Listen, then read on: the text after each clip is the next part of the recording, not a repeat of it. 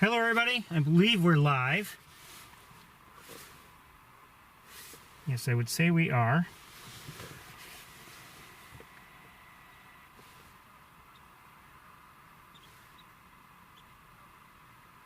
Welcome to Montezuma. Yes, we are live. Welcome to Montezuma, everybody. Had some difficulty, ongoing difficulties getting things started each time. A little early, but we'll take it. It is lower 40s. I don't remember the exact temperature. I didn't check it just now.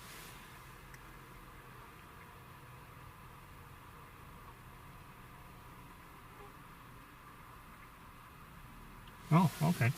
Anyway, like I said, welcome. I have seen or heard a number of birds since I arrived. Not a lot, but, you know, Canada geese mostly. And a northern shoveler, at least one. And I believe I just saw some dowitchers. Not sure if they're long-billed or short-billed. And I may have seen some other ducks.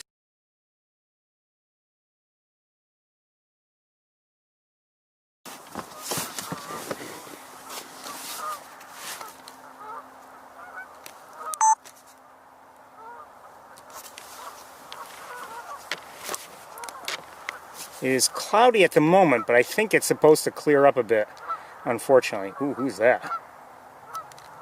Let me brighten it up. Oh, hold on. There. That's too bright. And I'm hearing somebody, I'm not sure, I believe I also heard, just so you know, I'm pretty sure I heard an eastern bluebird. And these, I believe, are dowitchers. Look at those long bills. I'm not sure if they're long-billed or short-billed, but I believe they're dowitchers.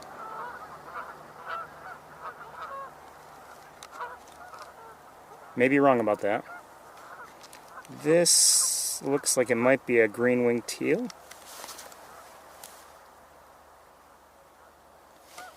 And, oh, hold on. Hold on a second. Okay, these guys are closer, whoever they are. These look like green-winged teals to me.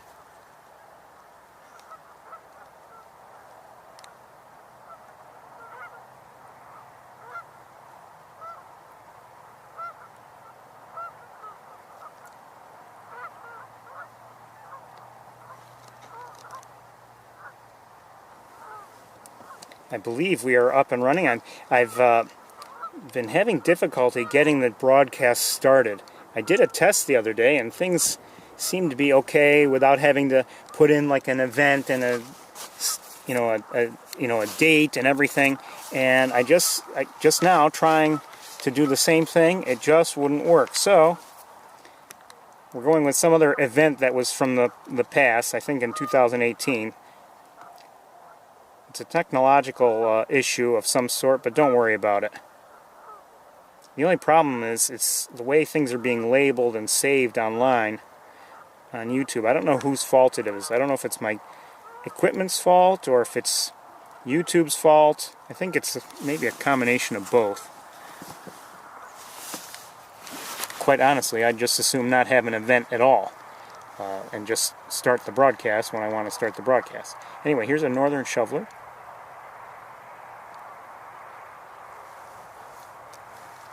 And of course there are no birds really close by. No surprise, there were a couple young kids out.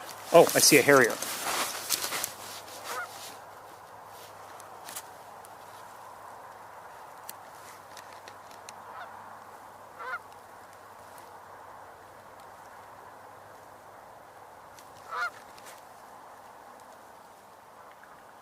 Aren't they beautiful?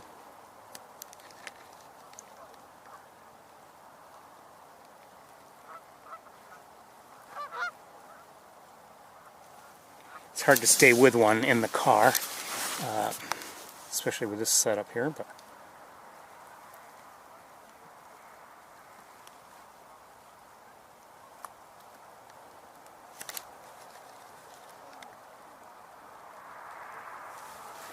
So that was a northern harrier. And what else is of interest and within view?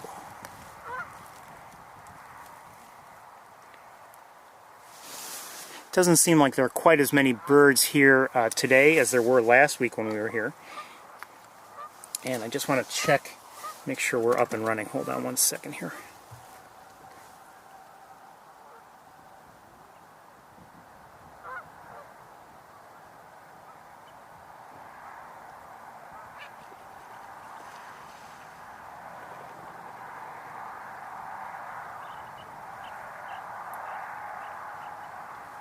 Somebody is vocalizing. I'm not sure who.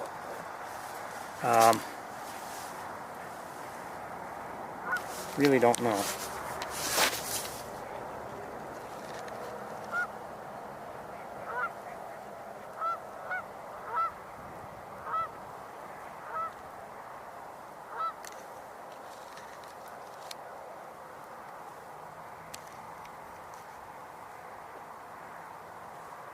Green-winged teal, by the way, a male. Not quite yet in breeding colors, full breeding colors, but getting there. Notice that white there at the shoulder. Again, I mentioned it last week. That's a mark I often look for if I don't have a good look at a bird. If it looks like it's smaller, but I see that essentially vertical white patch, you know, that, for me anyway, is a good sign that it could be a green-winged teal.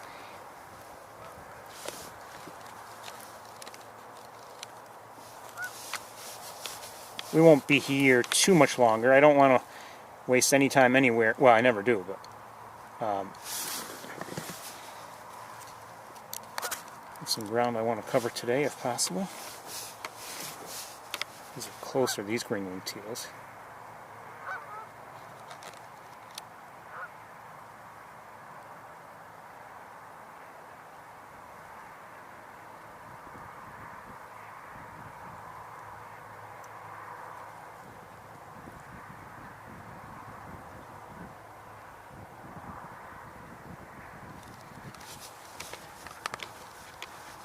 I see a gull in the air. I'm not sure what kind. And I also see, I believe, that harrier again. Maybe, well, I don't know if it's the same one, quite honestly. I hear an American crow. And, okay, I'm going to let that harrier go. Let's drive a little ways. I'm going to leave everything in place.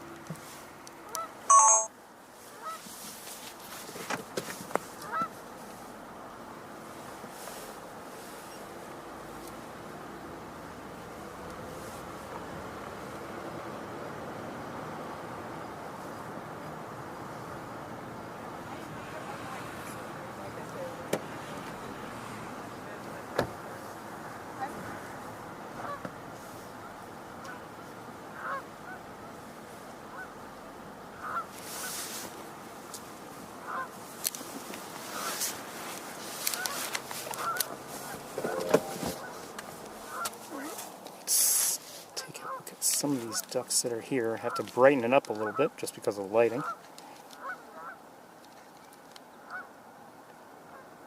These shovelers, yes, they look like shovelers to me. Oh, I don't.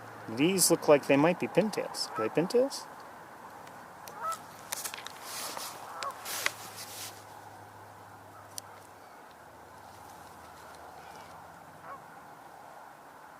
I believe so. Look at how cute.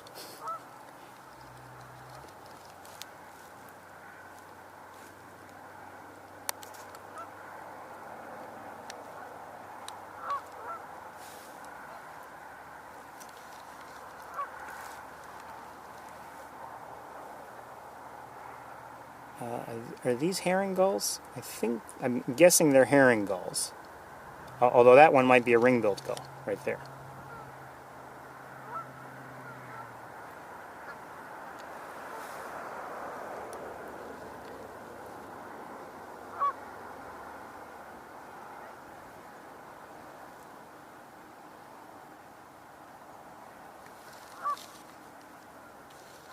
See that white patch? Again, given its size and everything, and you know, we can't see the head of that duck that's at center screen right now very well, but that white patch really helps. Oh, and that's a male pintail right there, northern pintail.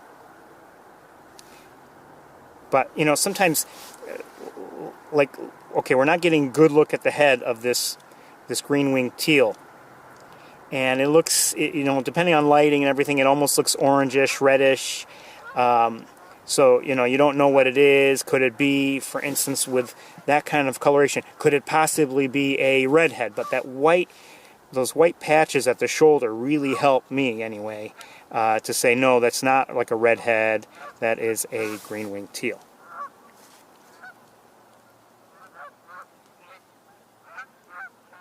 Who is that?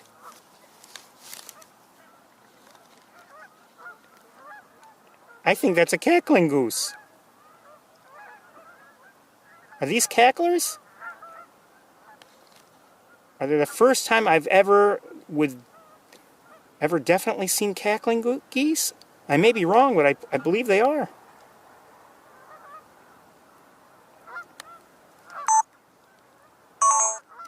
I believe these may be the first cackling geese I've ever more or less positively identified.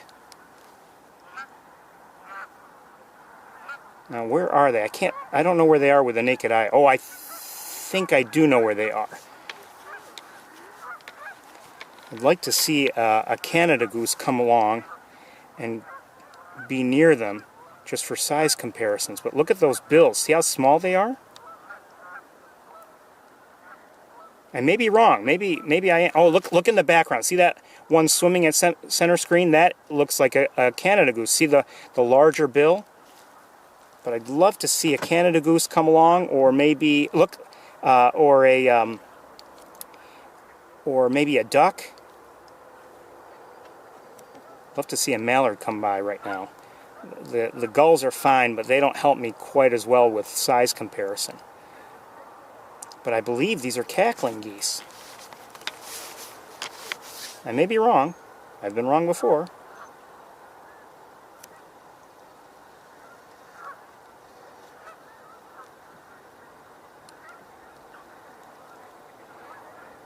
We've apparently seen them sometimes, you know, during the tour before, but I've never like really noticed them. And unless I'm mistaken, these are cackling. Smaller than Canada goose, but look very, very similar.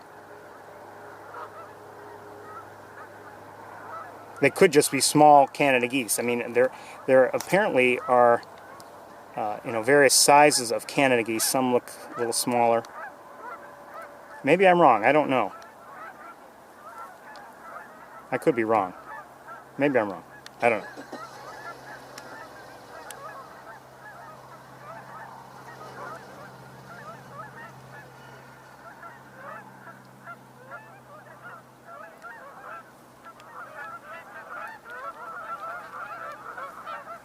There are more Canada geese. Well, I believe they're Canada geese overhead.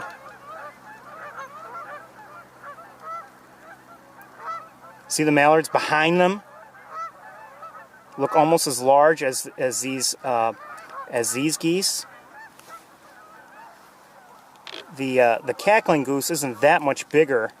I mean, it is bigger than a mallard, but I mean, the mallard is much closer in size to a cackling goose than it is to a Canada goose.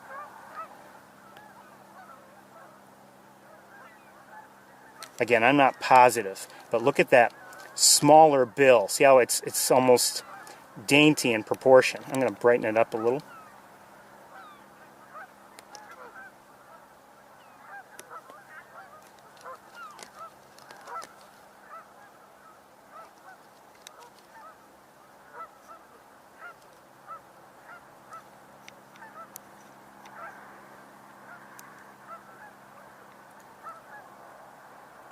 See this goose here?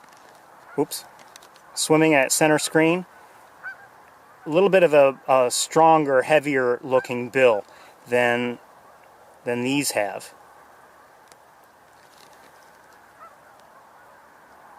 Again, I could be wrong.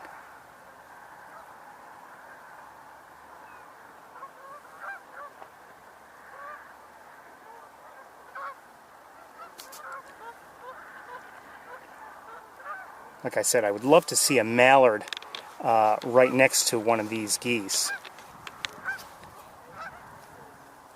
Or a Canada goose. I mean, you know.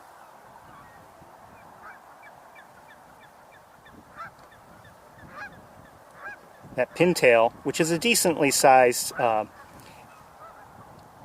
know, is a duck of decent size, not as big as a mallard, is behind these geese and looks, you know, compares in terms of size rather favorably to these geese that we're watching now.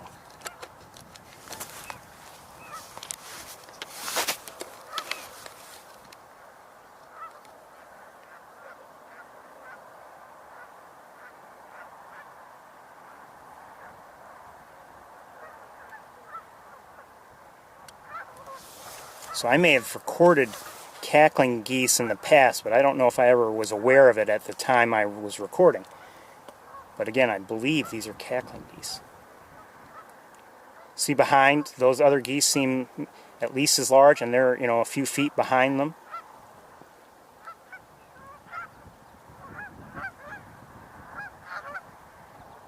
Look at that one at center screen there, standing. That's a you know, Canada.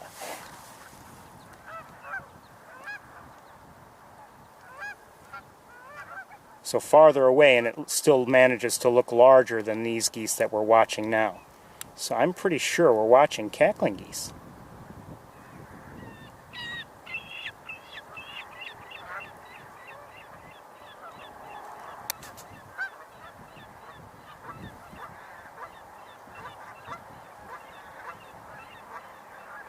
I wouldn't compare to these geese here, which are closer, so it's, you know,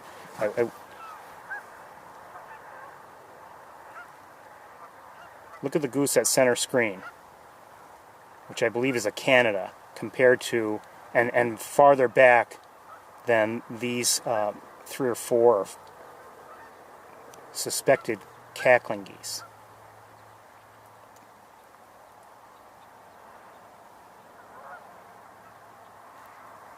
They don't look much different, obviously. I mean, it's really a size thing. The bill is proportionately smaller than that of a Canada goose.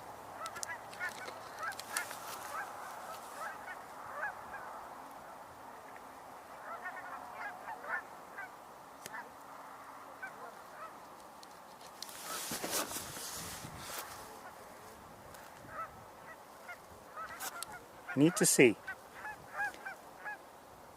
I'm just trying to see where they are relative to other birds. Again, I'd still like a, you know, a more favorable comparison situation. All right, I want to move everything so I'm more comfortable here with this.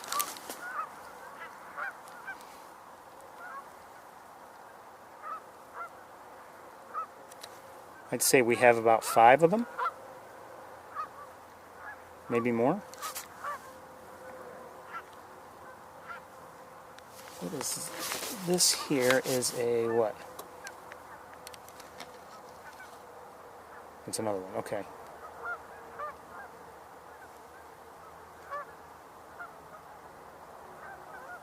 Well, if they're going to stay there and not move so that we can compare them.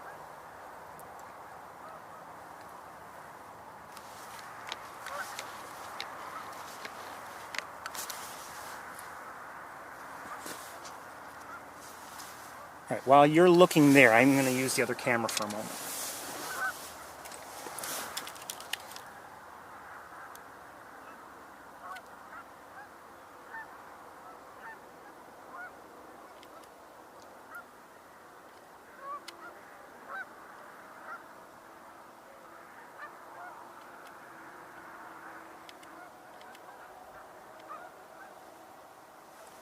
Okay. Okay, I think we're going to get going here. I'm glad we stopped to look at these geese.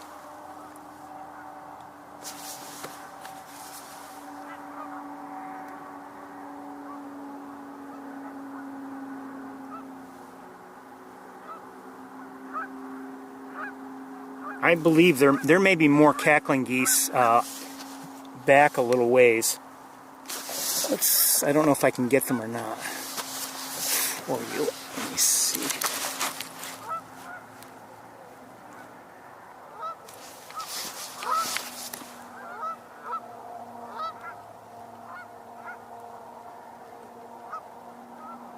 Not sure about these.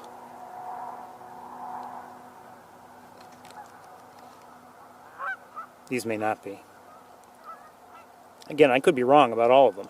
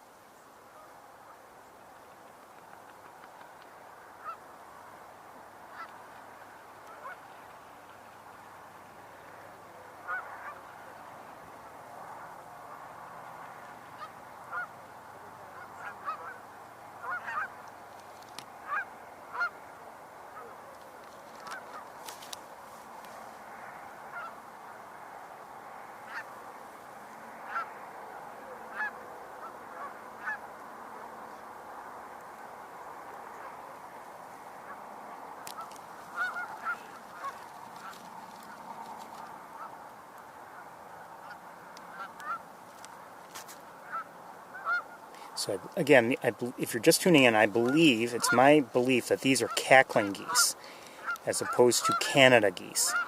They look very similar, but the bill is significantly smaller proportionally to the head when you compare that to the bill of a Canada goose.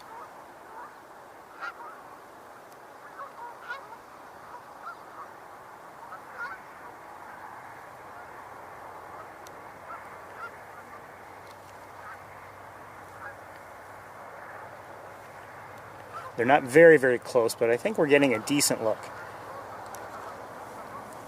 Oh, Canada geese have taken off. Not all of them, but many.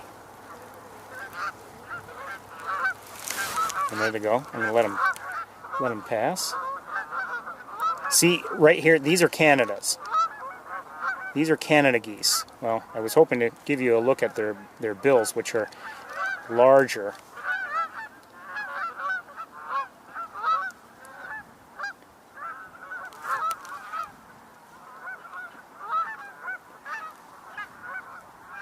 And the overall size of a cackling goose is smaller than that of a Canada goose.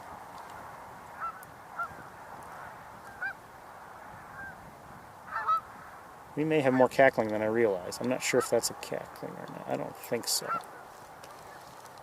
Yes, these are the cackling. Look how small it's almost like the head is almost looks babyish, proportionally and shape-wise. You don't see that with Canada geese.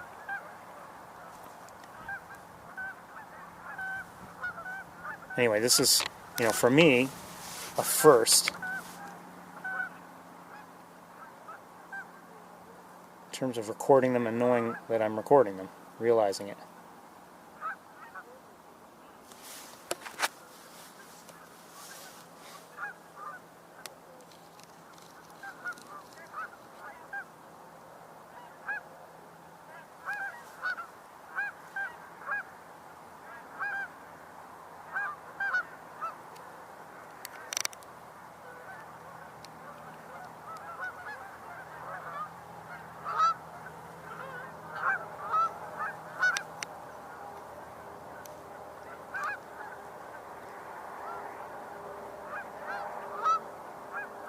Don't worry, we won't be on them all day.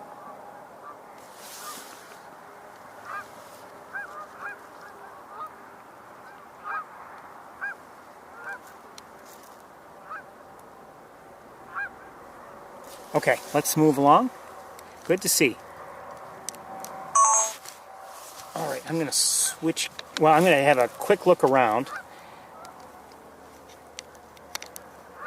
I'm going to have a quick look around and then with binoculars, and then if I don't see anything, we'll move along. Just get things set there.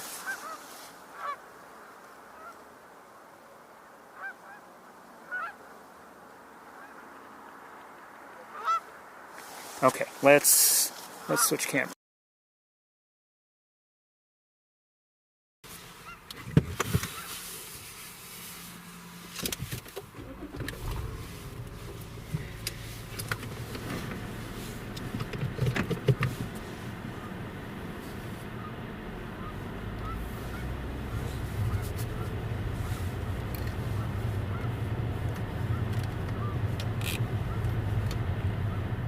So it's about 42 degrees according to my thermometer.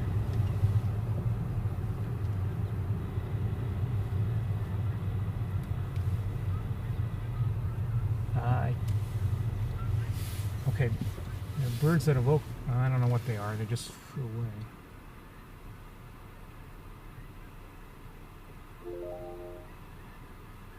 I see some American goldfinches. They're not in breeding colors. We're beyond that now.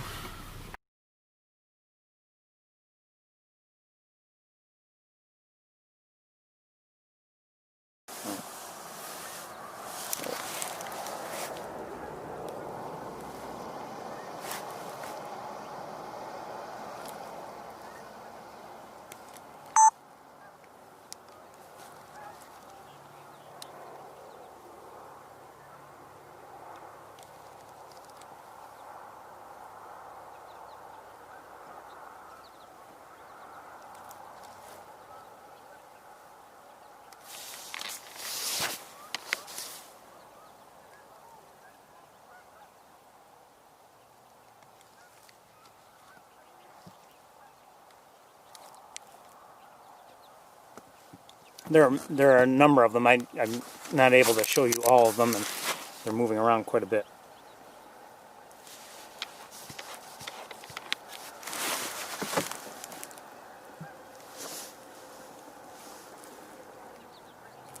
You can hear them a little bit.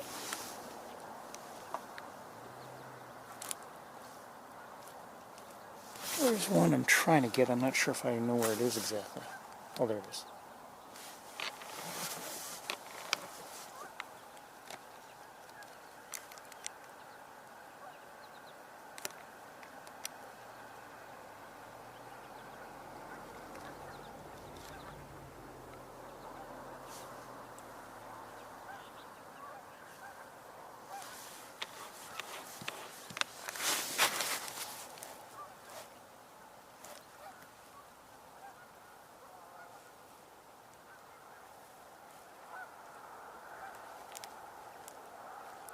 Okay, we're going to move on.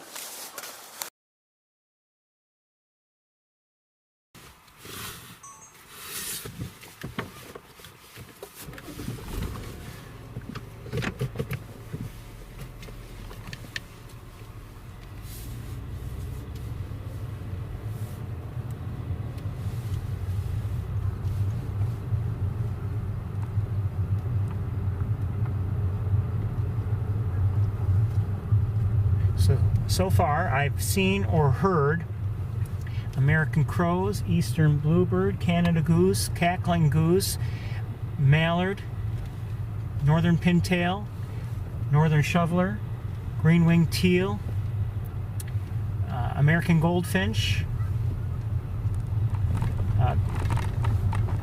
herring gull, ring-billed gull. Did I mention northern harrier?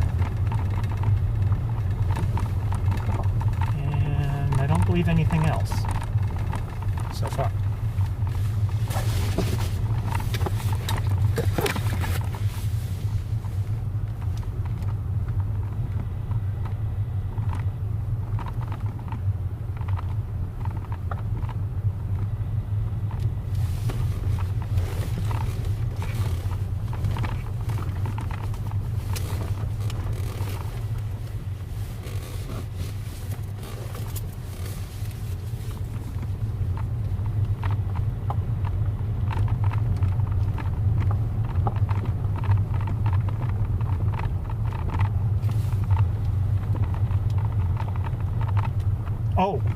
dowitchers. I forgot them. I'm not sure if they were long or short-billed.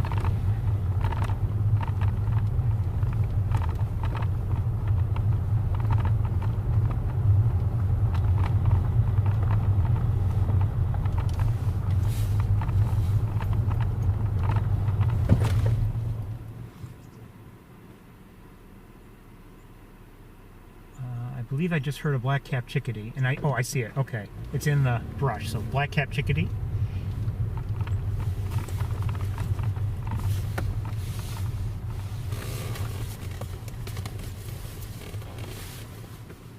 Hold on a second here. I see something in the air. I think it was a Canada goose that came in for a landing.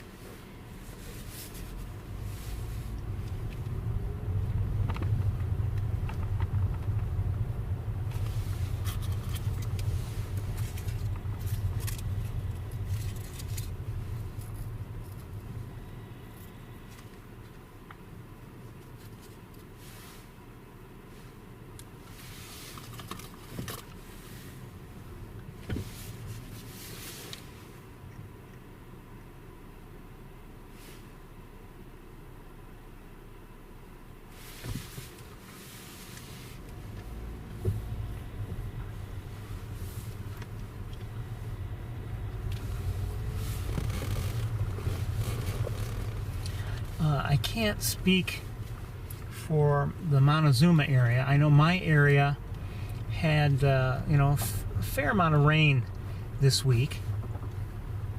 I wouldn't be surprised if Montezuma received some also, but I don't know.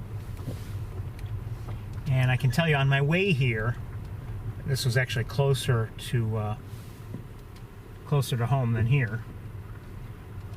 I've mentioned this one spot that has been dry where, usually it's one that is covered with water.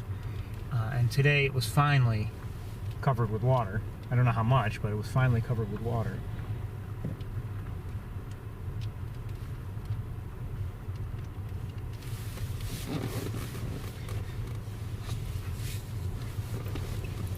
And there, in my own area, there are various spots that now have, there are puddles there that are the usual puddle locations.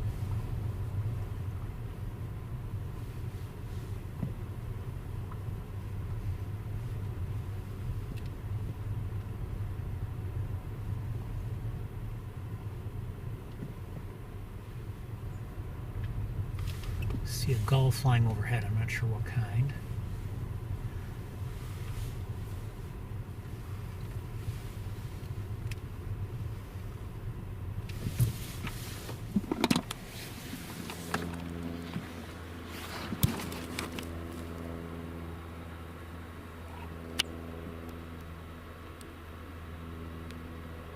Like ducks of some sort. And I thought I heard somebody closer that was vocalizing a bit. Maybe not.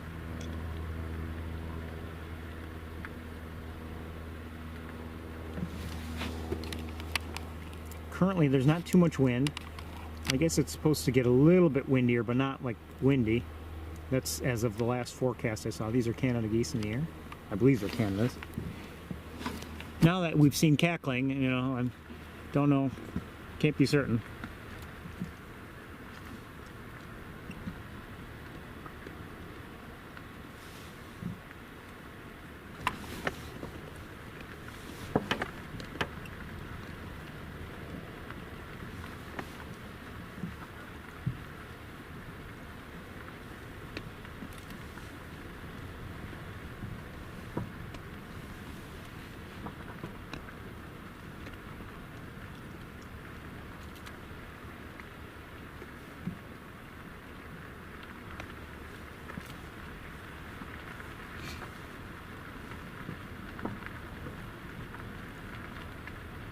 So far it's quiet here.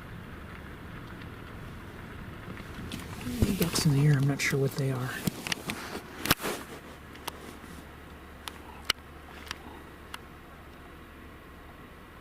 We may catch up with them later.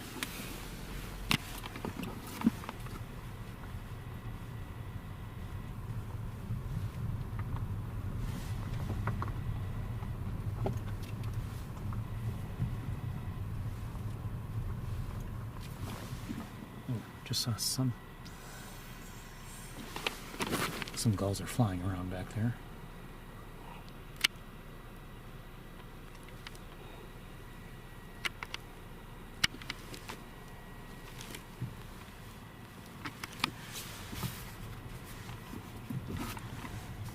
But at least with the naked eye, I'm not seeing anything in this pool of water to our right.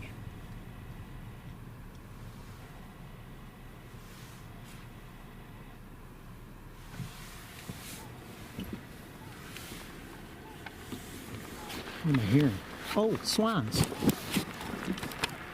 I bet they're tundras.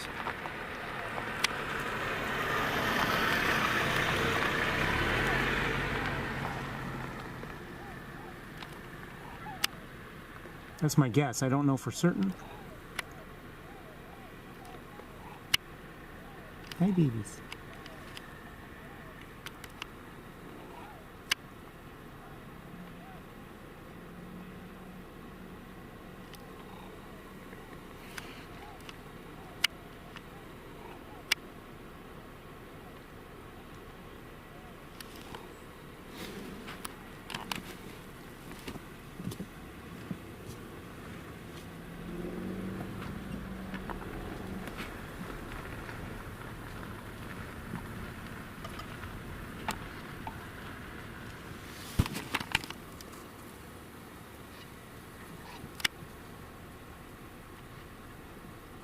Northern harrier.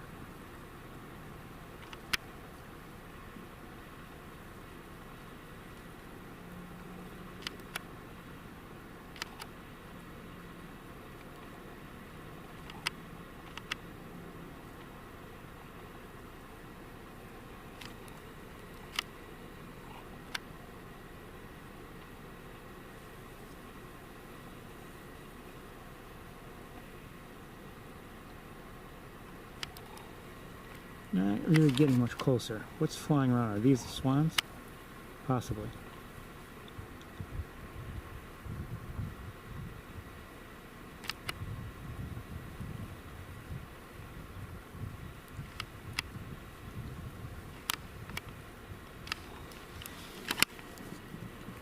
Oh, somebody's swimming nearby here. Looks like a duck, I think. Oh, maybe. Are they ducks? Yes. Green-winged teals.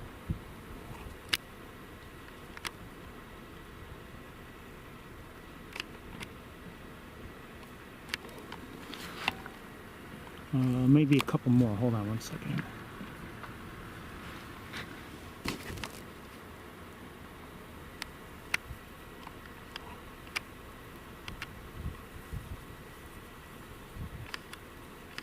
Well, at least one more. I don't know if there's yet another one.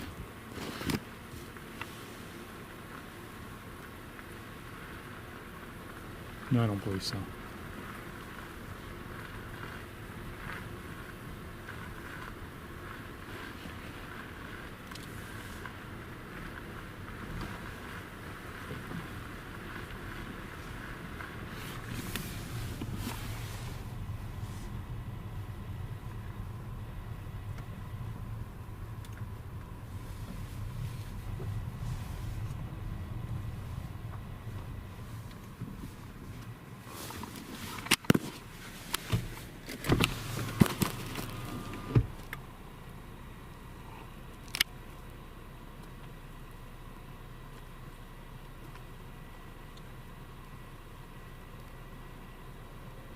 Now, if you remember from last week especially, you see that slightly flattened head, the darker area at the top of the head, that's a gadwall. Beautiful duck. Oh, what's over here? Another gadwall.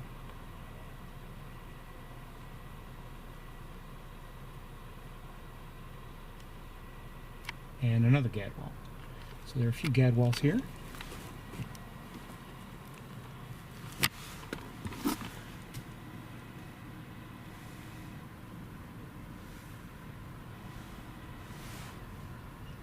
May not spend, we'll see. I don't know how much time we'll spend looking at the ducks here. I mean, some of you may like doing that, some of you may not, but You know, last week I had thought, oh, is that a gadwall? Or, yeah, I believe that is.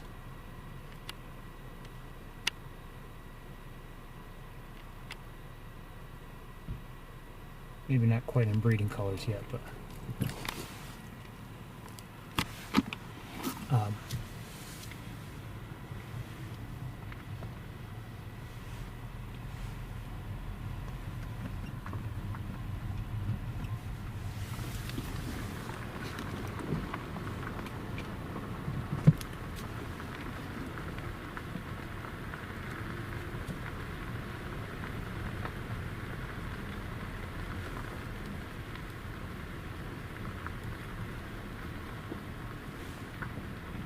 so anyway, I don't know if we'll spend quite as much time looking at ducks this week, just because we are limited on time as always.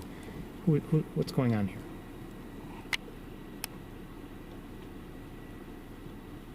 What are you doing?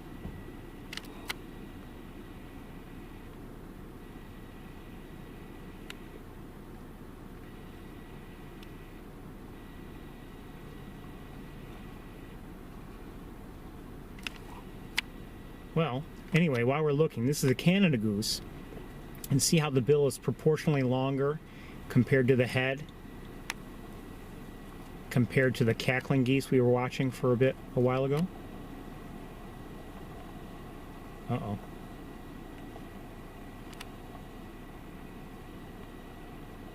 Hope this goose is okay.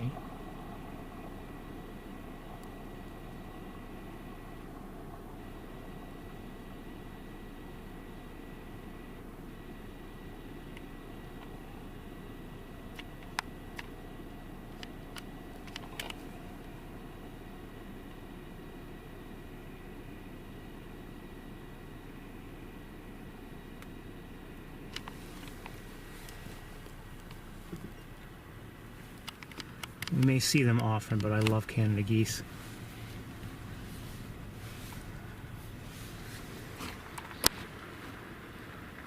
In my, you know, daily bird watching, I often get to see them, but there are times of the year when I don't get to see them and I miss them.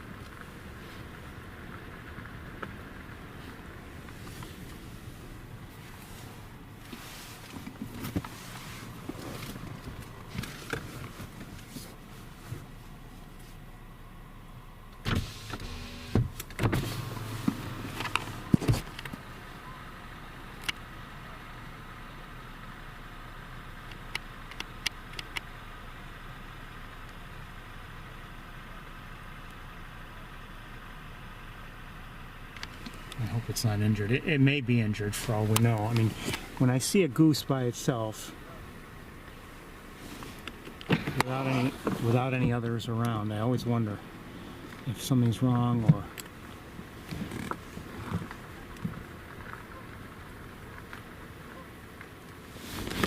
and it could be just fine, but you know, I don't know.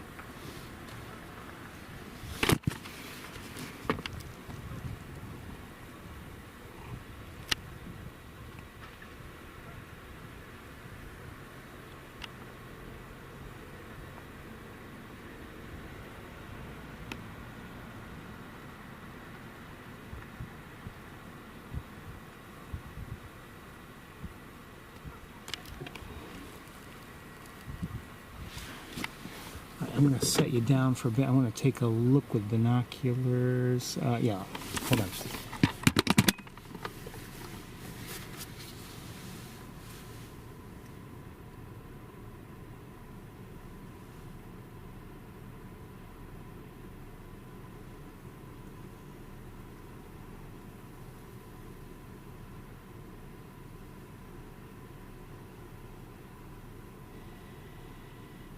I do see a northern shoveler.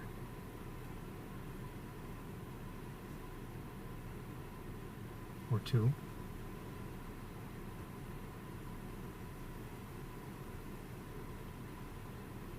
See a northern harrier. Okay, let's Let's switch cameras a bit. This is not the best viewing spot, to be honest with you, but we'll switch cameras and see what we can see from here. We've got vegetation in the way, so that's going to be a problem. Maybe a big problem. Maybe I shouldn't be here, but... You know what? I changed my mind. Let's move forward a bit.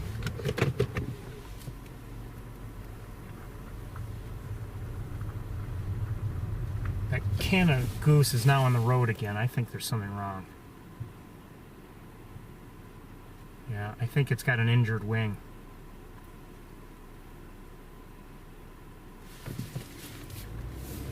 I think it has an injured wing.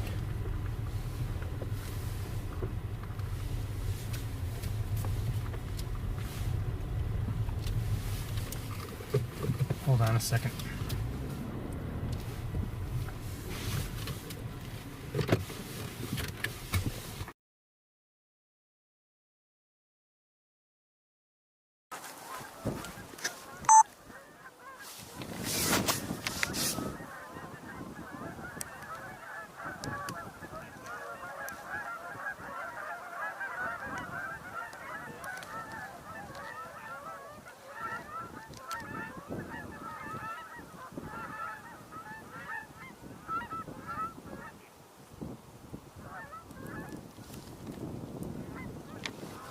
Good luck. Good luck.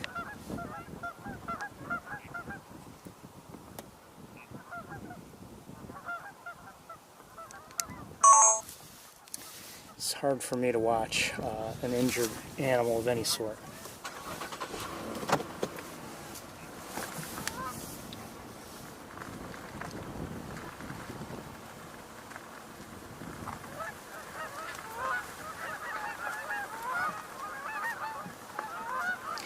It's unfortunate that, you know, we see injured animals, or, you know, that's part of nature, and we do see that on the tour time to time, and it's going to keep happening. It's, you know, if we you know, endeavor to look at nature as much as we do, I mean, eventually, you know, we're going to see things that sadden us a bit, and that is the sort of thing that happens. Anyway, northern pintails here. At least a couple, 2 or 3, a few. Good to see. That's a male there. You can see the white breast. That's a good sign, at least of males and breeding colors. So again, if you're not getting the best view, sometimes that is a good marker. This view is not too bad, but if they're very, very far out and you can't see, but you see that sort of thing, that's a good sign. There are also some gadwalls there. Like there's one at center screen below, with its head now above water. And see that slightly, not perfectly rounded head of the one that's at center screen now, with the pintail in front of it. That's how gadwalls are. Their heads just, I don't know how to describe it.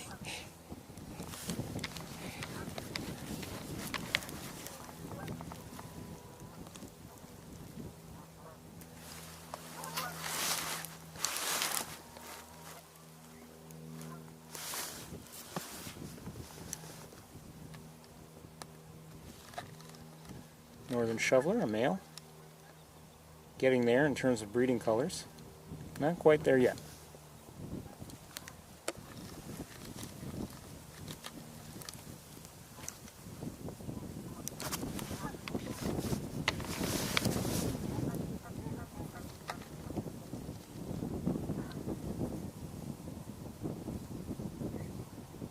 I believe we have more shovelers here. I think a heron, well, I don't know if it's a gull just flew by. I didn't get a look at it.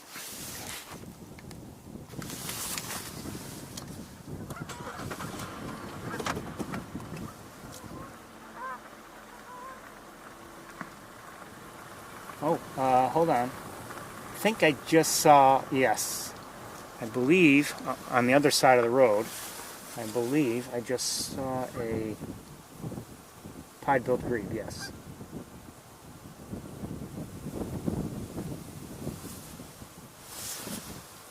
So there's a pied-billed grebe on the other side of the road. I don't think I'm going to try to get it on camera just yet for you.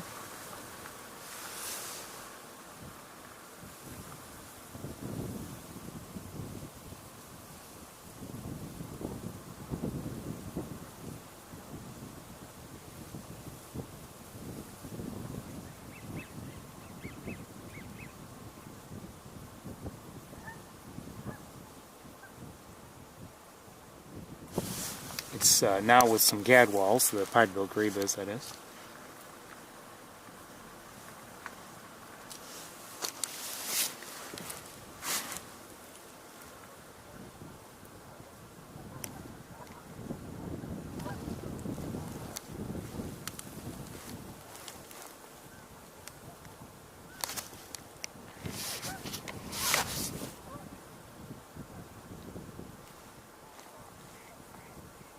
I think I just heard a mallard.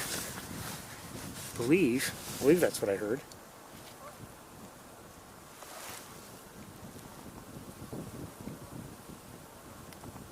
Oh, is that a...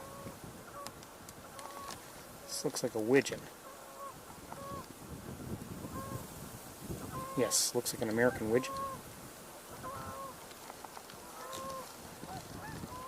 And I'm guessing that we'll see more American widgeons soon enough.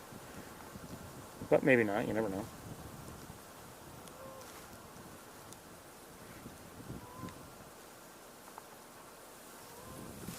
Alright, let's keep moving.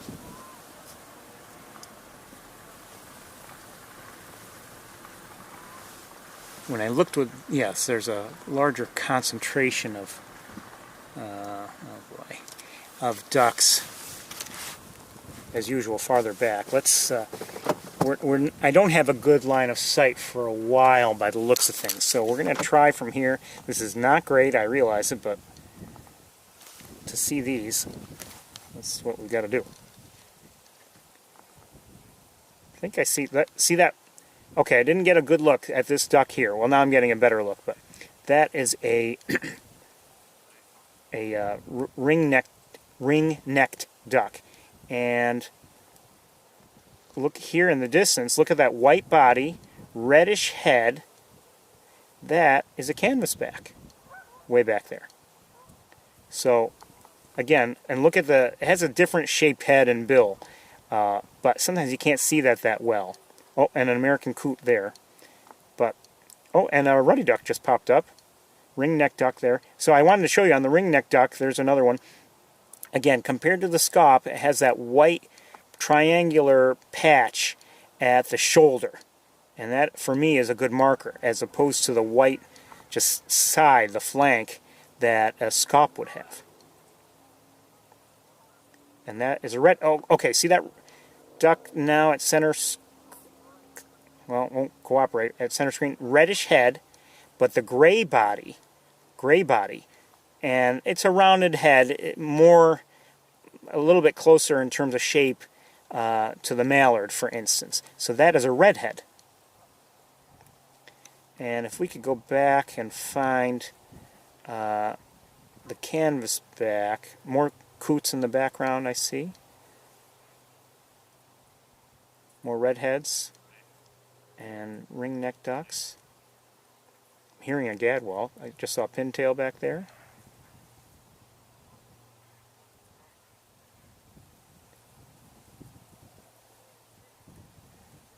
American widgeons.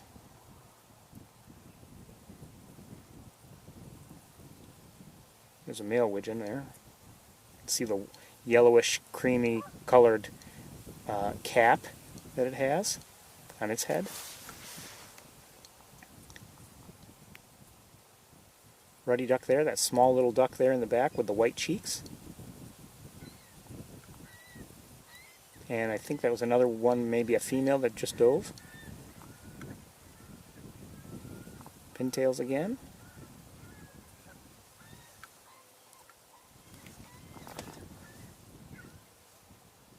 More ruddy ducks in the background, and coots, American coots. Again, the coot is not a duck.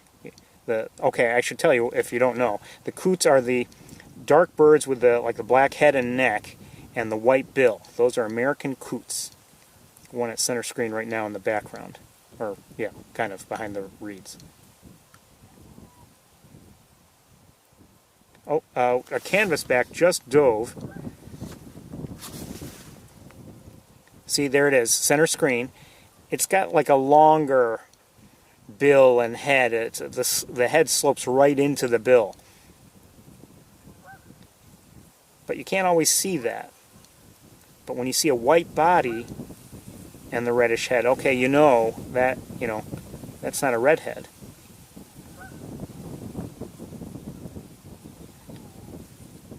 Ruddy ducks there in the background.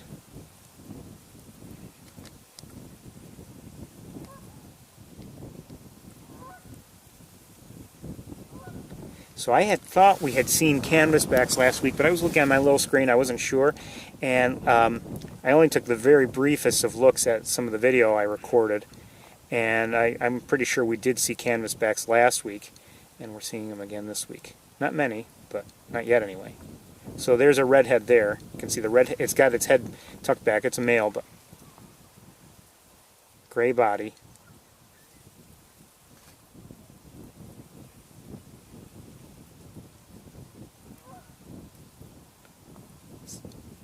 Is that a ruddy duck there at center?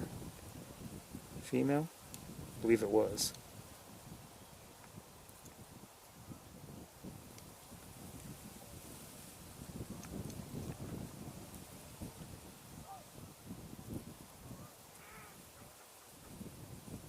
Ringneck ducks, American widgeons.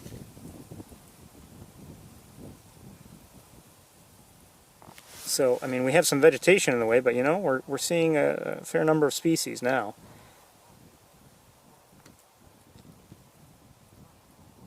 Another sign, I've told you about it. You can see at center screen we're looking at a ruddy duck. Its head is tucked back, but look at that tail, the way it, although not always, there's one there in the background swimming, well, it just dove. They don't always have that tail spiking in the air, but it is a good marker.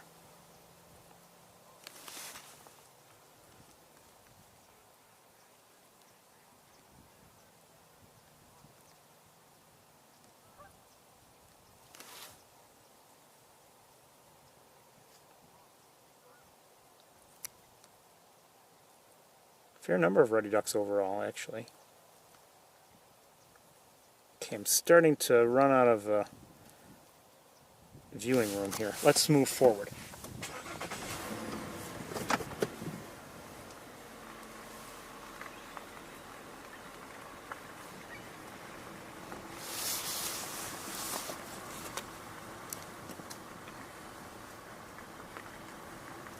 I'm going to check on a couple spots as we drive. Some pintails a little closer and widgeons, but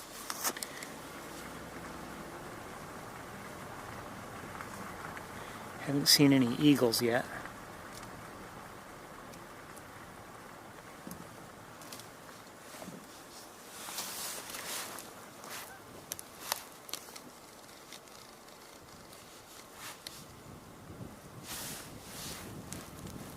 Oh, here. Okay, hold on.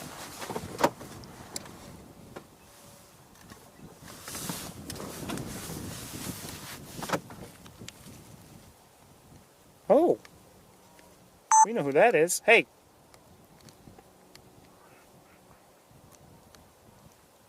That was a hooded merganser. Oh, and there's a pine-billed grebe. Center screen. Where's that merganser?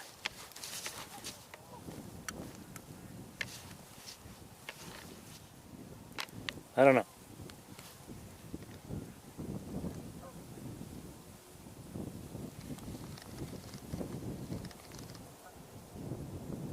Looks, I believe... Is that a herring gull? I think it is. Northern pintail, gadwalls.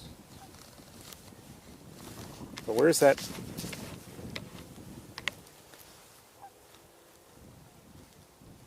Well, we did see it. Let me look with binoculars so I can see over a wider field. I don't see it anywhere. They do dive, obviously it dove, and we quickly lost sight of it.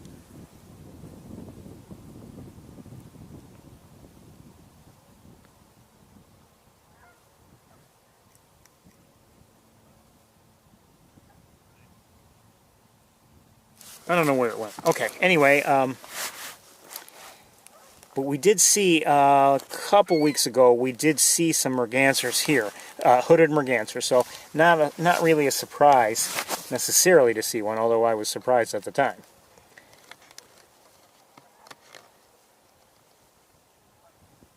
Northern pintails.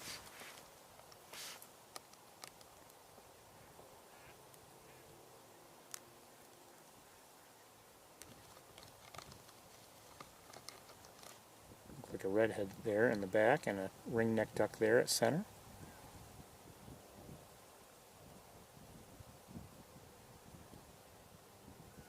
Is that a pintail? I believe it might be. Looks like one. Can't rely on colors because, you know, they're switching from, many of these ducks are in the process of switching from, you know, non-breeding colors to breeding colors, and that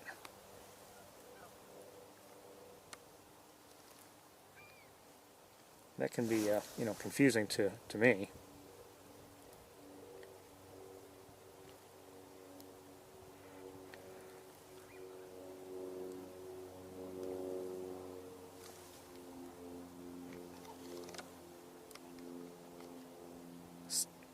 Just diving now was looked like a female ruddy duck, by the way.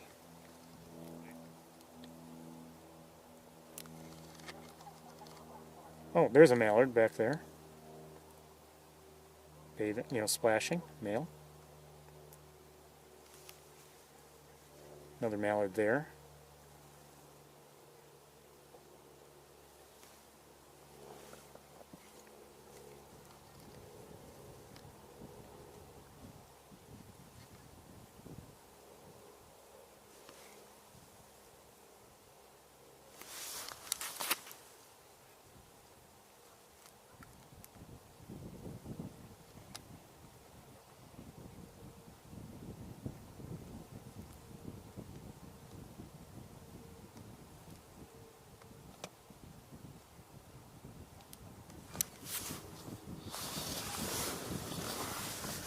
Okay, I gotta reset things here a bit.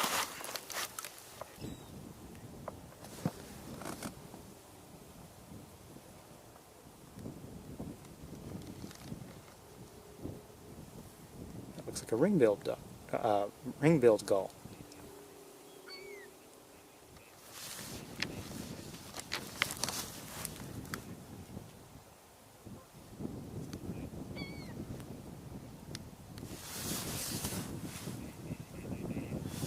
Sorry, my hands are very cold right now. Maybe I should put gloves on. Kind of annoying to do so. If you're hearing, I don't know if you can hear it over my talking and just wind noise, but you hear the those are the gadwalls. So we're seeing a lot of coots and widgeons there in the back. American coots, American widgeons. Nothing surprising there. We've seen the two species together before many times, and I have a feeling if anyone is getting more out of the relationship than the other, if I had to guess, it's the American widgeon, but I don't know. The coots don't seem to mind.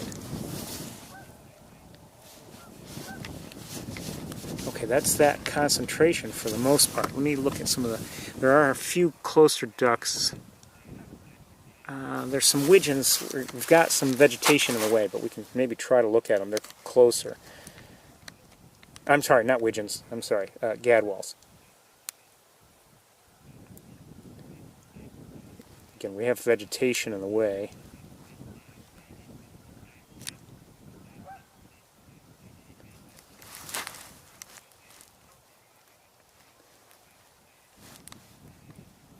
Shoveler.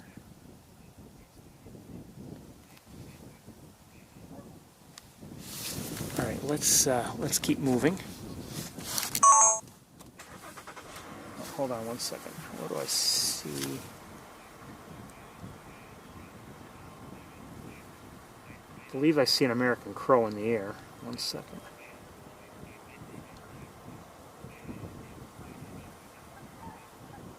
Yes.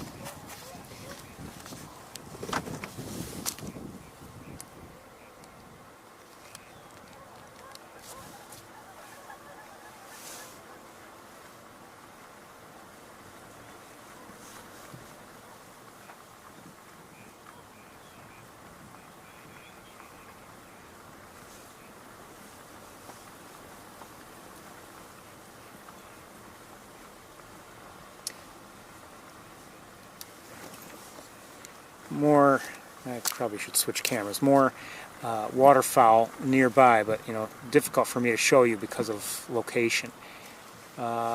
Green-winged teals, I believe. I could find them.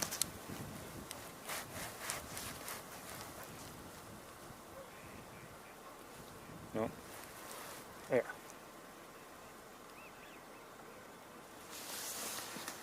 They were closer, and I don't know if I startled them just by driving here, or... Oh, hold on one second here.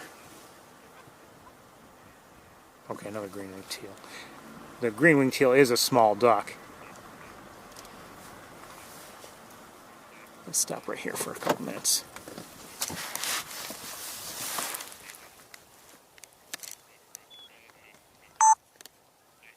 Hear that? That. Those are the gadwalls.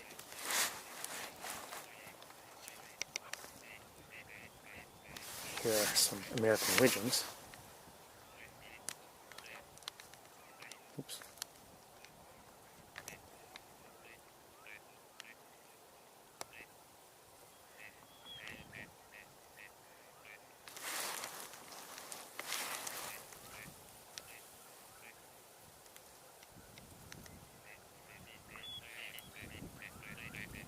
See the shape of that head? A little bit odd. You know, it's like well, it's like it has a hairpiece on, and not necessarily one that fits very well. So these are gadwalls.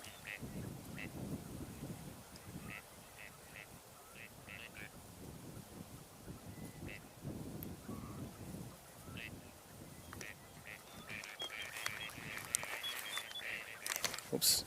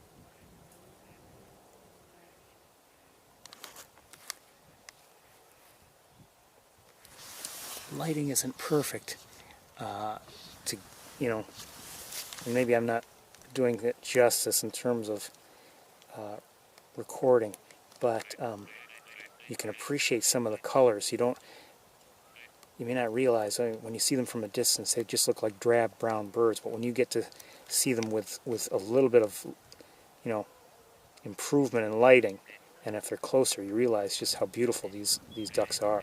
Again, we're looking at gadwalls.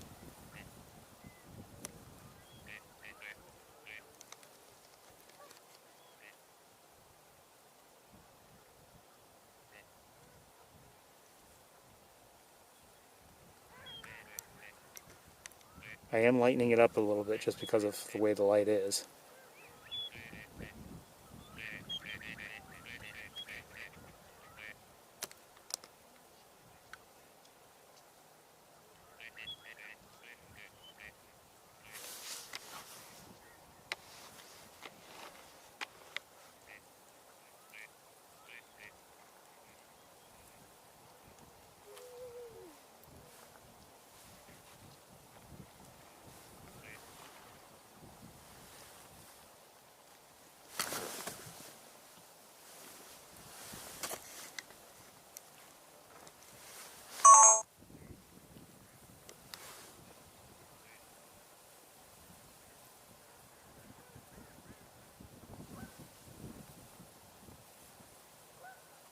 I don't know who these people are. They're walking and they may have scared all the ducks.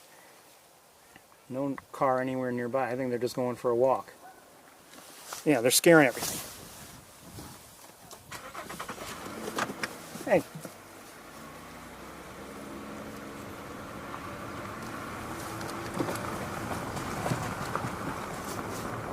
I don't believe you're supposed to be walking along here, really. I mean, it's for vehicles only, except for certain viewing areas. I don't know if you're just taking a walk, but it's not really for walking this time of year. Oh, okay, thanks. Okay? So, in other words, I think you have to head back. Thank you.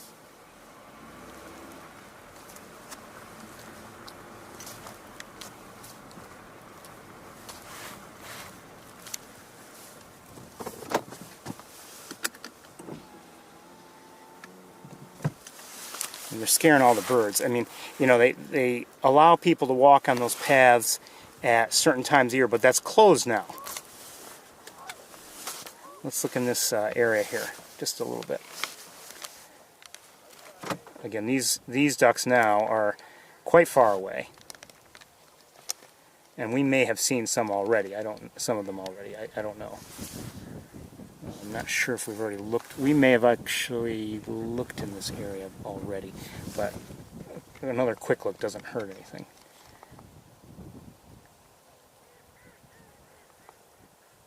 Just a quick scan through, I think.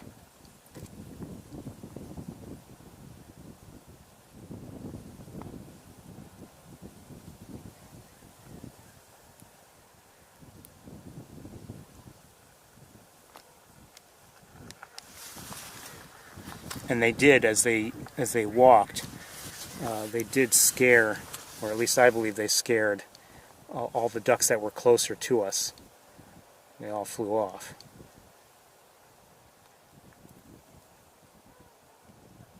So again, mostly widgeons and coots. Redhead.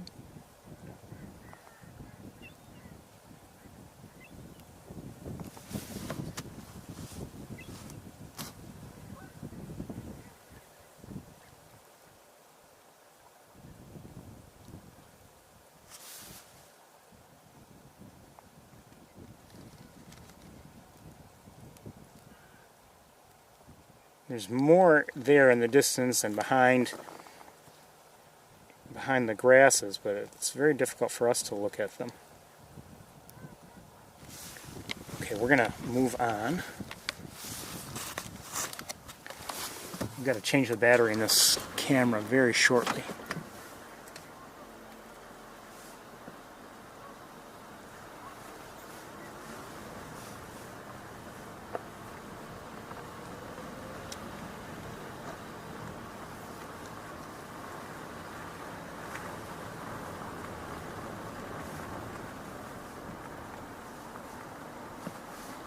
We have ducks here near us, but they're, you know, we can't see them because of vegetation. I mean, can't see them well anyway.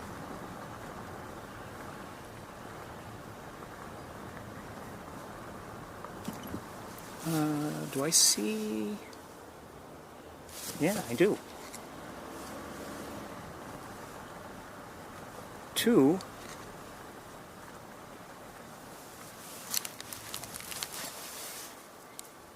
bald eagles.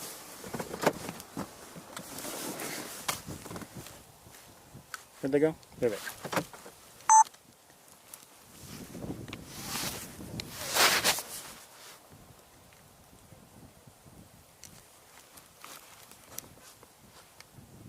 Uh-oh. Okay, battery is about to die.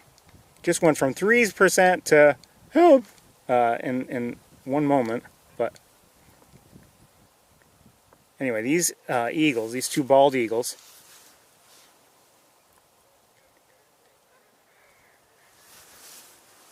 are well out there, but I could see them with the naked eye, or at least I could see there was a spot worth investigating.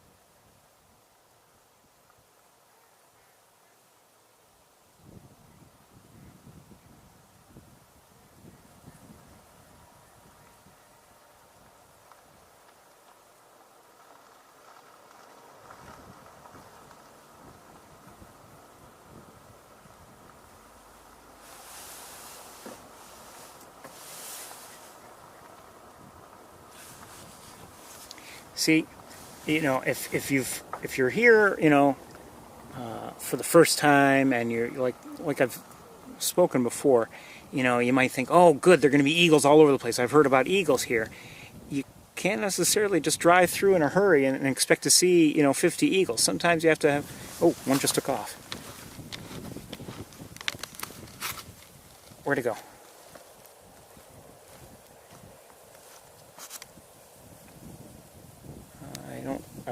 Oh, I do see it, I think. There it is.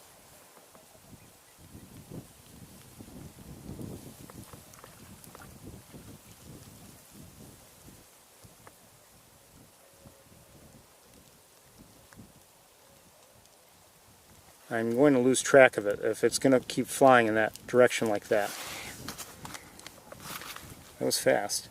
I was just saying though. I mean, if you think they're just going to be there, I mean, it's possible that happens every once in a while, but just as often you really need to either look or have some luck or be patient or whatever.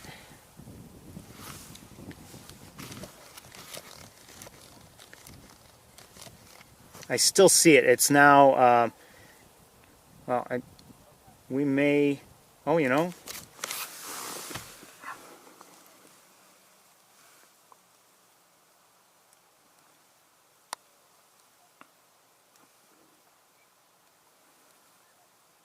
I don't think it's landing in any place that's good for us, but who knows? May reach some area that's good for us. I don't know. Anyway, closer to us, I think it's more of the same sort of species we've seen already. Gadwalls and widgeons. We're going to move along. I'm going to switch. Actually, I'm going to switch cameras. And switch batteries.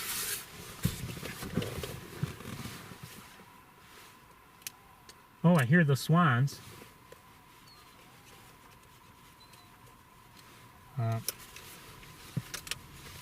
Don't see them, but I hear them.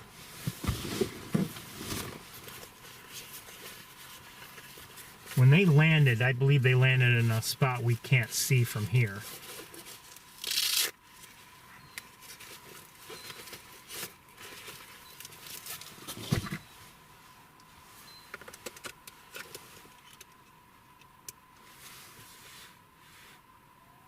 I'm almost positive, I am pretty sure they were tundra swans, not trumpeter swans. It seems, you know, just the way things have gone for us over the last few years, if we're to see swans around here, we see trumpeters more often during the, you know, the non-swan months than we would see tundra. We might see some, you know, trumpeters that, you know, actually stay here for the summer and they breed, you know, either at Shockey Pool or Maze Point or whatever. Maybe, you know, see them from East Road. Don't usually see tundra swans in the summer here. At least I haven't. I have to admit, though, I have a hard enough time telling the difference between the two species that I can't always be sure.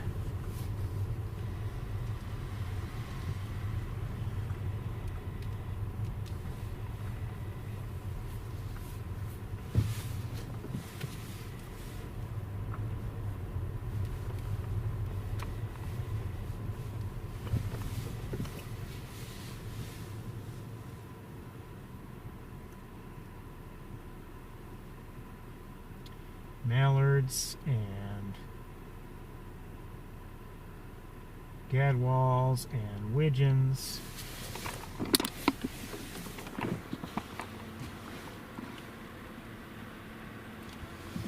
We'll take a few quick looks with this camera.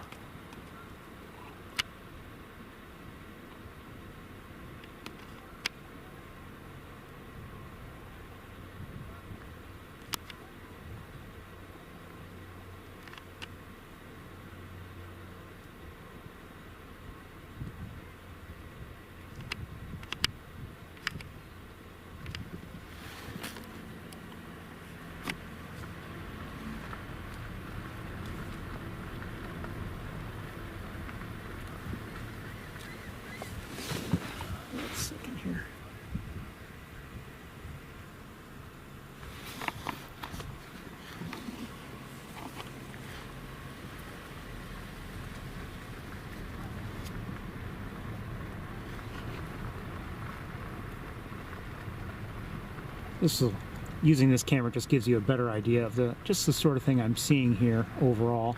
There are some ducks closer to us, not really concentrated, but fair numbers. 1 second. I don't want to get too close to them, but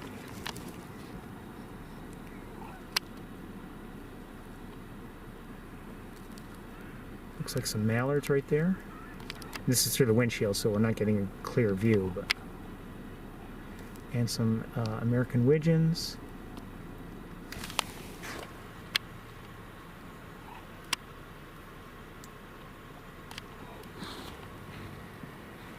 Maybe a shoveler right here.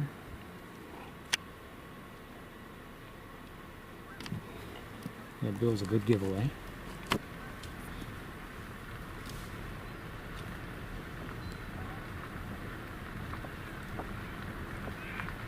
Oh, and a pintail right here.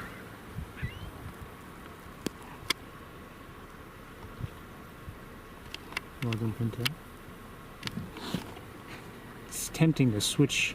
Well, they're all kind of moving a little bit. So, well, it's tempting to switch to the other camera and try to go for close-ups, but when they're moving around, it's hard for me to give you the kind of close-up I'm hoping for.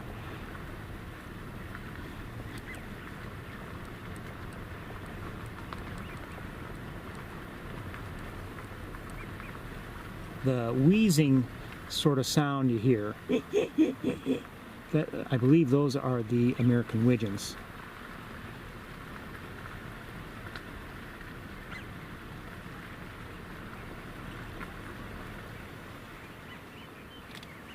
Let's move forward just a little bit. We love a good clear spot. We'll try from here.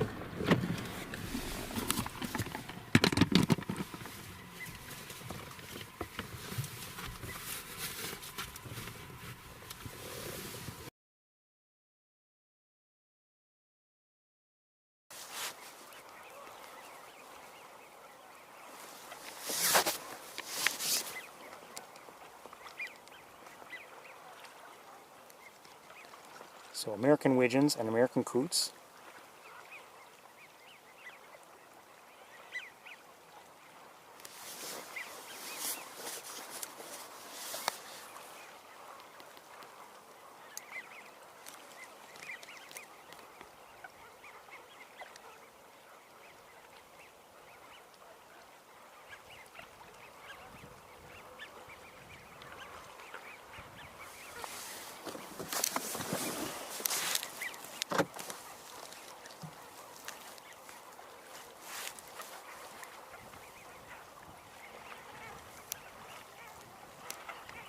These are coots.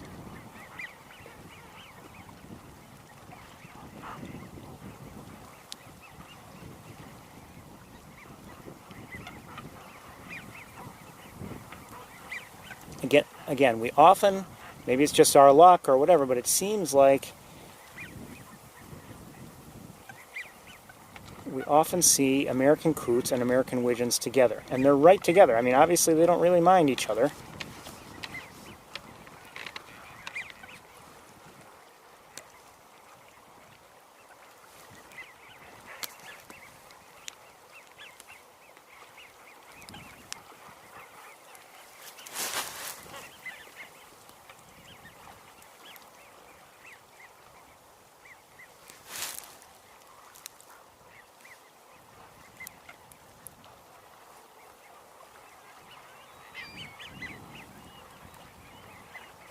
And I believe I've seen the American widgeons take up some of the vegetation that the coots bring up. Maybe I'm wrong. I don't know if they both do it.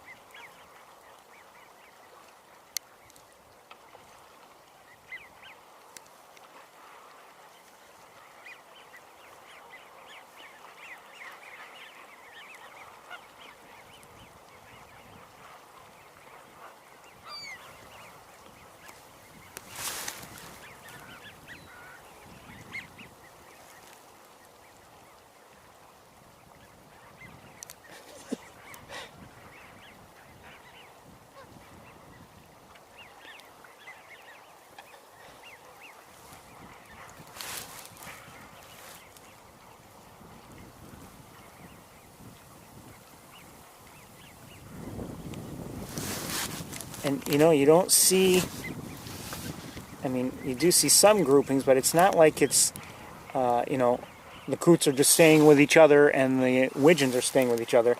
It's like they're, you know, the widgeons,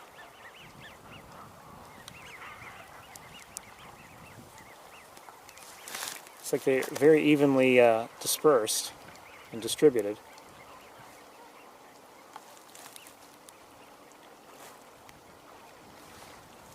It's kind of interesting to see, you know, it's, I don't know if it's cooperation.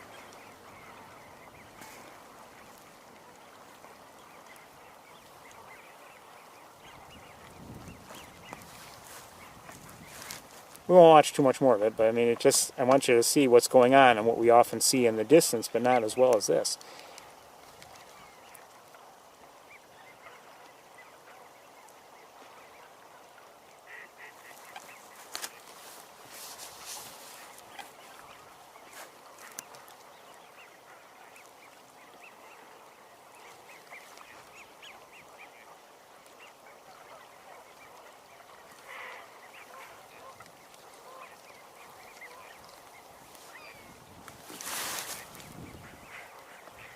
Don't know if you're enjoying it.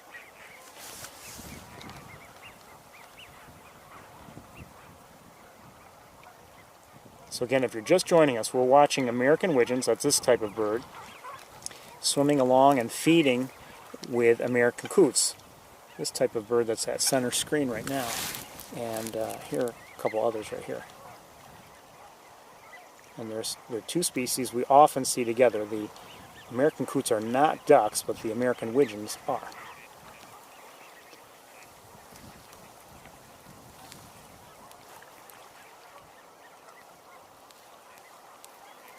We're going to move along very shortly. But just thought I'd show you that. Okay, let's move along. I'll leave everything in place.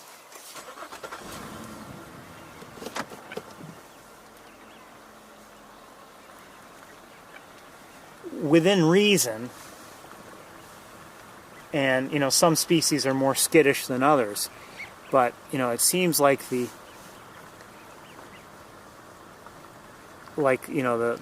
birds accept the cars a little bit more readily than they would accept people who are just walking along.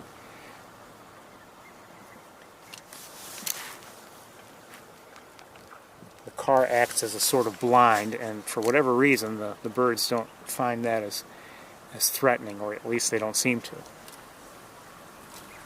Hold on one second here. Okay, never mind.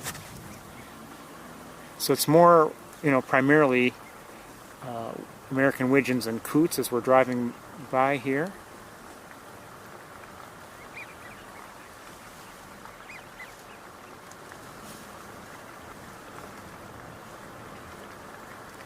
Occasionally I've seen some ducks swim along from the shore or right at the water line, and they were, you know, green-winged teals, most likely.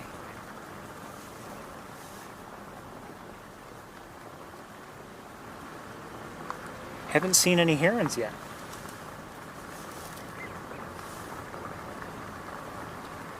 Now we've had, I can't speak for Montezuma, but I believe temperatures became pretty cold last night, and I know they did my way, and in Ithaca.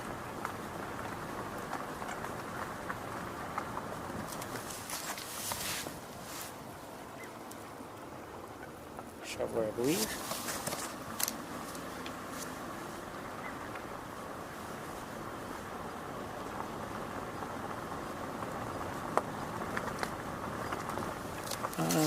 Oh, there was just now a pied-billed grebe, I believe, but a dove. Let's see if we can, if it pops back up, we'll take a quick look at it. Right there.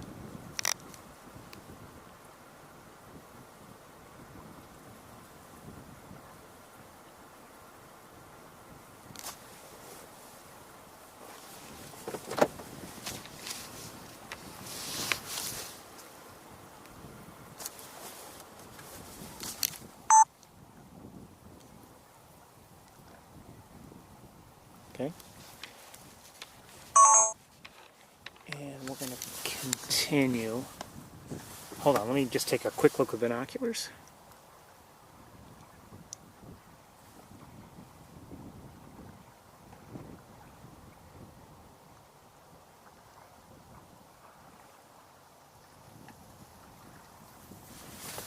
Nothing stands out.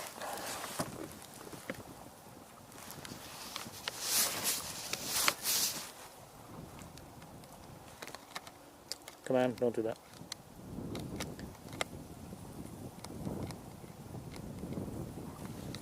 Oh, come on. There, what is going on?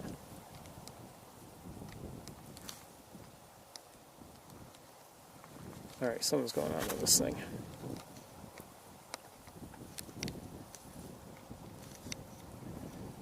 Something's going on with my camera. Suddenly.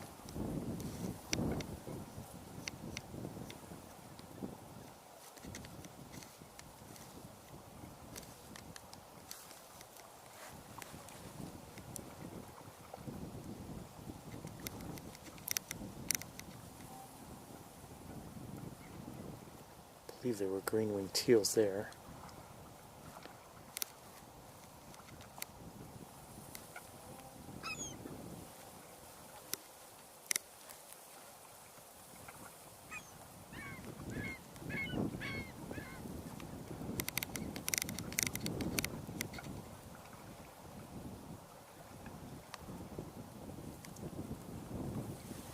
Hearing a few occasional vocalizations from some nearby American coots.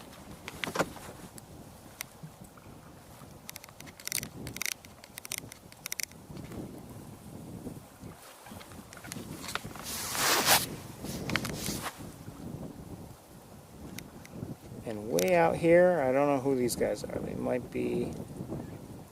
Are they shovelers? Looks like they might be. Okay, let's keep going. There might be some ring-necked ducks back there. I never did again see that. Of course, I haven't really been looking, but didn't see that other hooded merganser we saw.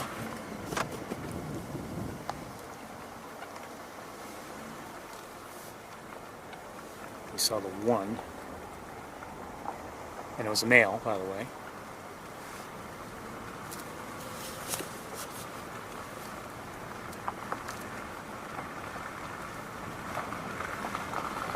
I have to say, I've enjoyed this so far. I mean, we've seen a nice variety of species, and including the what I believe were cackling geese. So for me, that was a pleasant surprise.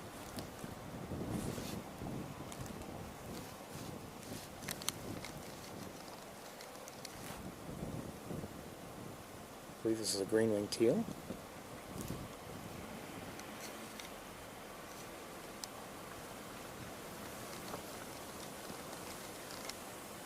And I believe I see another one.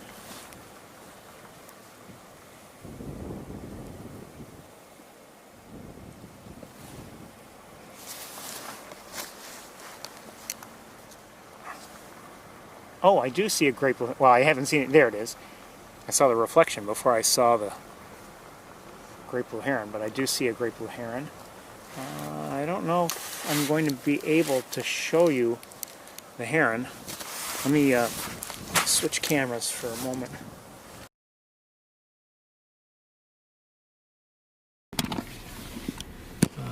This is through the windshield and up ahead of us, but there's a great blue heron. First we've seen today. The reason why I'm concerned is because by the time I get to where I would want to be, we've got vegetation here that will likely be blocking our view.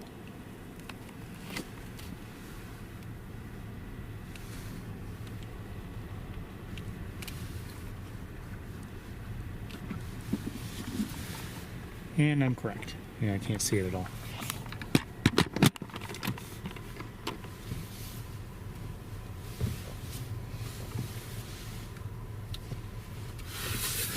Oh, you know, see where this vehicle ahead of us might have a view of it.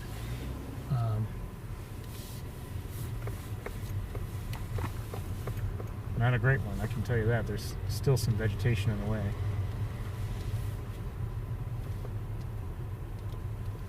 Kitty Briddy. Go south.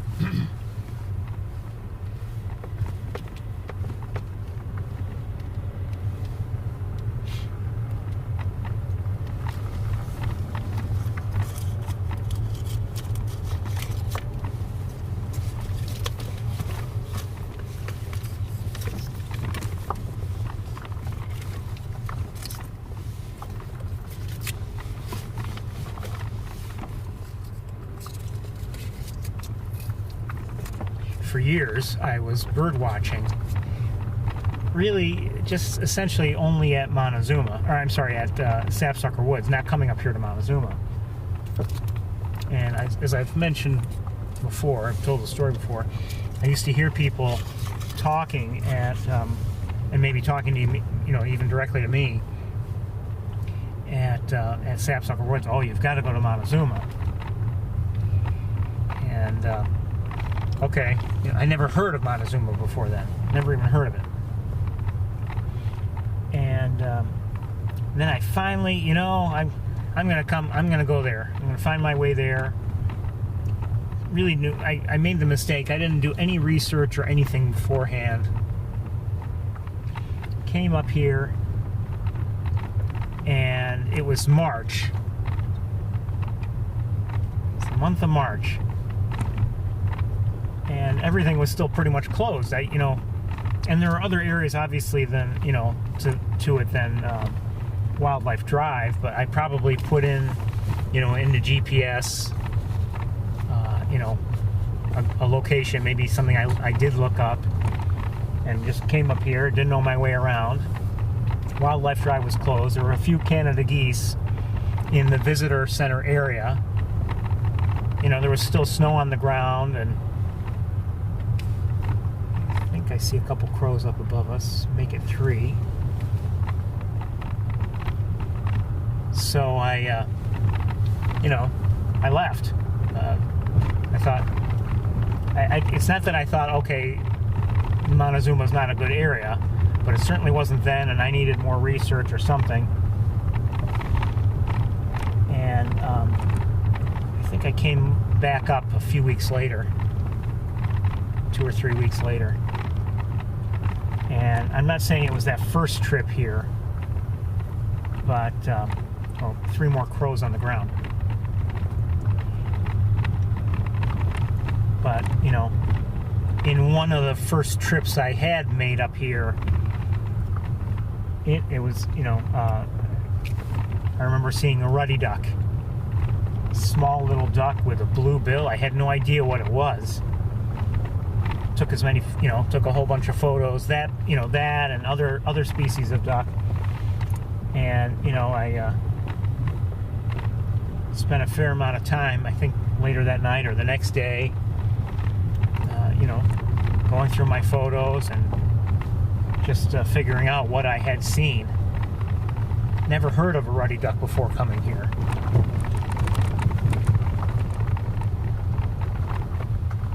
Oh, for the first time in a while, I'll give you a look through the windshield. Oops. We have some activity over here in Bennings.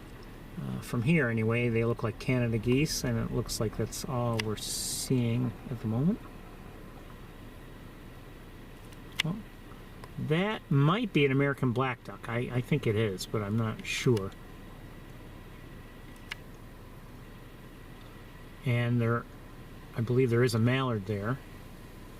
Yeah, I believe that's American black duck, and I think there's a female mallard. So, I mean, you can see how much darker that one duck is at center screen than the others.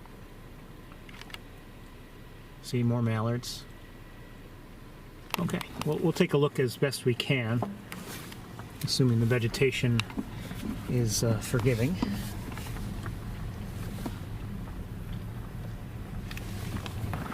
And I just saw up here on the left, I saw some kind of, I believe, duck come in for a landing. So there may be, I did see some open water there a little bit last week. So maybe there might be some duck activity there too.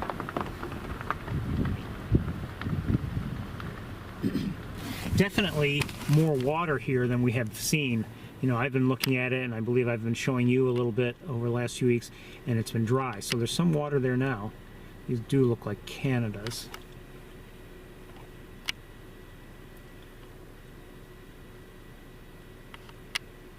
Okay, what did I tell you?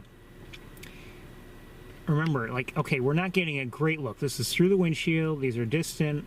What is this duck here? Now, you can't do that with the females of the species, but that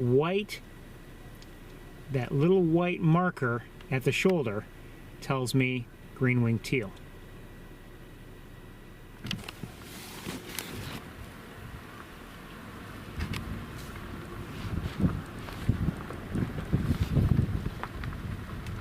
And look, there are people, many people, who know their ducks a lot better than I do. I'm just giving you what few things I know to look for. All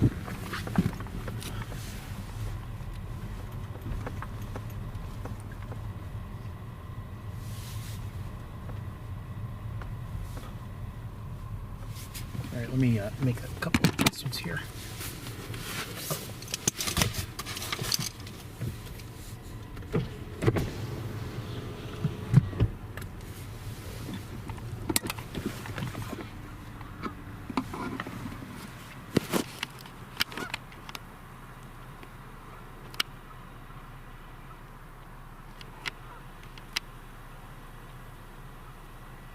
You can tell from here the bills are larger proportionally to the heads compared to the cackling geese we saw earlier today.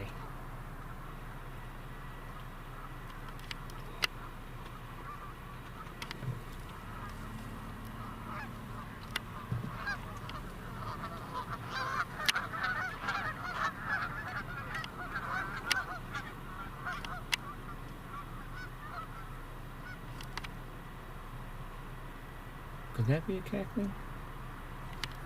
Kind of doubt. No, I don't think so.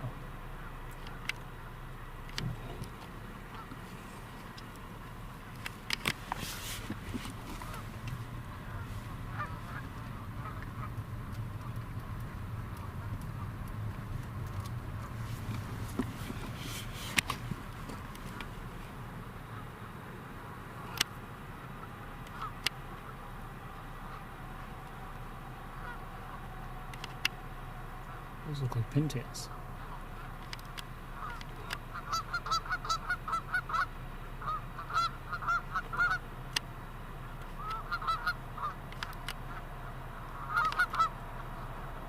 Sometimes, you know, all you have for identification purposes is behavior.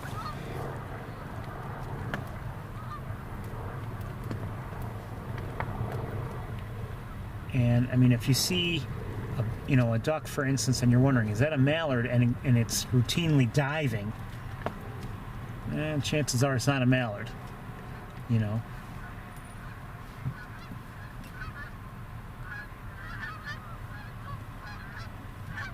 Sometimes with identification, all you can do is eliminate certain species from consideration. Maybe you never get a positive ID, but at least you know what it is not.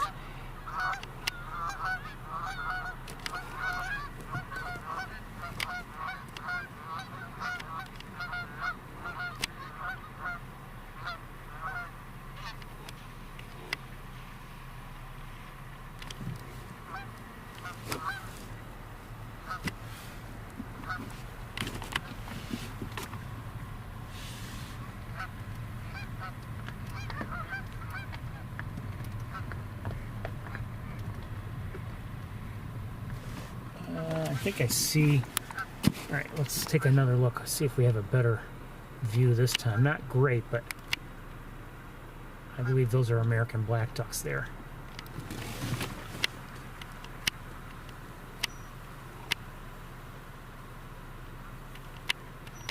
Dum dum dum dum dum dum dum.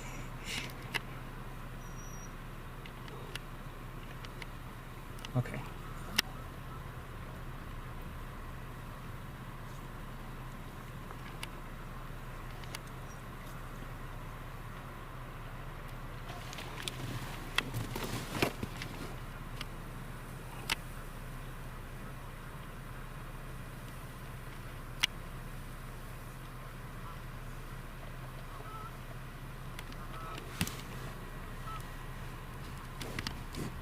No shorebirds that I can see, nothing like that. So let's keep moving. It's 5 minutes after 2, so believe it or not, it's getting late.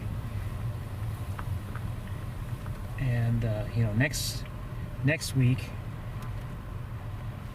we will have had the clock changed by next week. So things are going to be even more challenging for a few months in terms of having daylight for us. No doubt about it there. That's an American black duck.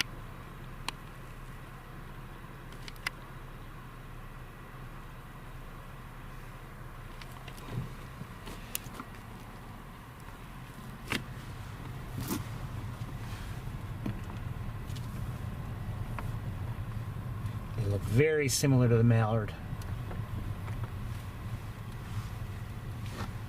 And it's my understanding they even will hybridize.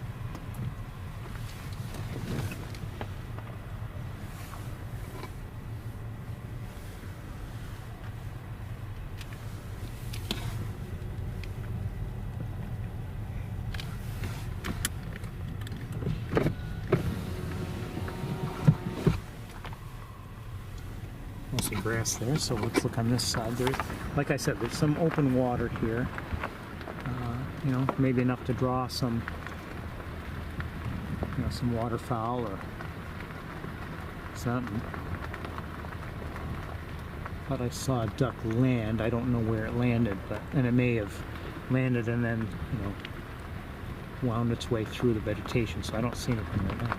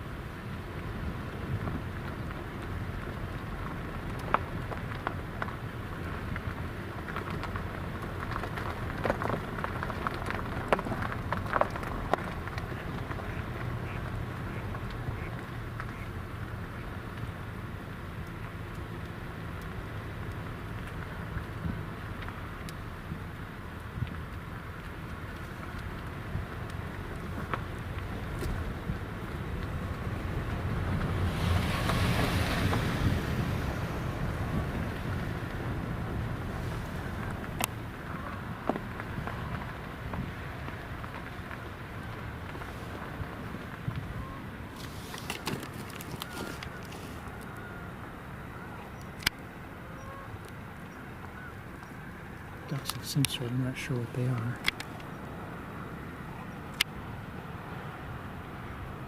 Geese?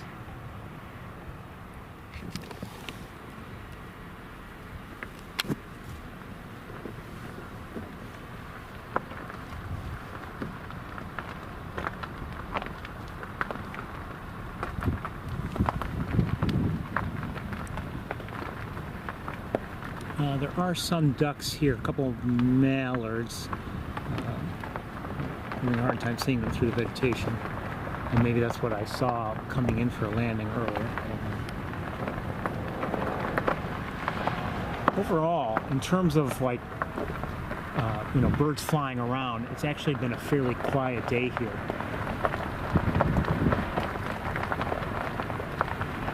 You know, we have seen one or more harriers in flight. We saw the eagles on the ground and then one took off, but like we haven't seen, you know, a lot of flight activity on a relative basis. And some of that could have to do with just the fact that it's not very windy. A little bit of a breeze, but not much.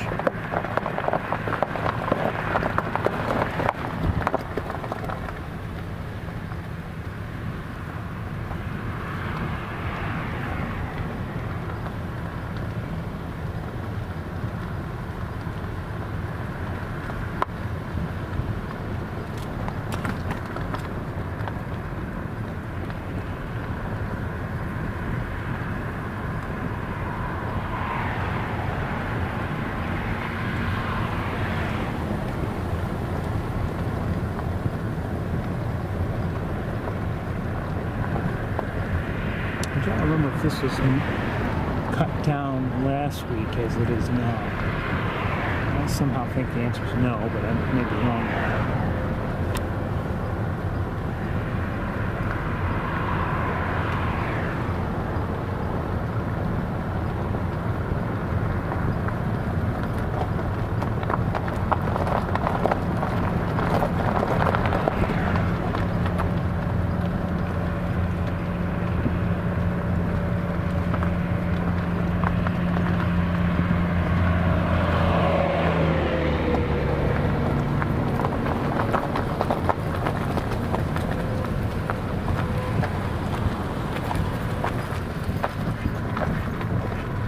I hear a mallard. Oh, flying by. Okay.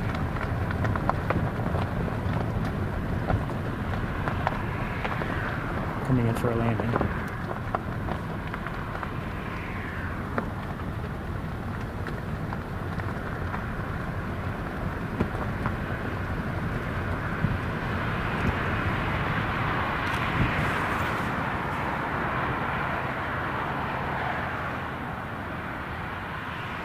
Some green-winged teals over here.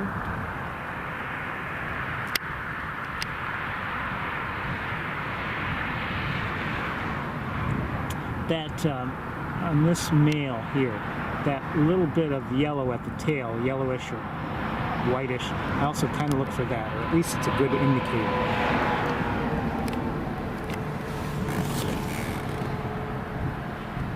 At the very least, if I see that, I can usually say, okay, that's not a mallard, for instance, if I don't have anything else to compare to.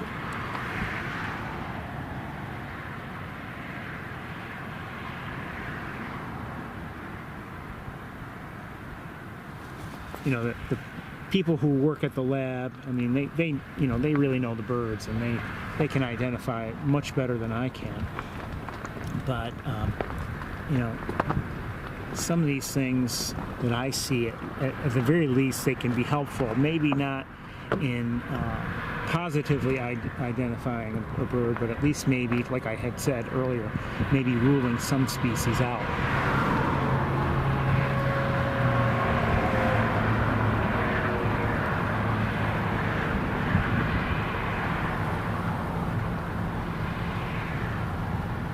If you ever have the opportunity to ask someone at the lab, what is this bird?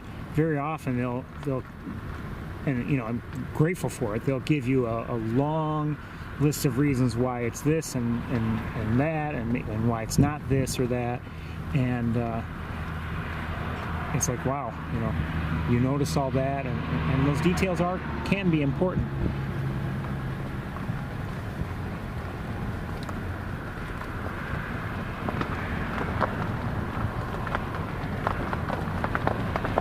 Of course, location is also important. That's not an actual specific characteristic of the bird itself, but I was once asked about a certain bird. I was given no photo or anything. I was just given a description, and whitish head and brownish body.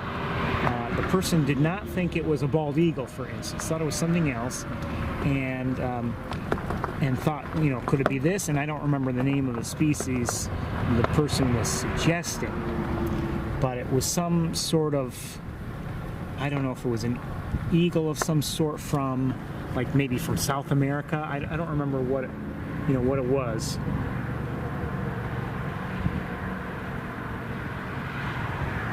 But whatever the suggestion was, it was highly, highly unlikely given that person's location. And the description, I don't know if I just said it or not, included, okay, the bird dove down to the lake or pond or whatever and caught a fish and then flew away. And that had me thinking immediately, was it an osprey? And I sent this person, the suggestion, could it have been an osprey? Look up osprey, and the person came back, got right back to me, oh yeah, that's what it was, so.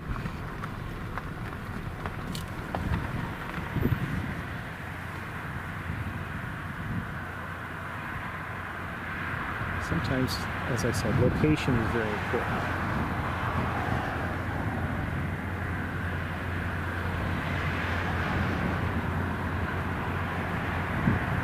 Now, as we've seen, you know, I mean, and as if you watch eBird or whatever, I mean, sometimes you know that rarities are reported in a given area. So it's obviously possible for something that's not normally in an area to show up in an area. So we have mallards and gadwalls here.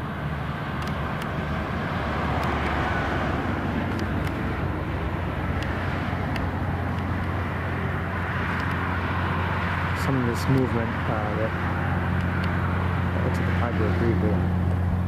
Just by I can't see the colors, but the shape of the head, the size makes me think, and the behavior. Okay, it just dove, whereas a mallard might, for instance, dive, but usually not dive for, like, you know, a real dive. It's usually maybe just maybe as part of a preening process. Every once in a while, a bathing process that would do that.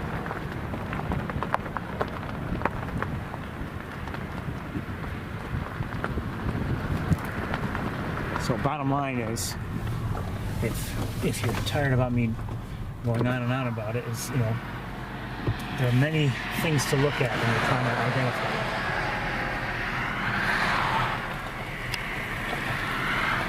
Can't see too well, but I'm guessing these are starlings. Let me take a look with binoculars.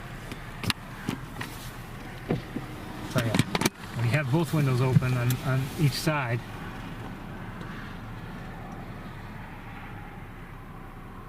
Yes, those are starlings. That wind goes right through. At 42 degrees, it feels cold.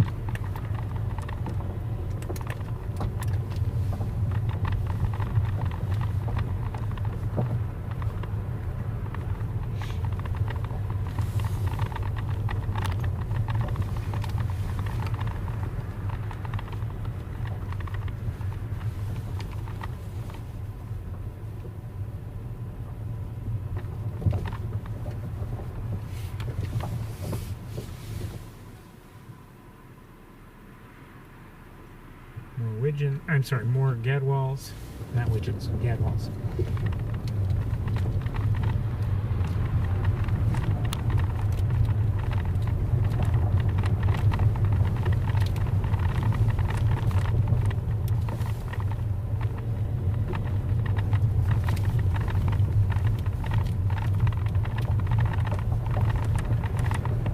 Anyway, even though it's been quiet in terms of you know, birds flying around and, you know, eagles and everything, I've enjoyed this visit to the drive.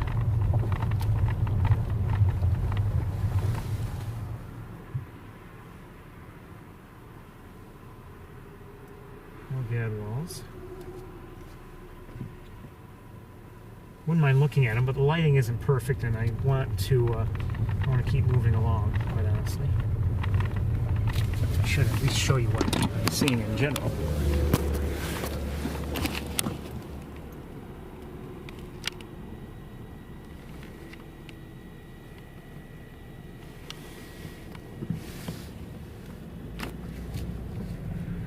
You can see, you know, we've looked in the past at some of this, you know, the tree line here. They've lost most of their leaves.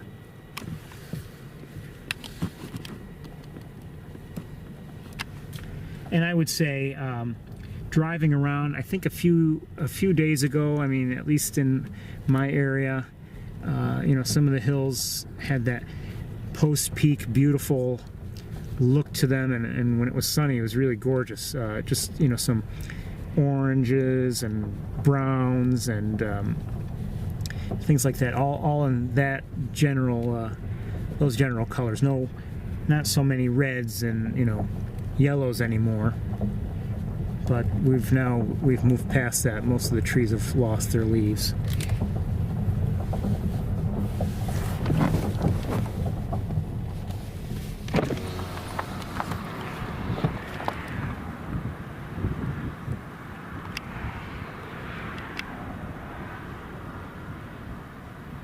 bad walls by the looks of things.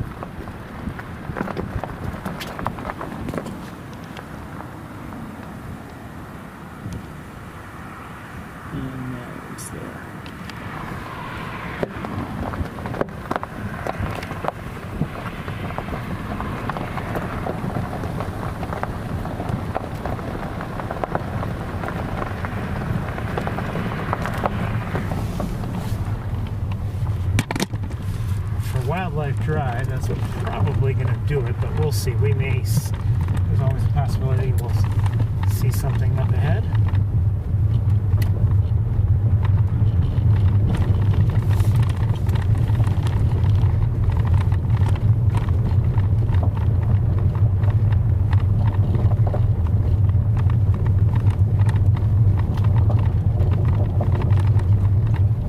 I'll have to look into this whole thing with the dates that are being put on these broadcasts. There's something going on. I'm not sure I understand it. What's at fault? What's at work? I don't know. I don't know if it's if it's a YouTube thing or there's something else going on my end, or both.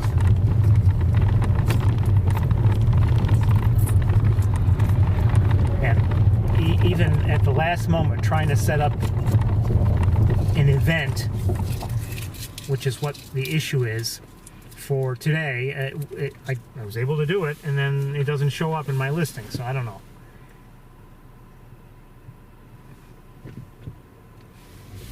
So, and with time running out, I just wanted to get started any way I could, so I just picked whatever this date is, I think in 2018 or something.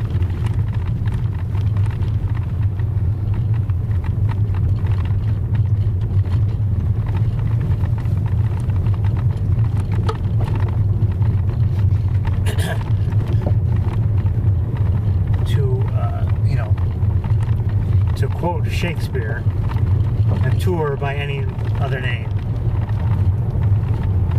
will be just as boring.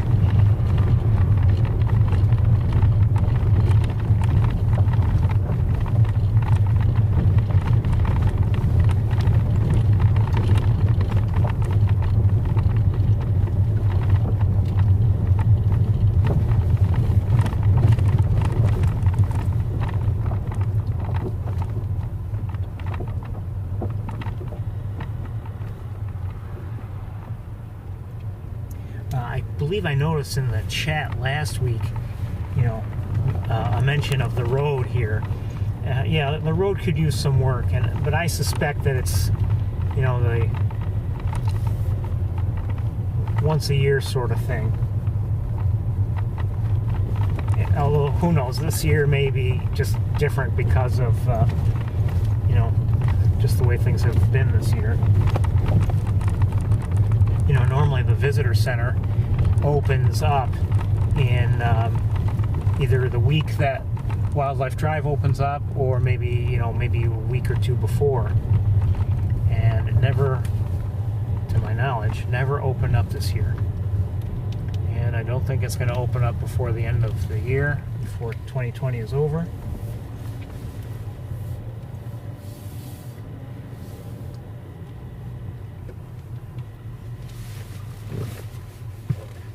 the looks of things.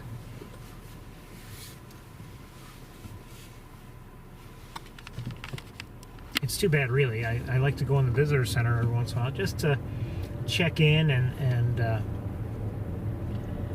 you know, sometimes I might get a helpful tip, you know, such and such was seen here. So that's been helpful sometimes. And you know, haven't had that, you know, haven't been able to benefit from that this year.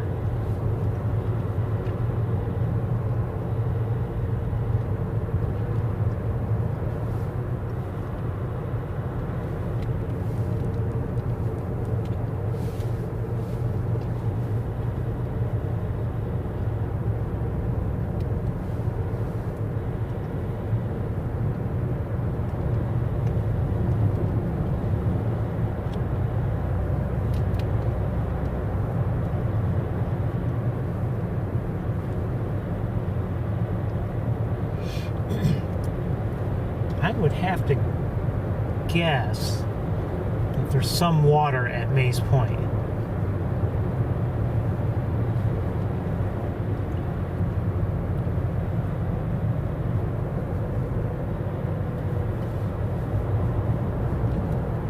Maybe not, I don't know. I do know, you know, with Chalky Pool, that's different because the issue there, I mean, there may be water there, but the issue there is the vegetation's so tall you can't see it anyway.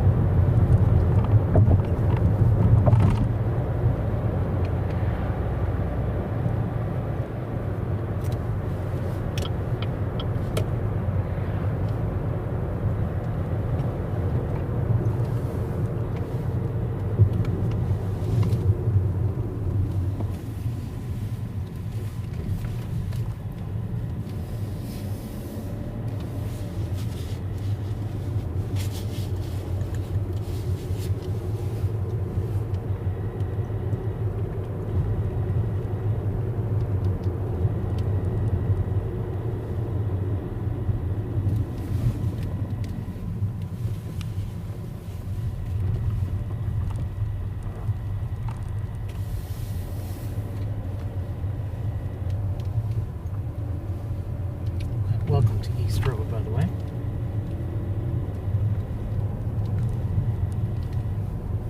I have to imagine that there's, you know, unless they didn't get the kind of rain that I had in my own area, I have to imagine there's more water down there,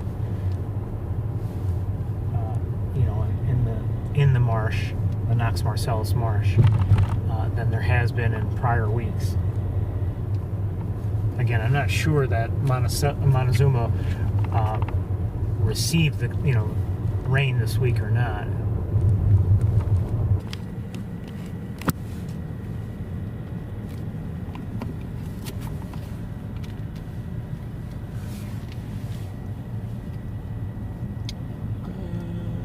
I think I see some white down there. It might be gulls, might be, who knows, but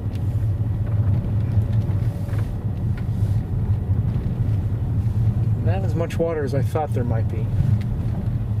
Oh, I see an I see a crow. Hold on one second here. Wrong window.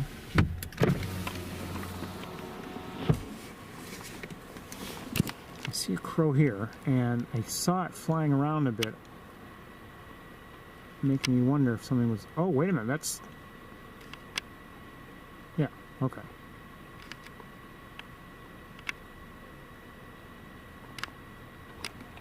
But it seemed to be flying around something. I don't know if there was anything else. Oh.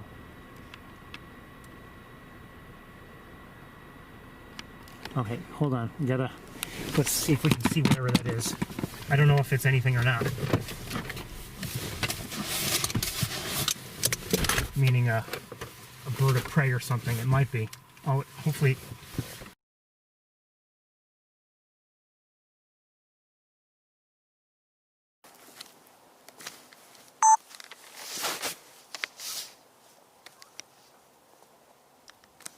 Is that a Cooper's hawk, maybe?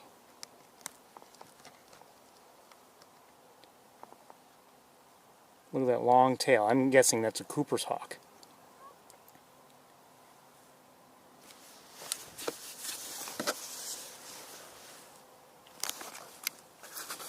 It's not easy to see. It just actually, with the naked eye, it just looks like, you know, maybe one branch is behind another, and it makes it look like there's just a slightly thicker, dark area in front of the white, you know, or the grayish sky behind it.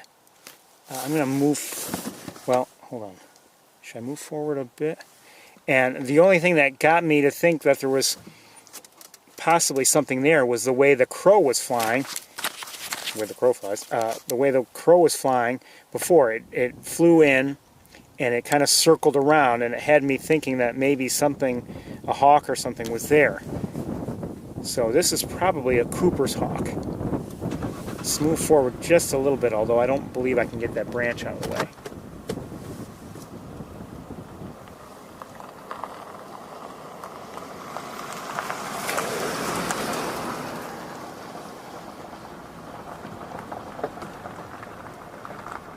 Well, maybe I can. I don't know. Again, we're not getting a very, very close look, but we don't see Coopers every day ourselves together.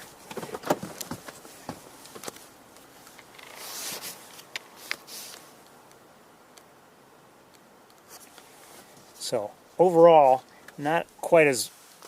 Well, there it goes. And the crow has taken after it, I think, a little bit. Oh! Shoot.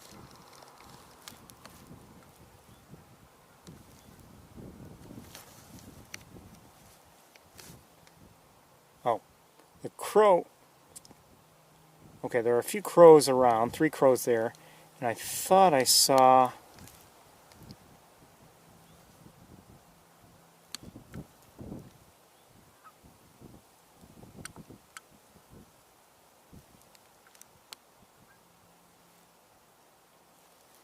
I don't know where the Coopers went. I lost track of it. Here's something else I look for. Actually, quite honestly, I'm surprised that there are crows on the ground already. And maybe they just weren't concerned. But, you know, usually if there's like a bird of prey they object to, usually they won't be on the ground while it's, you know, right in the immediate vicinity. But anyway, there's that crow there. I don't know where the Coopers went, and we are going to move on.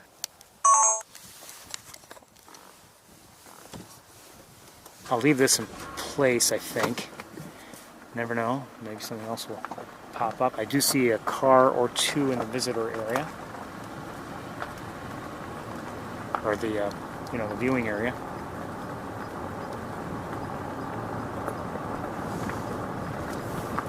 There's some water down there, but not much, just a little bit. So over the last few days in my own area, we had maybe a lot of time when it was raining, but not all that much rain. It wasn't like heavy rain or anything like that. Some rain was good, but some of it was just light sprinkles, really. You know what, I am going to switch cameras. I want to give you a quick look.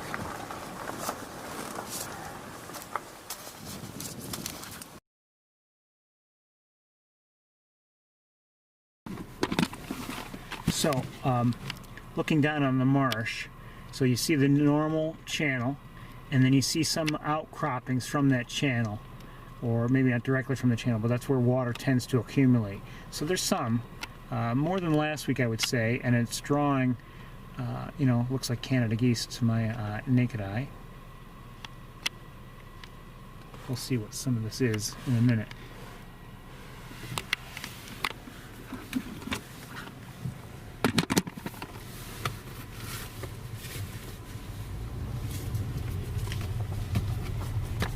Back to that Cooper's hawk.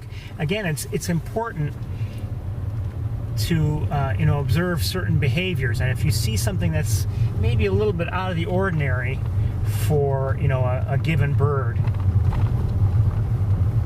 or at least indicating something's going on, sometimes it's worth a second look, because maybe you'll see a bird of prey or something. Just like if you hear robins calling out an alert, oh, maybe there's a bird of prey nearby. In that instance, I saw the crow. It seemed like it was concerned about something when it flew in for a landing in that tree.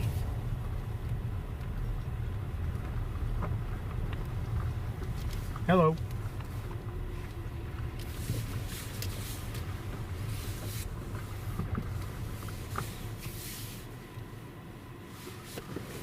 Okay, let's take another look with this camera here. We may not be here all that long.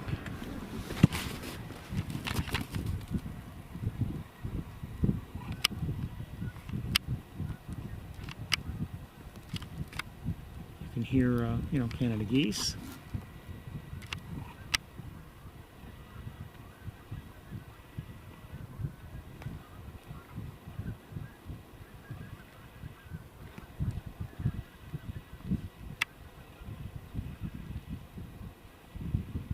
Sandhill cranes. Sandhill cranes, Canada geese, gulls, I'm not sure what kind.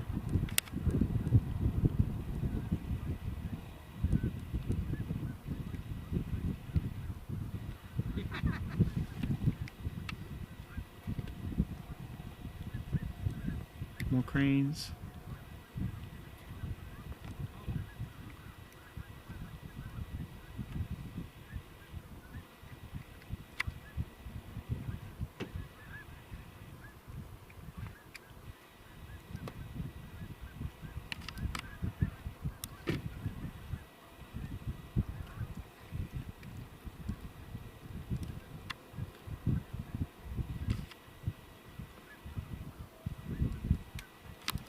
Let's switch cameras and have a few closer looks.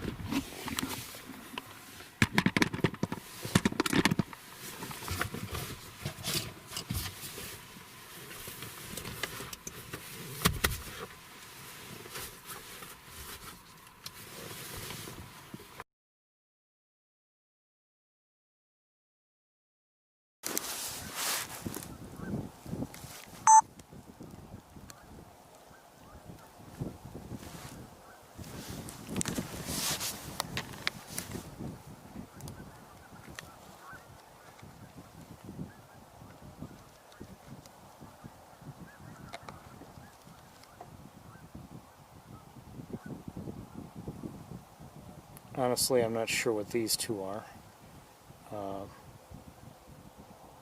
Could be mallards, could be green-winged teals, I'm not sure.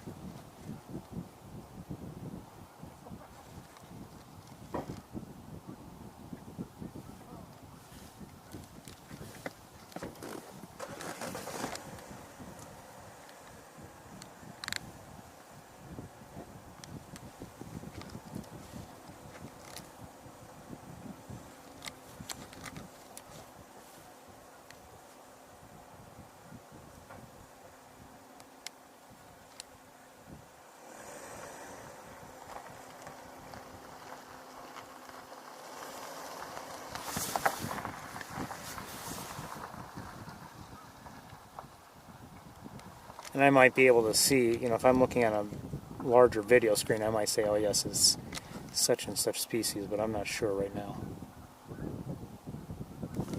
Let's keep going.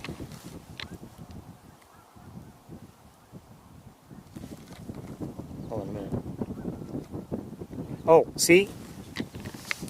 Remember I told you about that, oh, there we go. Okay, there's, again, that white spot at the shoulder, the vertical stripe almost, and a little bit of that yellowish, creamy colored, well, we don't see it now, at the towards the tail. So I'm thinking green-winged teals. See? What did I tell you? Sometimes those few markers can help me. I mean, and if I were a real expert, I'm sure there are other markers I'm not even aware of. More of that white vertical strip. Now, unfortunately, the females don't have that, but these are green-winged teals.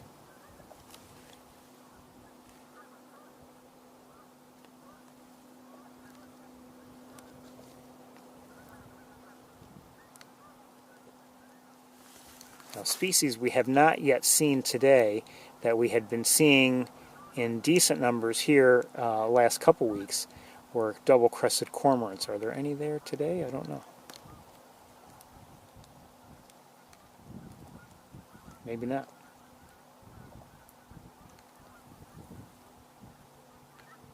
I should probably look with binoculars, but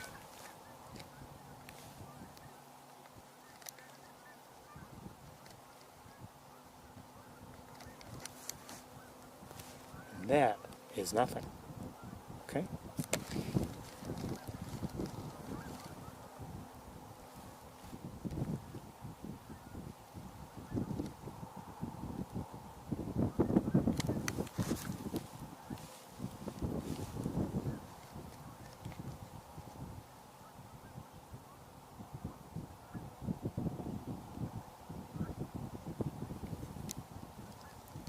Even though, I mean, fortunately, I mean, the sun is starting to come out a little bit, but it's not really sunny and bright here yet, and that's worked in our favor, I'd say.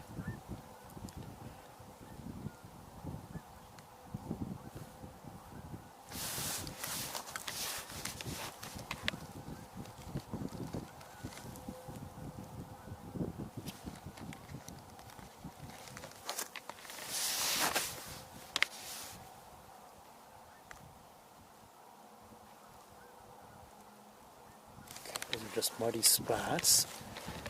Sorry, I'm not doing a good job just yet, or maybe at all, but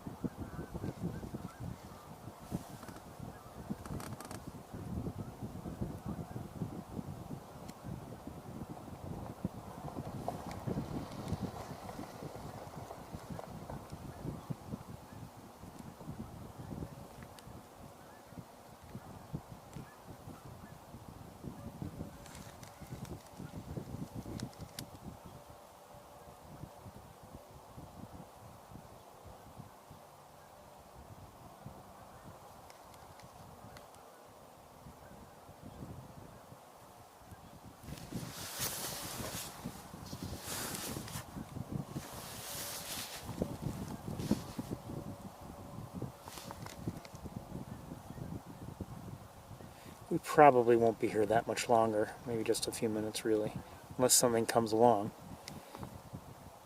I love seeing the sandhill cranes, but they're too far away to get a good look. At least there are greater numbers than there were last week.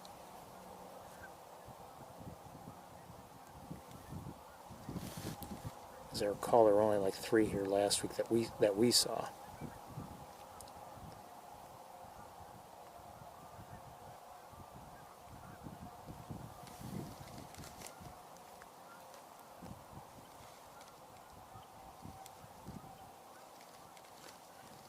Something else is vocalizing maybe closer to us. I'm not sure if it's...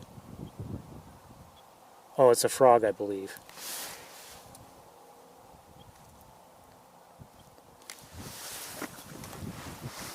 I don't know if I ever showed them to you, but when Dave Nutter and I were walking, down there, on those days where we were authorized to do so, saw some interesting frogs just about every time.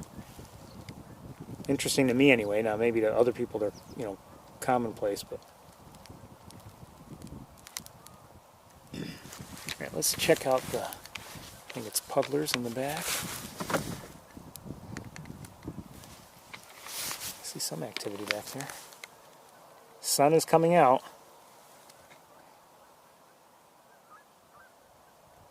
Looks like more Canada geese.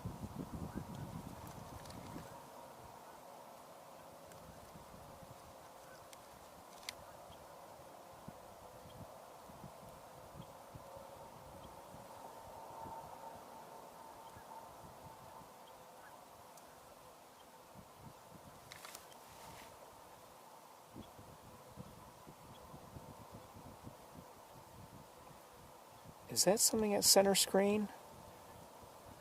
Is that a bird? I don't know. I think so. Don't know what it is though.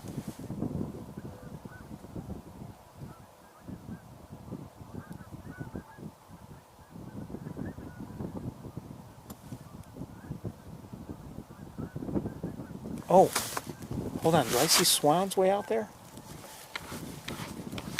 Possibly.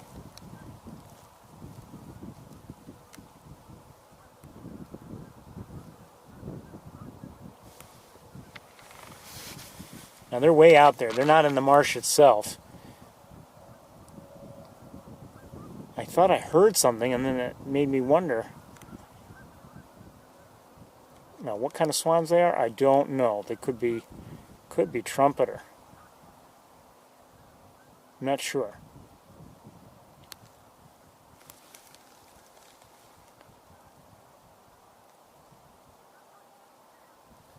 Really don't know. I thought I heard tundra, but I don't know. They are because they're white. They're visible with the naked eye, or you can see at least. Now, as for the Canada geese that are in that row behind them, I can't see those with the naked eye. Meanwhile, back down to the closer area. Oh, okay. There are some swans here too. I hadn't seen those. I missed them. And maybe I heard these. Are these... I'm guessing, are they tundra? These might be tundra. And maybe that's what I heard. I don't know. The only reason why... Now, these I can see quite well because the sun has come out and I can, the sun is shining on them, so I see them pretty easily. I hadn't noticed them before.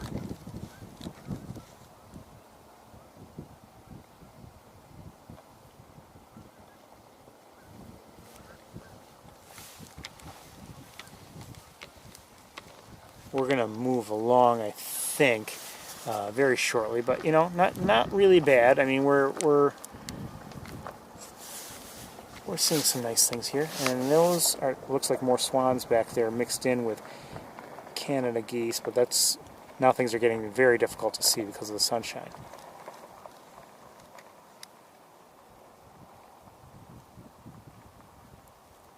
All right, but we're going to move along. Oh, something else is down here.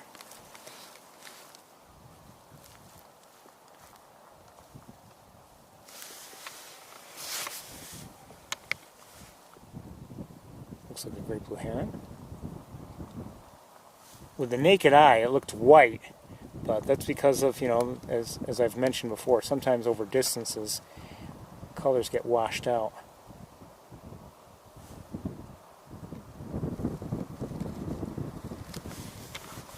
Okay, we're gonna head out, I think.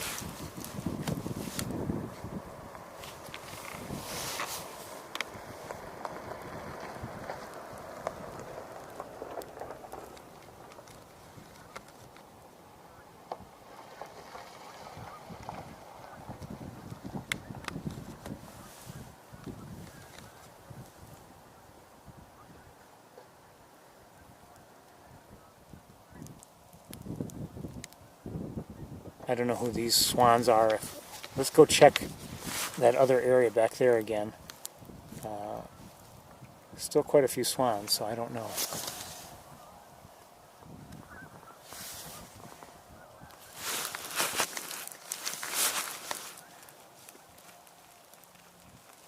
I'm not going to be able to stay with it. Beautiful in that light.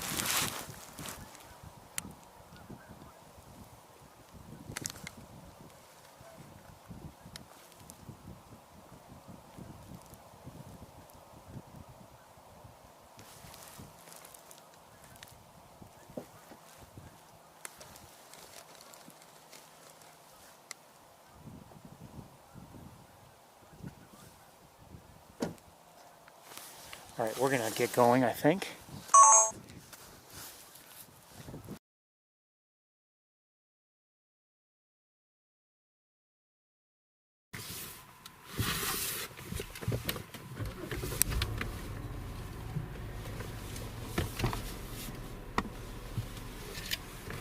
back up and talk with the people who are in the viewing area just very quickly.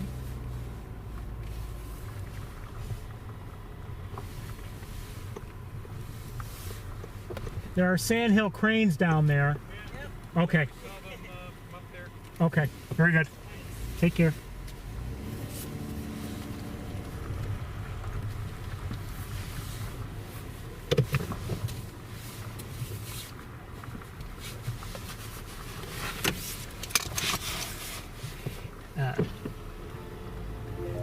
I think a fair number of people who come here, they come here specifically to see the sandhill cranes. That's why sometimes it's worth telling people that in case they don't know. Or sometimes people are here just, maybe they don't know what's to be seen here, and they may not even be like, experienced bird watchers. But you tell them, oh, there's a sandhill crane. They've never even heard of them, or maybe they have heard of them and they'd like to see them. So sometimes I'll bother to tell people.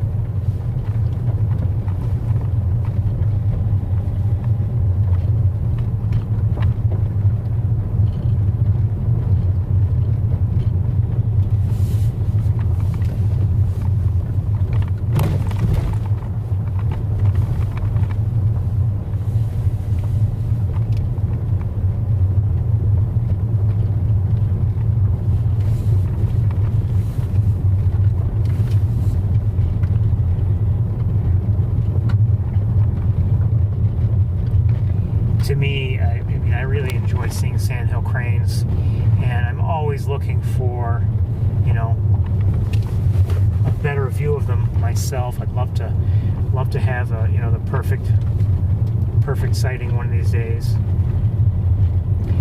And as I've mentioned, maybe a few occasions, I've even made special trips all the way up here.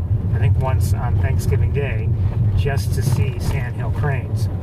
And somehow, I had seen them like the week before, or maybe, and at least whomever I spoke with was saying, they won't be here long, and I thought they were ready to leave at any moment. And so that's why I made a special trip up here that Thanksgiving Day. And I did see them. They weren't close, but since then I've realized that they're not just usually here just for a day and then they leave. We've had some decent looks over the years. I'd say some looks were even good, but have we had any opportunities for super close-ups? No. And will we ever have them? I don't know. They are a little skittish, and generally they're not usually, within very close proximity, certainly not for very long.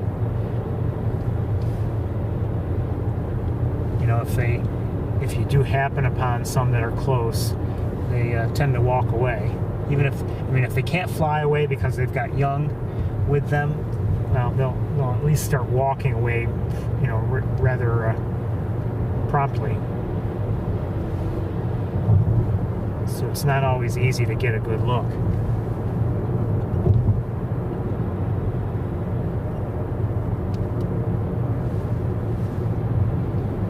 And quite honestly, I'm not going to hurt them, but they don't know that. I'm happy enough that they don't stay around and stay close to humans.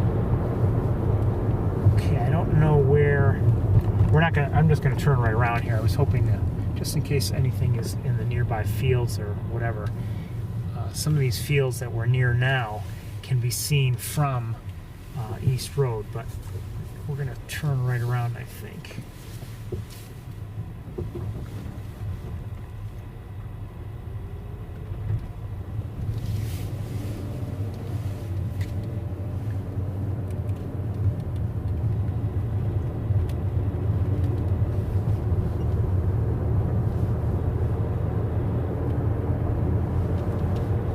So we're on Route 89 right now, and I think we're going to visit that area we visited last week. So we'll continue here straight, and then we'll cross. Well, we'll continue here straight, and what happens is here on 89 is 89 takes a left turn at an intersection and continues to be 89, but we'll cross 89 and we'll continue. We'll essentially, I guess technically, we will veer right and go on to Armitage Road. And although it will look more like we're crossing the road, I guess. I don't know. Maybe I'm wrong about that. And I don't know how well I'll keep connected with you, just because signal issues abound in this area, in these areas here.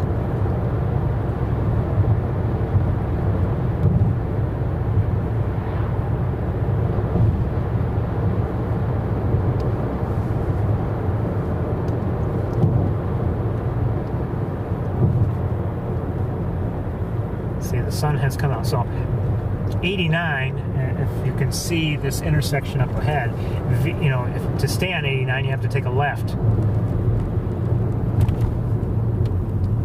And then if we, I guess that's called Wiley Road if we take a right here.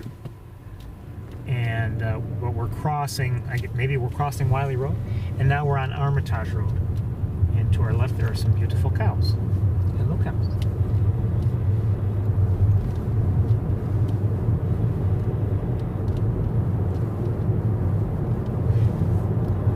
To our right, nothing. Just looks like a harvested field. I don't know if they grew anything here or not this year.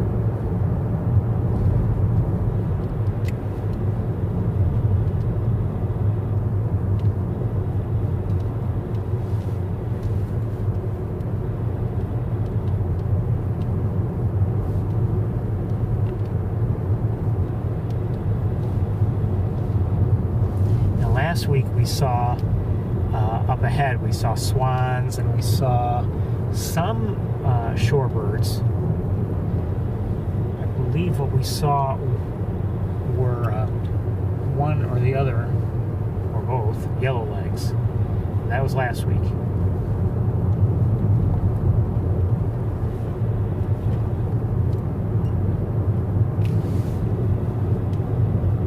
I see a car up ahead like I did last week, or no? No. Not what I mean is not parked and observing like someone had been last week.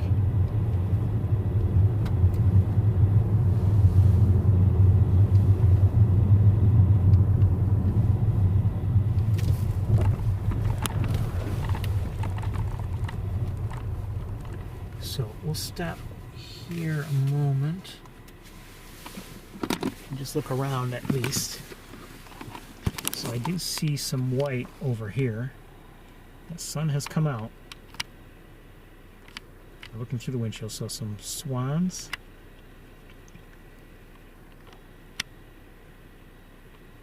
And I'm not sure. What is that? Is it anything?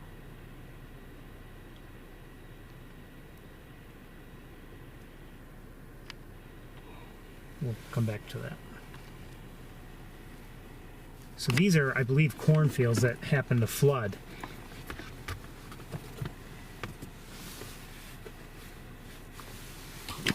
And then over here, more of the, I think more of the same. I'm not sure if they're cornfields or not, but if it tends to flood over.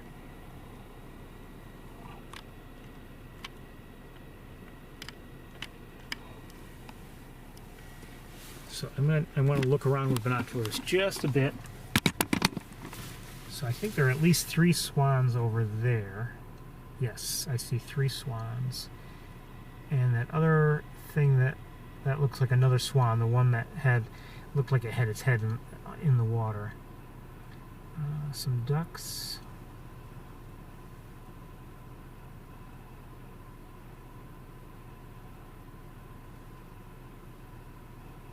Alright, let's try to drive ahead, and hopefully I won't lose you signal-wise. Some Canada geese also. Closer to us. Just like last week, actually.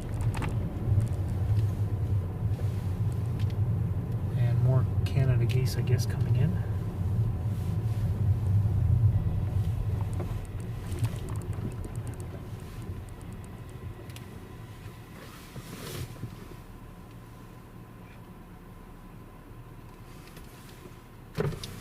I don't know if we're going to be here long or not, but...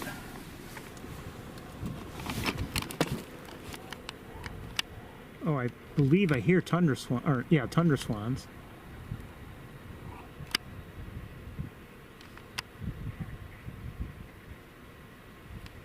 Everything is far away though, and I believe they're mallards. Let's switch right away to the other camera.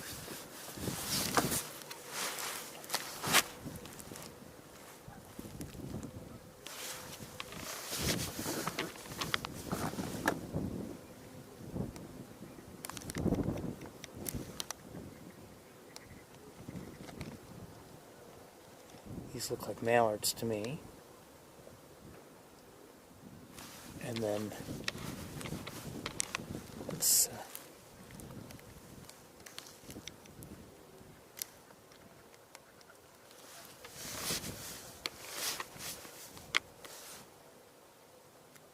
hard to see these, but I think they're more mallards primarily, if not exclusively.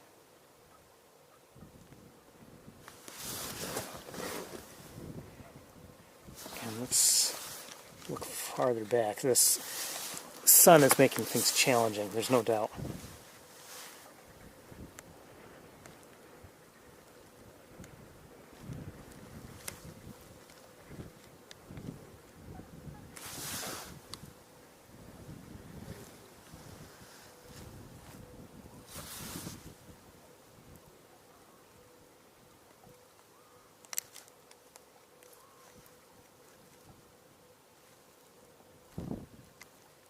I believe I'm hearing tundra swans, but I'm not sure where they are just yet. Oh, there's one.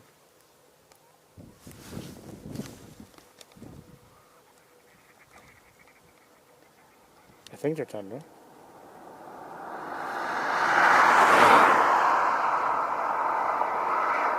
I love to hear them with that chatter, that talking. I was telling you about it last week when I, after the Thanksgiving tour ended last week, I continued the tour on my own and saw a number of them on Cayuga Lake and just really enjoyed watching them swim there and talk to each other.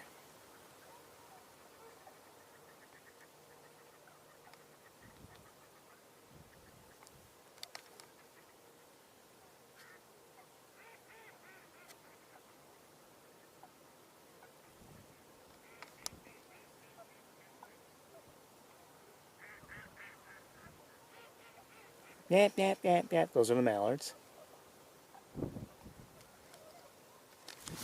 It sounds like some of these, I'm not sure, I'm going to let the camera sit there for a second. It sounds like there might be some closer, I'm not sure.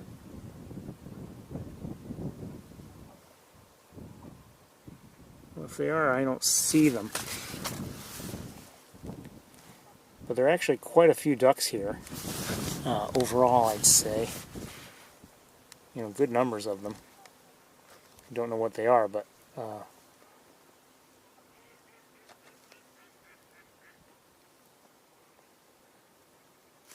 and quite honestly, I don't know if I have the patience or the time to really try to look at every single duck and determine what it is, but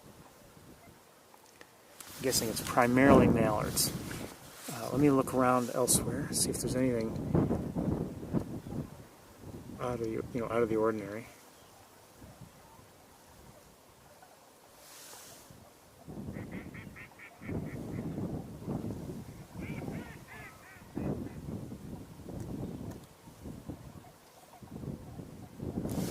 Okay, let's go back to the swans for a bit. Oh, hold on, something in the air. Is that a...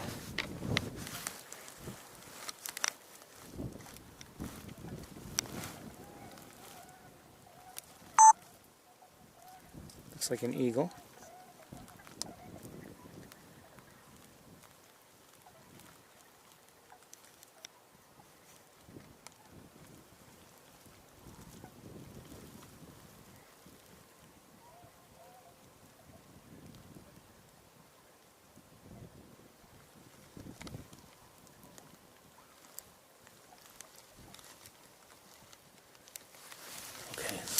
Tough to stay with one in the car, sorry.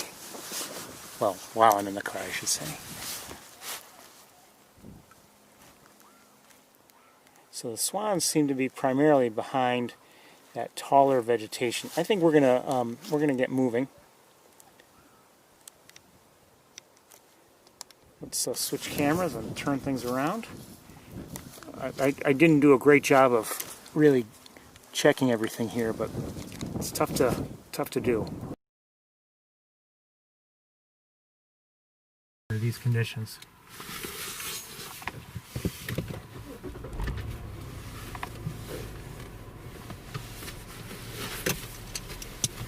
If I were by myself and not worrying about the broadcast and everything and had more time, I would probably look a little bit more closely, I think.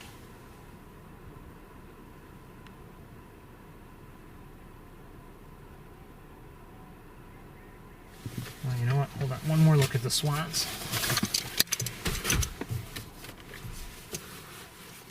All of a sudden they're vocalizing a bit more, and I think I see them better.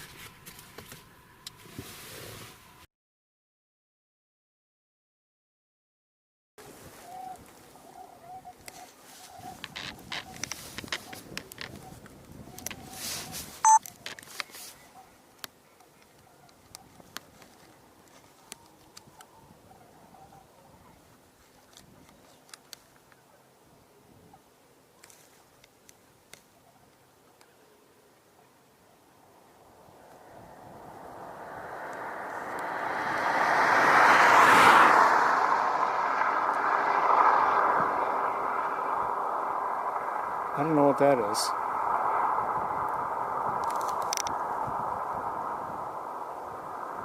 Oh, it looks like a pintail, I think. Northern pintail. Oh, there may be ducks here that I haven't identified. That's very possible.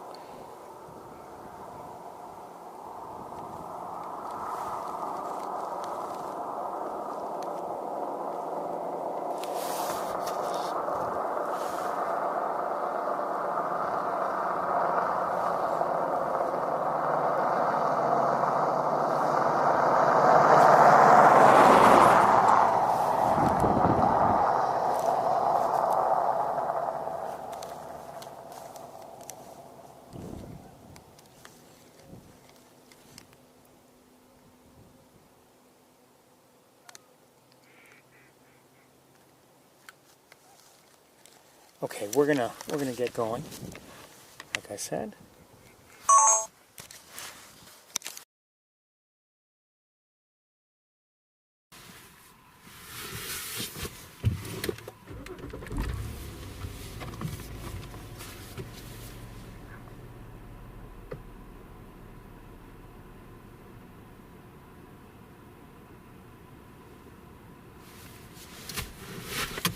Car coming, so I'm going to wait a moment before maneuvering into the road.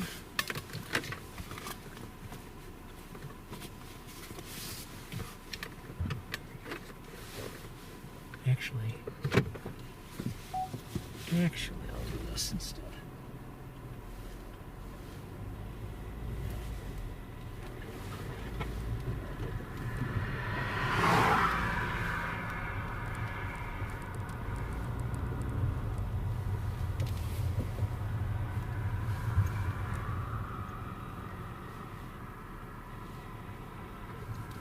And I didn't show any to you, but there are Canada geese here, other ducks. The geese are behind me now.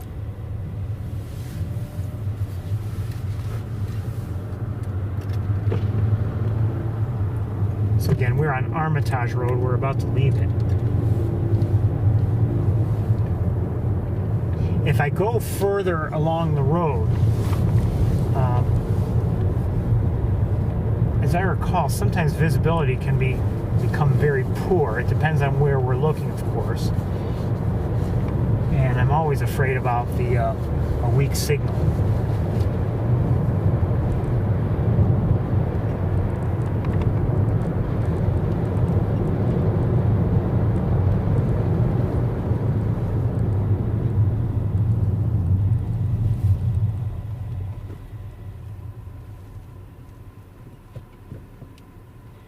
house cat.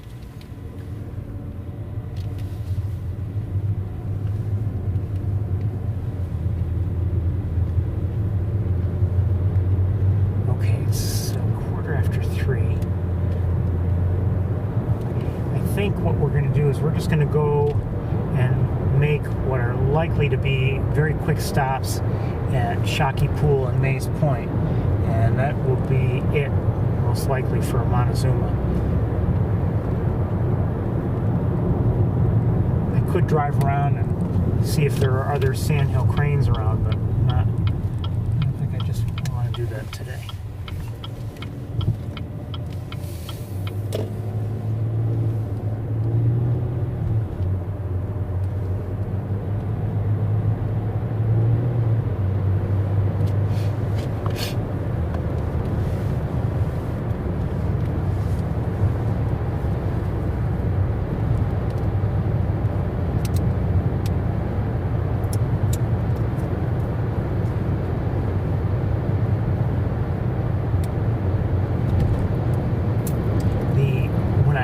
Check the forecast.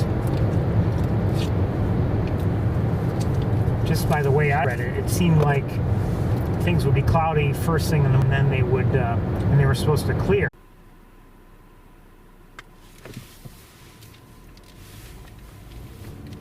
Okay, don't know exactly what happened, but it happened. Oh, you know what? May have been. I wonder if things automatically ended after 3 hours. Hold on a second. Do I see something?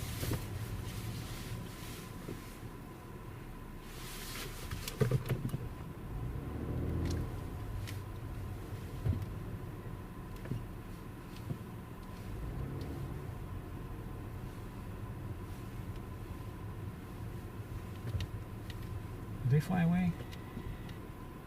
Is it my imagination?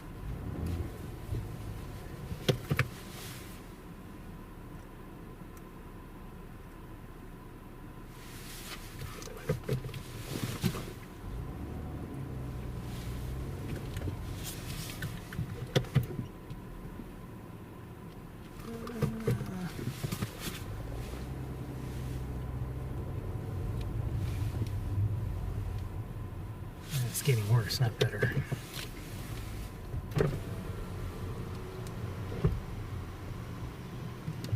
I hear a blue jay.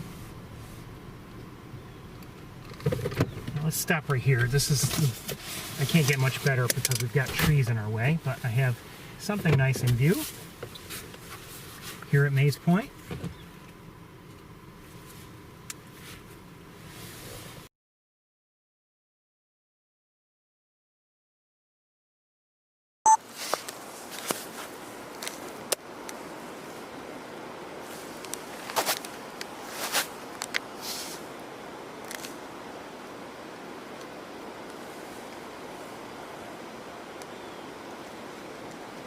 An eagle.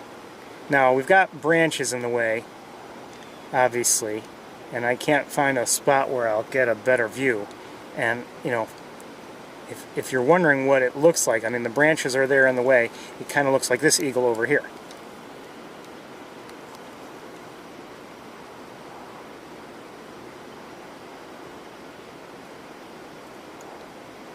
So 2 eagles in this tree here. Kind of nice to see. I don't know if there's any other area from which to get a better look. There's a possibility, so let's see if maybe we can find one. But I doubt it. Hold on. Come on, wire.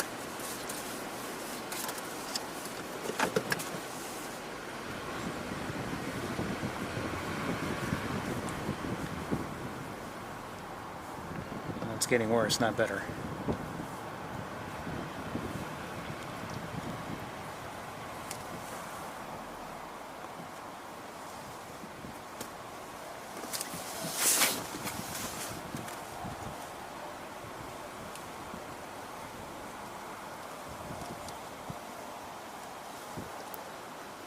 I can't see them at all.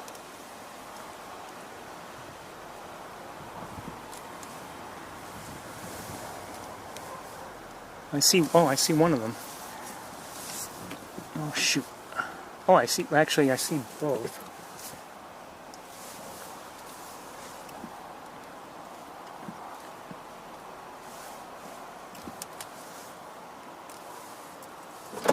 I don't know if this will be much better or not. Probably not. But.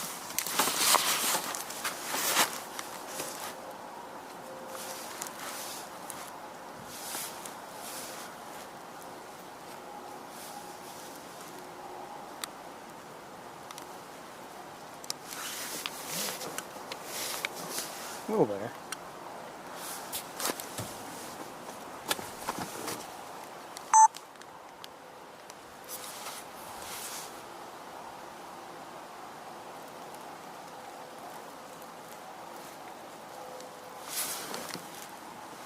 Oh, and something else is flying in the air. It's a hawk, red-tailed hawk, I think. It's up above us. Better switch cameras. Might not.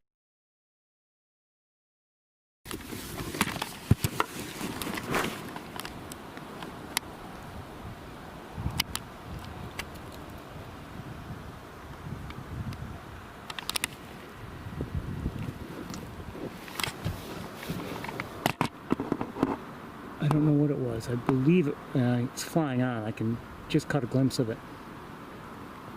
I would have liked a better look at it, whatever it was. I believe red-tailed hawk, that's the most likely, but I don't know.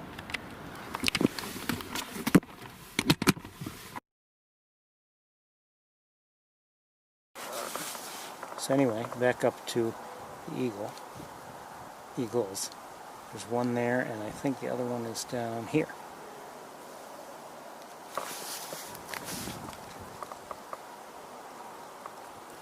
Not the best view we've ever had at an eagle, but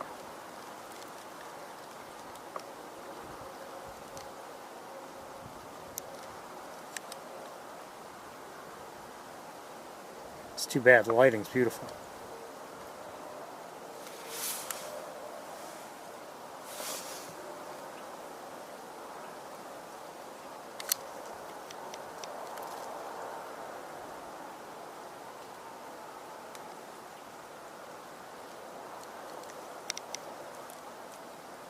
Starling next to it.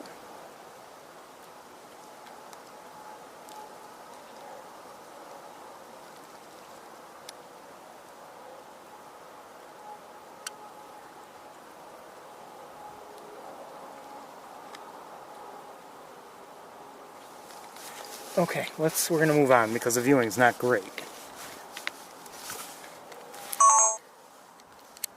And I'll switch camera.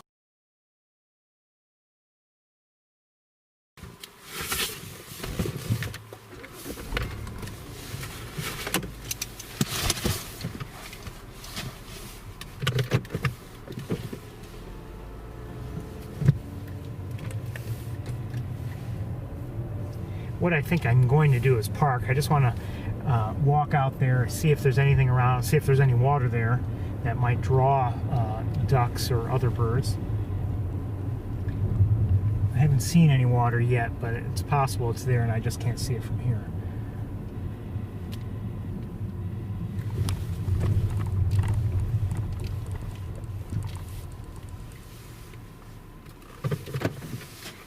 It won't be long. It's 46 degrees and I'm not dressed in a warm coat just yet because I've been in the car. I'll be right back.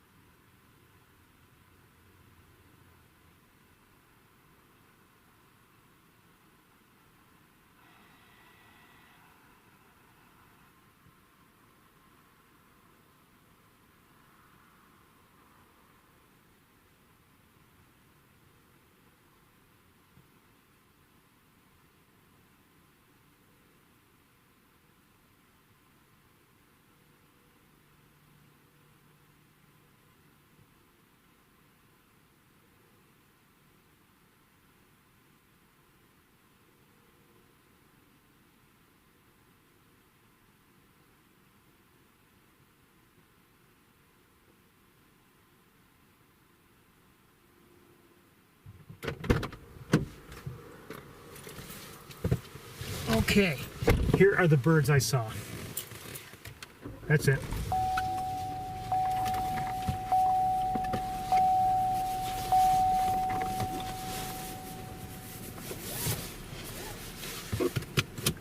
There is a little bit of water there. The way things have grown in vegetation-wise, quite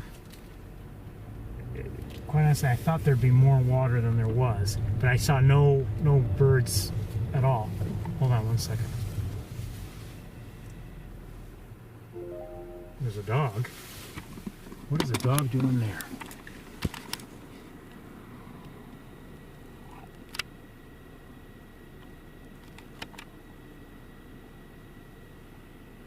What is a dog doing there?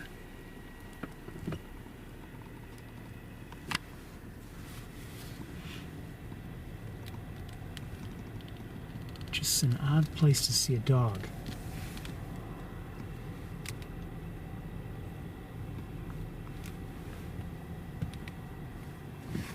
Keeps looking at me. I wonder what that dog is doing there. I mean, well, I guess there are some homes not too far away. Maybe that's where it's from. Keeps looking at me for some reason. Still looking at me. Still looking. I just hope it's okay. And I hope it's, you know, not a lost stray dog or whatever.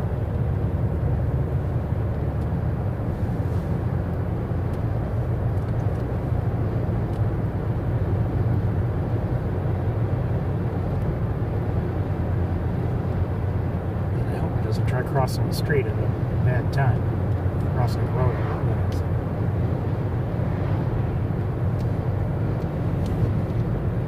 Alright, we're gonna make another stop here, probably our last one. I just want to look at things here at Shockey Pool. If I had to guess, I'll get right back to the car and tell you, okay, that's it, but we'll see.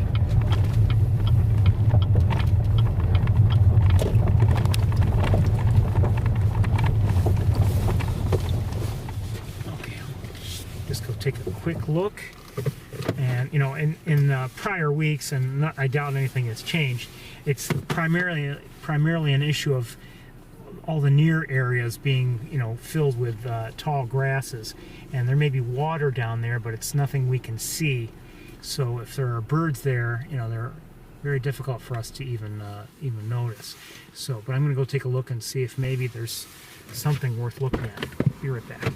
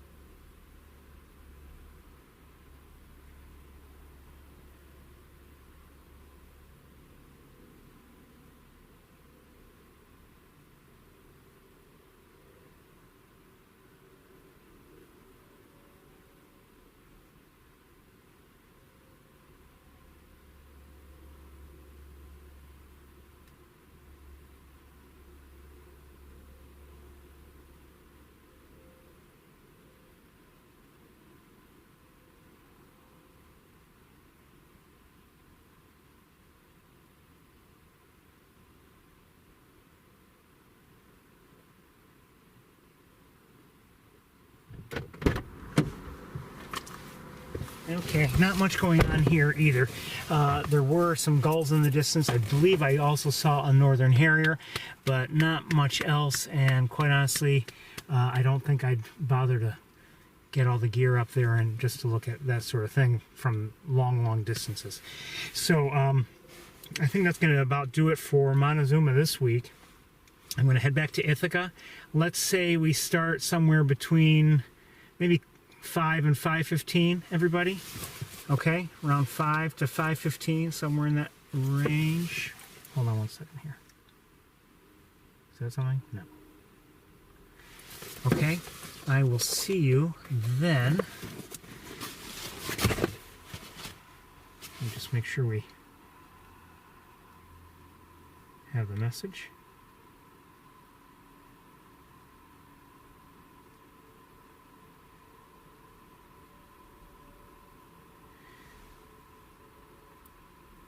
Okay, 5 to 5:15. All right, I'll see you all in a while. Bye, everybody.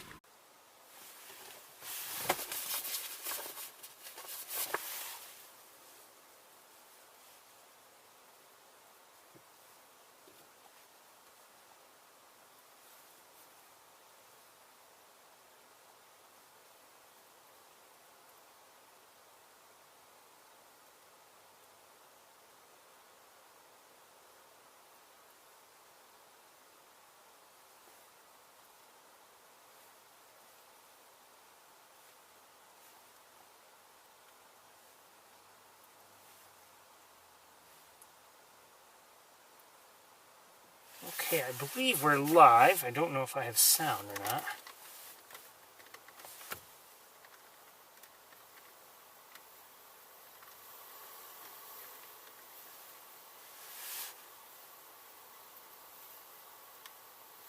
Maybe, maybe not. Yes and yes. Okay, good. Yeah, I believe we're live. Quiet, Ferris. Okay, all right. Welcome to Sapsucker Woods. I made good time getting here, so I'm here a little early. And I'm going to finish setting up here. I just need I need a coat, and I need a tripod. I did see on my way in some starlings, and I saw some other bird. I never got a good look at it. It was a small bird. I don't know what it was. Okay, I'll be with you as soon as I can.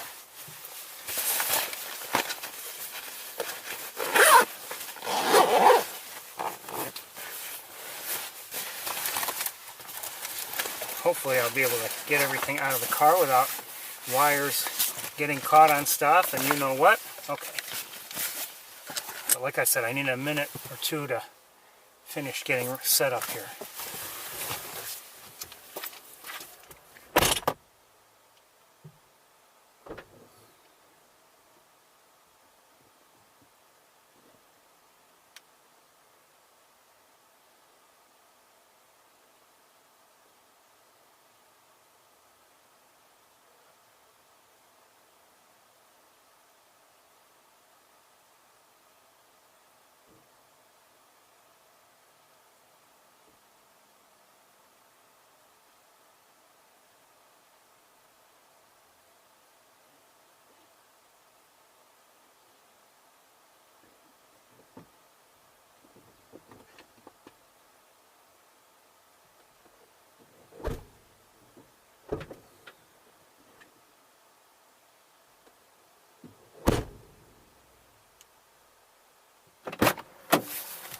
It's sunny, as you can likely see, about 46 degrees, which you can't see, but I can feel. It's not that bad,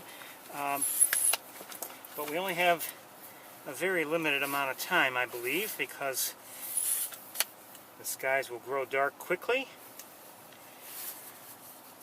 Didn't see all that much on my way back. I did see a few red-tailed hawks on my way.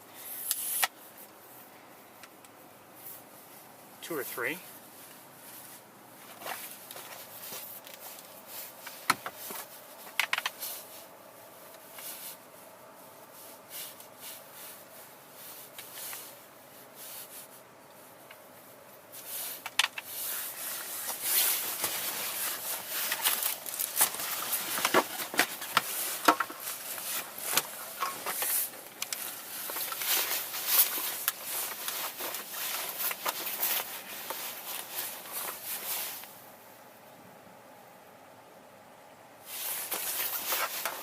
all I've seen to this point are some starlings and some other small bird I never had a chance to identify. I was moved into some brush before I could really even get a look at it.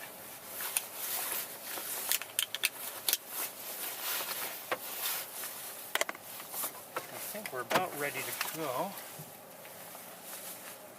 Like I said, I made pretty decent time getting here.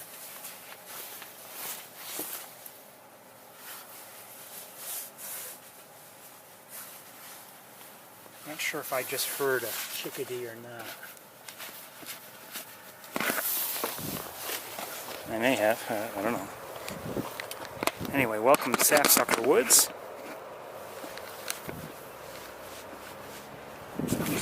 Whoa! Oh my goodness.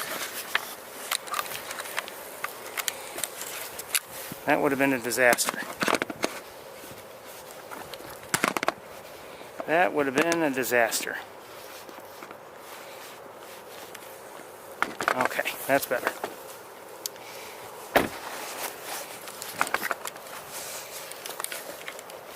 All right. I have to say the wires did something nice for a change. They got caught on something and caught the camera, kept it from falling to the ground. So for once, I forgive the wires. Anyway. I have dropped cameras here and there. Oh, hold on, I gotta deal with something. As you know, and usually I don't have the wires catching anything.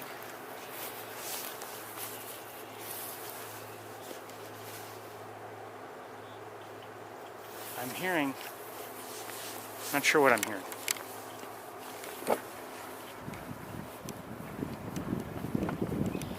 Oh, I'm hearing red-winged blackbirds.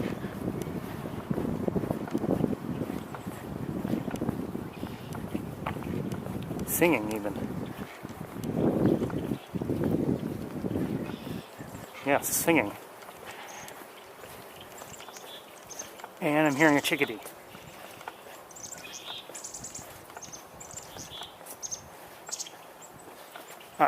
Three chickadees.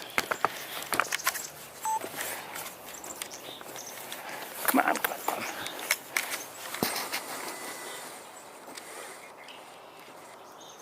What, is there no autofocus? No, I guess not. Oh, and I think I just heard a robin. Well, I lost sight of the chickadees, but I see something else in the distance.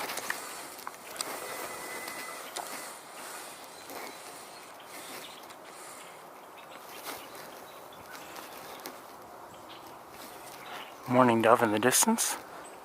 Just flew up there a moment ago. And anyway, 3 chickadees, black-capped chickadees, had flown in, but I wasn't ready for them with autofocus, so I didn't show them to you. 2 had been down there, and 1 flew up to this bare tree. I don't know if it's dead or not. I hear Canada geese.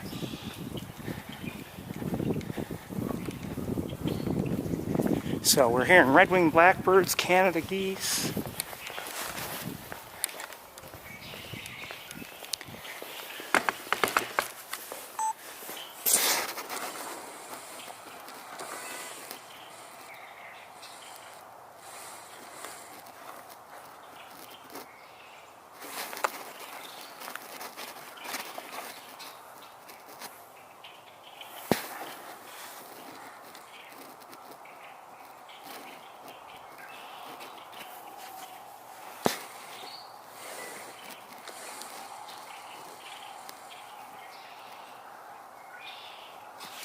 There are a few of them, and I suspect there are more than what I've just shown you.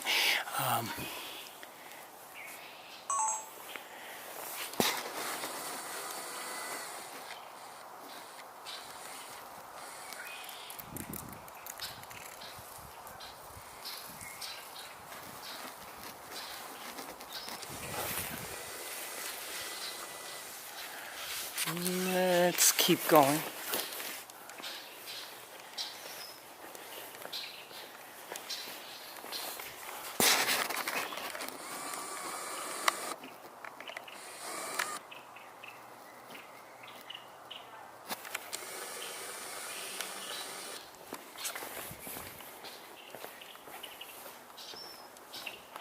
We don't have much time.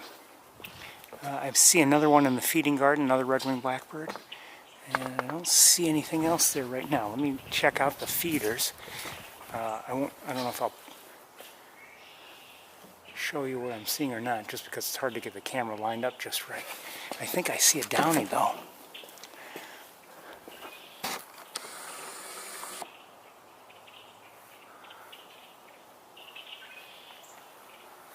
Hold on.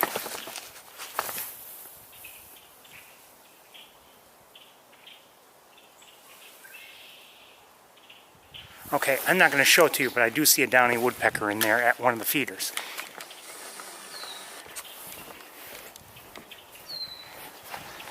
I'm not being selfish, it's hard to get the camera to line up with the slats there. I see a robin. Wait, is that a robin or is that a cardinal? It's cardinal. Hi, cardinal. So that was a northern cardinal.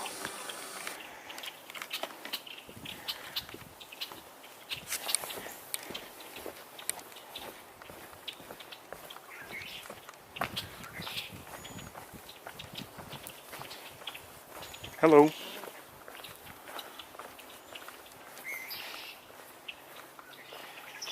And water levels are up a little bit. As expected, really. The sun is right in my eyes, so I'm hesitant to do much more walking to get closer. You know what, maybe if I walk over here I can get the sun out of my eyes. Really, it's actually, I'm getting the sun's reflection off the pond in my eyes. Hold on, I gotta adjust something here. With the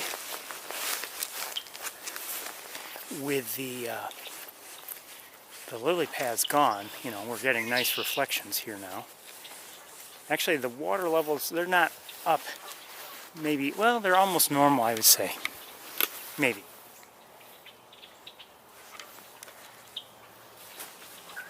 Maybe.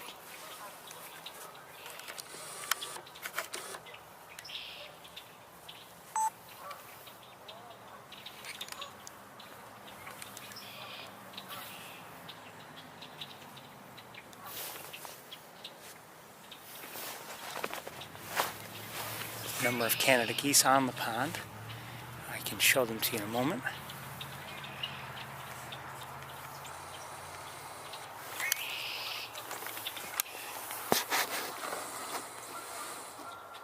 Sounds like more geese coming in. Maybe. Actually, I may be wrong about that. Could be they're just on the other side of the berm vocalizing. Yeah, that could be. But as you can see, as I indicated, few remnants of all the lily pads. And for this time of year, it's about right. I mean, normally we're almost in November. November starts tomorrow, and normally for November the pond is pretty free of any vegetation that grew through in the warmer months. Someone just flew by. Some sort of woodpecker, I believe, just flew by. Don't know what it was.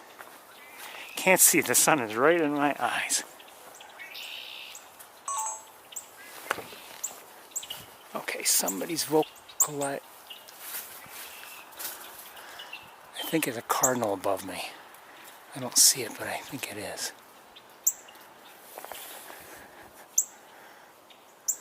Yes, it is. I'm pretty sure. I can't see it now. Alright, but I'm not seeing much else. Let me just hold things here.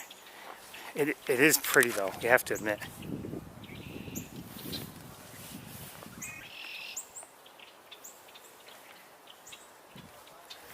This is one of my favorite times of year here at Sapsucker. Let me get the sun out of my eyes if I can.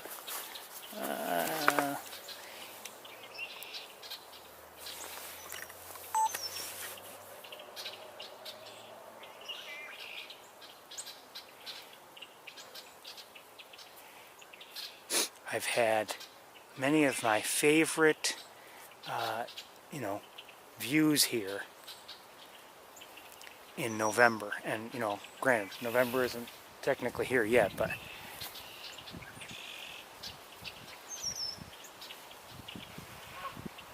I see a tufted titmouse. I was gonna, it was in a nearby tree and then flew back over towards the feeding garden. So I've seen of the triumvirate, oh, somebody just flew up to the nest tree, the former nest tree.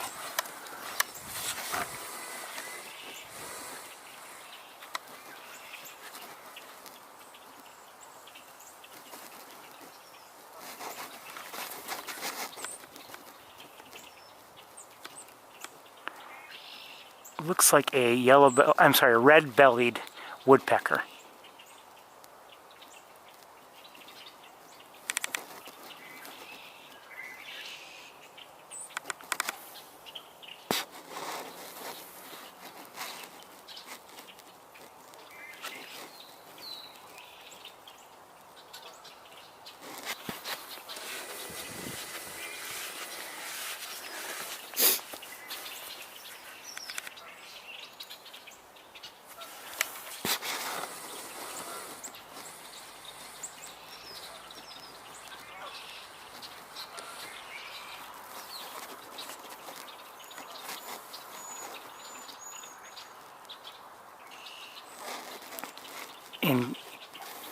Since we're here and we're looking at this Canada goose, it's nice to see. You can see the bill, for instance, is larger proportionally to the head than the other the geese that we had seen at Montezuma today, that I had believed and still believe were cackling geese. We're not going to be here too much longer. I want to get to the trails very shortly.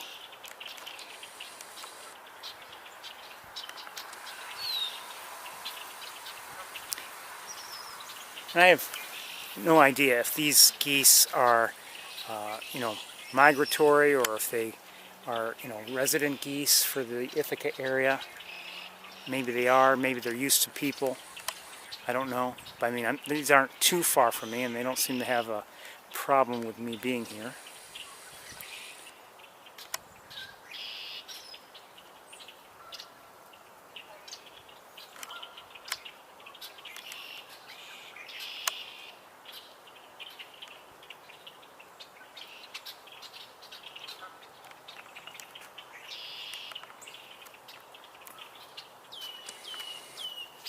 For all we know, these geese were hatched here. I don't know. We're gonna get to the trails right now, I think, because we don't have much time. But, oh, hold on, somebody's up there.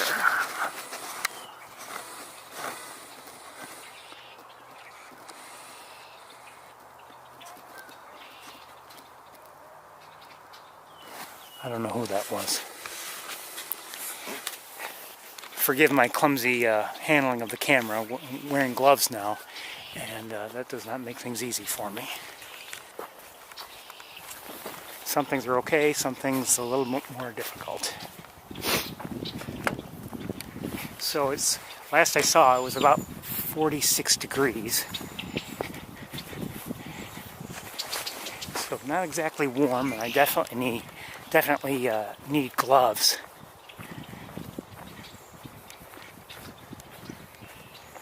If I'm gonna, walk here and operate the camera and everything. If I were just walking on my own, no camera or anything, I could, walk with my hands in my pockets, no big deal. Hold on. A woodpecker just flew here. I think it's on it may be on the other side of this tree.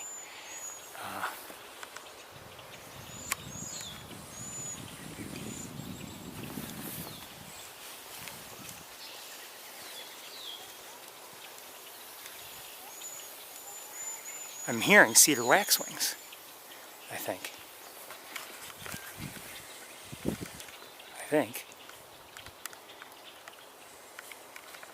I don't see them.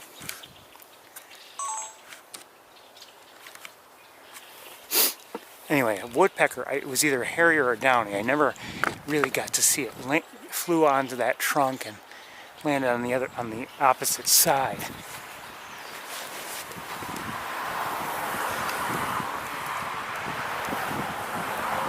Hello. What'd you see? Oh, nothing much. Oh. It's not just birds that I take pictures of. That's okay. Are you seeing anything? Just got here, but yes, I mean, Canada geese, red-bellied woodpecker, red-winged blackbirds.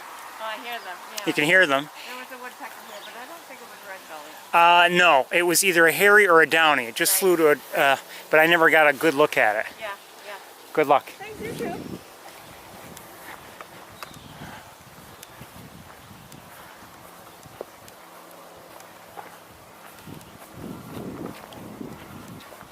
And you know, as I've said many times before, I'm hearing robin, American robin. As I've said many times before, and I think I see the robin flying across the road, well, you know, at fairly good altitude. Anyway, you know, you could come here and say in the winter and wonder, oh, why should I? Oh, who's that? Oh, I forgot to mention to her tufted titmouse, and I think I see one now. Oh, I think I saw one. There it is.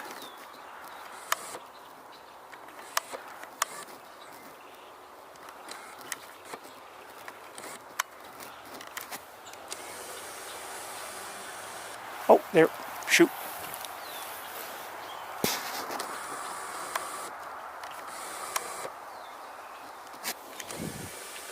Not being cooperative. You can come here and I hear a white-breasted nuthatch, so that's the third of the triumvirate, or the Three Musketeers. You often see them traveling together in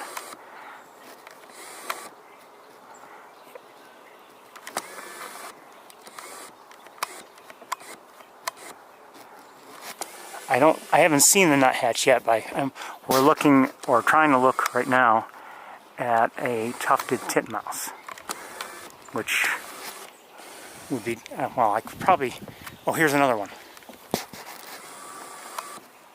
Where'd it go? Just flew over there.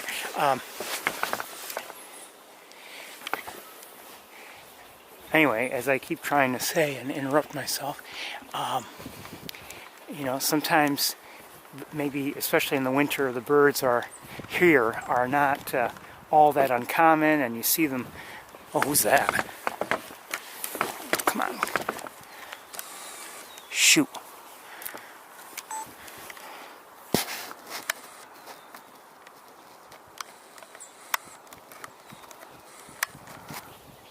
Hold on, I want to look with binoculars. I think it's, oh, maybe it's a, okay, I think it's a titmouse. It is, okay. I thought it was, for a moment, I thought it was something else. Still not much water here, and you know what? You're not going to see much water here for a while, just because of all the grasses that grew in. So until the water levels really increase, this will be it. This sort of thing, these channels maybe, and but these areas here won't be covered with water likely for a while. It's not just the vegetation, I mean the ground is higher.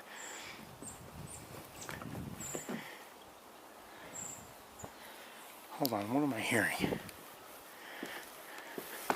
Oh, something was swimming over there. I think maybe a muskrat.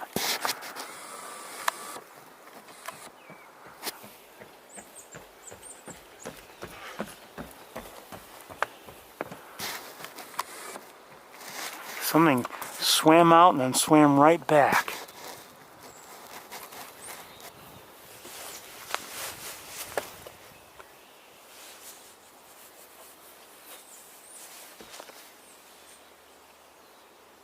I'm looking around and also hearing some birds. It may be the titmice.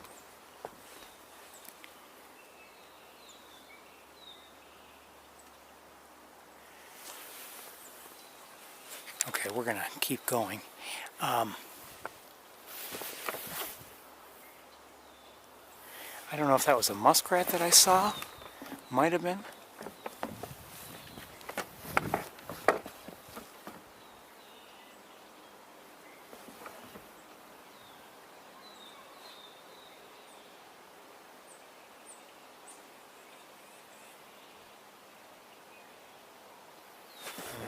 No further sign of movement. Oh, sorry.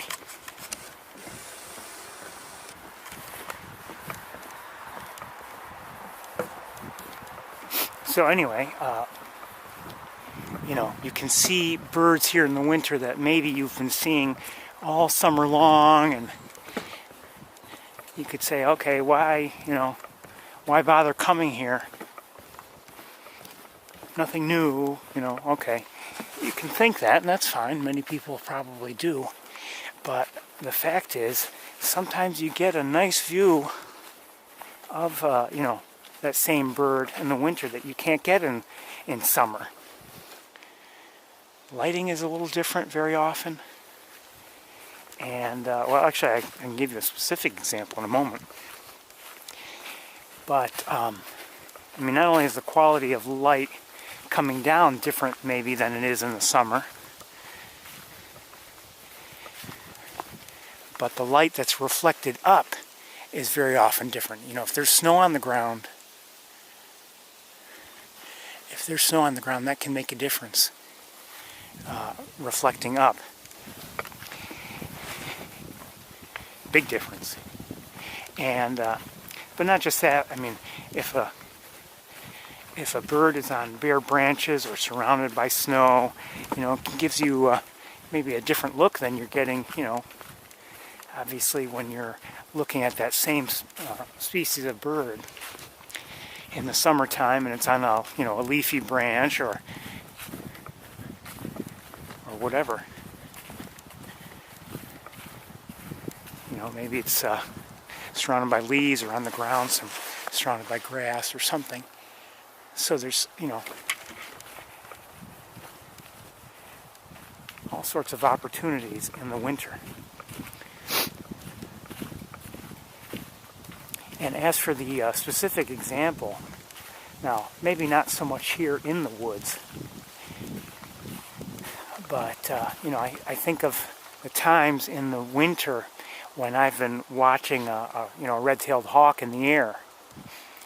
And, you know, if there's snow on the ground and it's flying above that snow, the light reflects upward and lights the, lights the belly and breast of the hawk much better than it would be lit in the summer.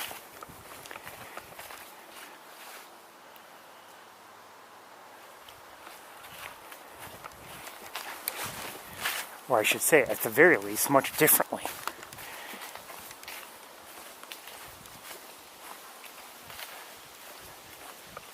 I'm going to move right along here today. If we see something, sure, I'll stop. But I don't think I'm going to stop too often for scenery. Just because we're limited on time. Lots of leaves on the ground. But you can see things have thinned out, certainly, in terms of the trees themselves. They've lost most of their leaves.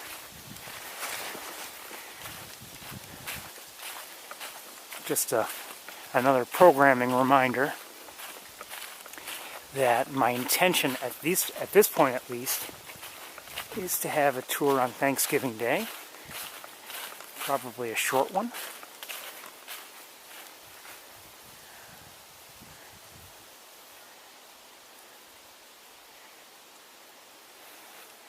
Starting, I don't know when. As soon as I'm able, I guess.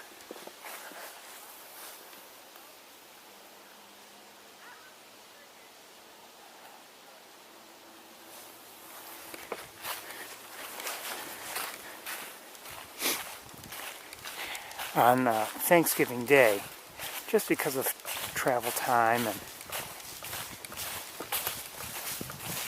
Hello.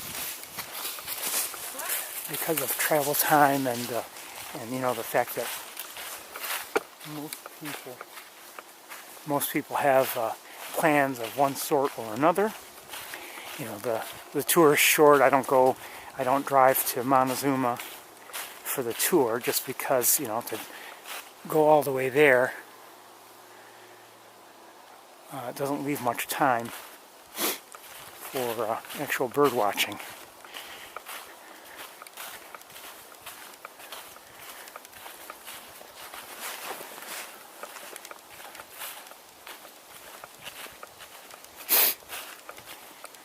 And who knows, you know, I have no idea if everyone who's viewing now is, you know, if you have Thanksgiving plans or not. I mean, my understanding is some areas have governments trying to restrict Thanksgiving celebrations,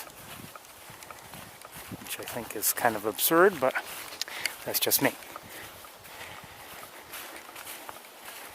You just have to be careful and sensible.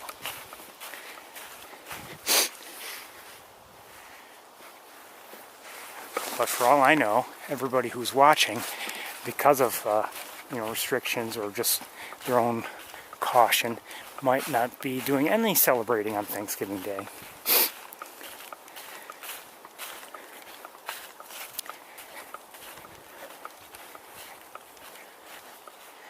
But anyway, I've done bird watching, some bird watching on Thanksgiving Day for a number of years now, and as I've mentioned before, it's become my own little tradition.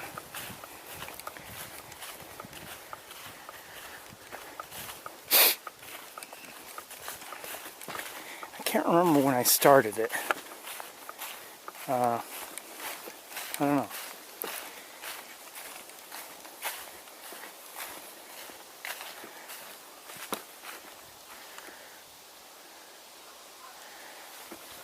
I mean, it was before the tour started, and that started in 2012.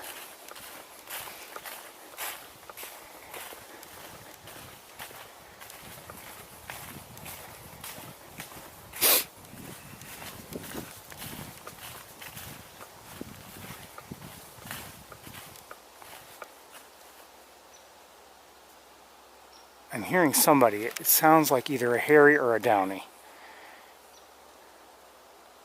Not very close. Hairy or downy woodpecker.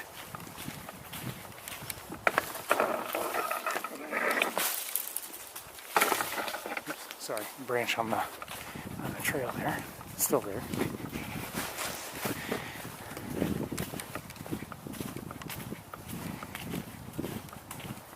The leaves that are on the trail, they feel a little bit damp. They've been stepped on, and they've had rain fall on them since they've reached the ground. So I mean, it's not very, very dry. So they don't make that much noise as I walk over them on a relative basis.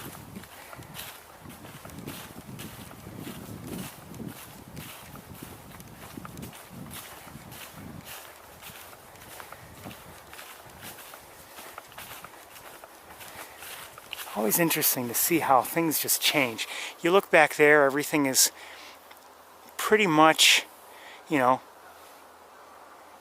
golds and yellows and all falling down, and then you get to some of this area here and there's still some green. And this is like this year after year.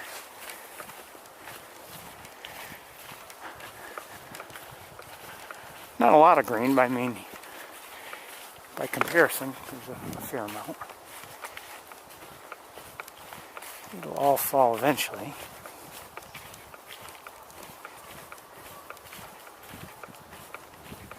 I'm looking forward to seeing some of these water levels.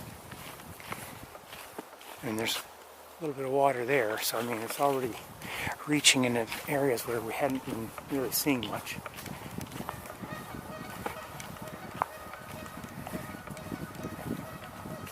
And there's definitely more water here, I think. A little bit more.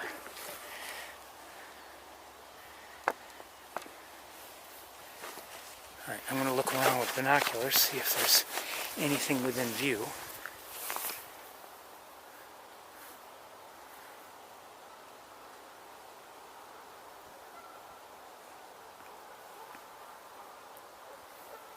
Nope, I don't see anything. It's pretty much just clear.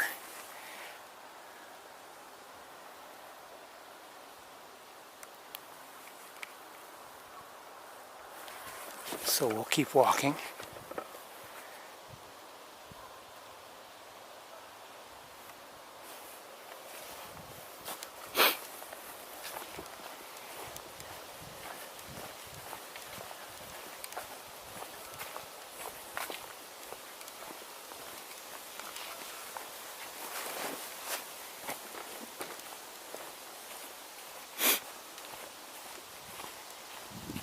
I've been wondering, you know, I have to imagine there's at least some activity within the lab building itself.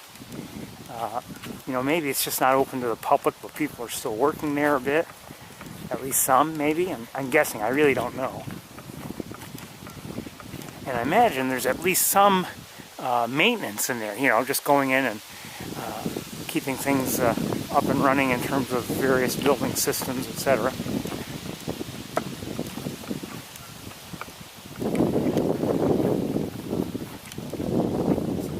I'm guessing anyway.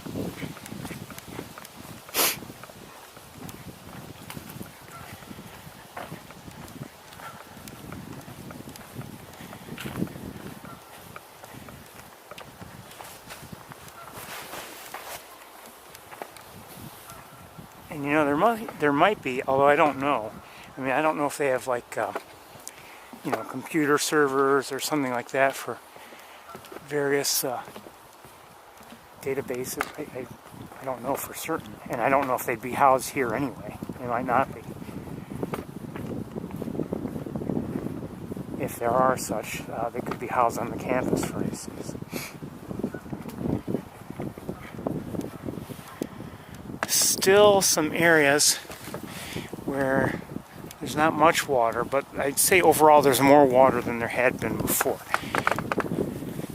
In the meantime, let me adjust the tripod here so I can do things a little bit more easily.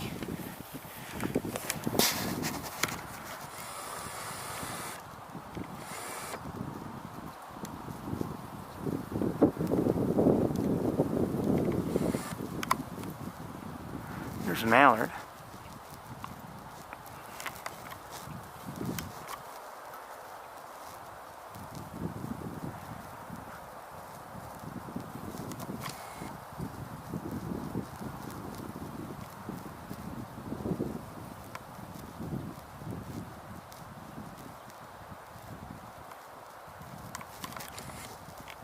Wood ducks. So we've seen mallards and at least one mallard and wood ducks here today. Canada geese. Just heard a robin.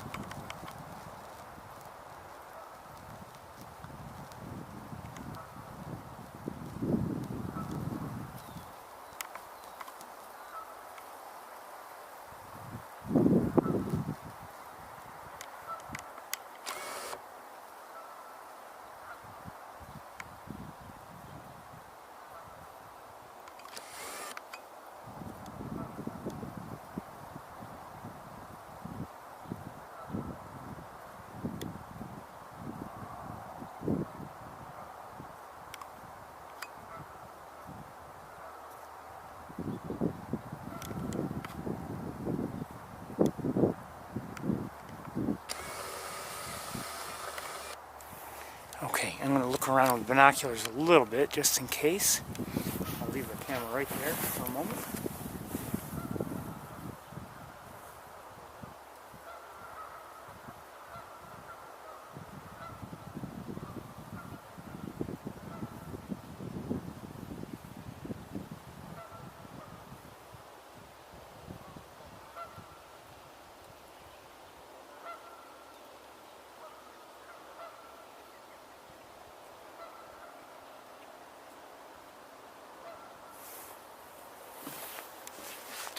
really see anything else.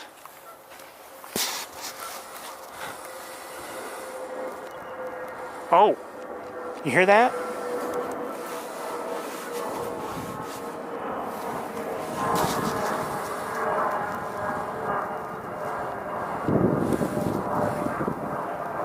That looks like a greater yellowlegs. What you doing here?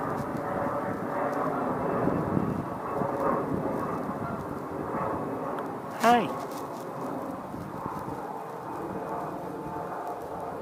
I heard it, and oops. Hold on a second. Where'd it go?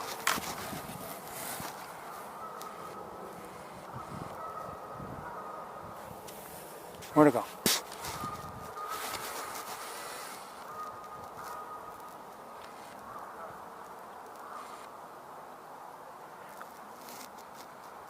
And I believe I just heard the rattle of a belted kingfisher. I was wondering if they'd be around. I'm not sure where the I somehow lost track of the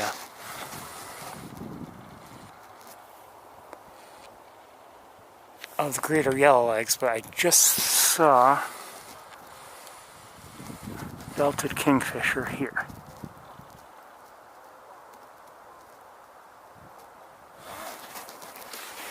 It just shows you how important it is, you know, sound. It's not always visuals.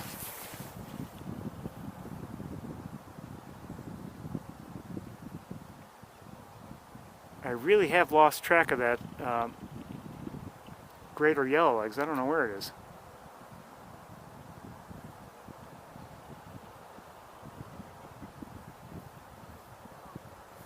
Not that they're never here, but it's a bit of a surprise to see one.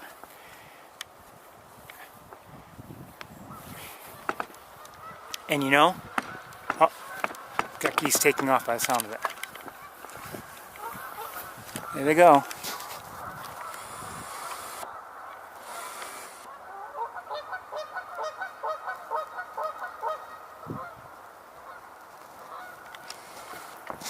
Bye. Safe trip, wherever you're going.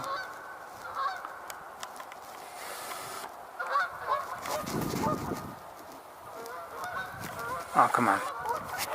Okay.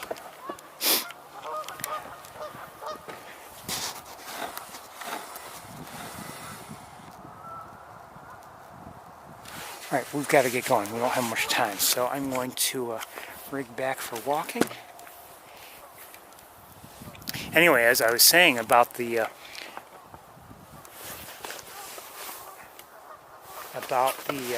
greater yellowlegs, it's not that they're never here, but you know, not so often, I don't believe. And if I had to guess, you know, normally we wouldn't see them where we just saw that one, because there, you know, would be higher water levels that are not you know, not of interest to them in terms of the way they feed. And just like that spotted, or no, solitary sandpiper we saw weeks ago. 2 weeks in a row. You know, it was near the Charlie Harper bench, and at the time there was less water there, just mud and, you know, water nearby, but not right there. Probably wouldn't have seen it if things had been, you know, at normal water levels.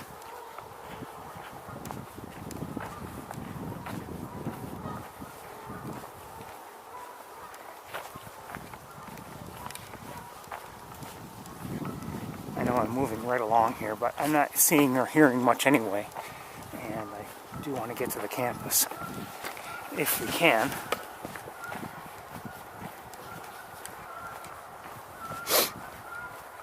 I don't know if geese are coming in to land here for the night or not. Wouldn't mind watching that if that's the case, but I really don't know if it's happening. And like I said, I'd like to get to the campus if possible.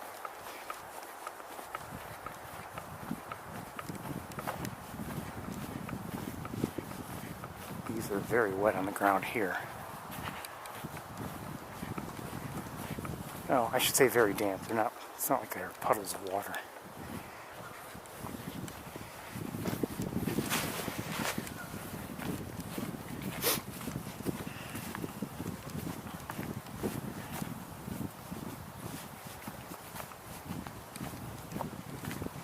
Anyway, it looks like things are a little less dry overall here. It wasn't really, I mean, it got dry, but as I've been saying, at least it, you know, didn't really happen until late summer and into the fall. So, you know, it wasn't exceedingly hot and dry at the same time.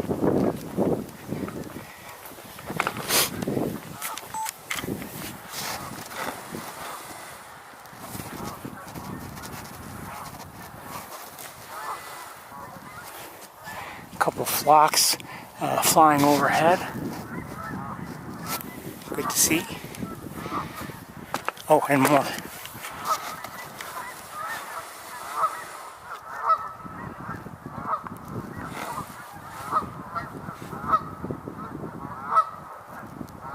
Safe trip, everybody. Safe trip.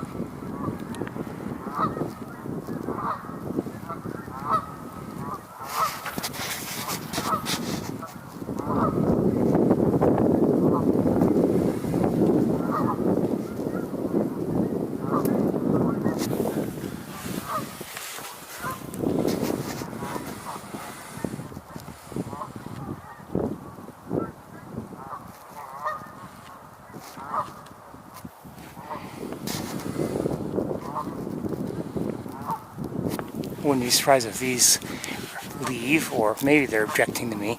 Here again is the belted kingfisher. Same one we saw, I believe.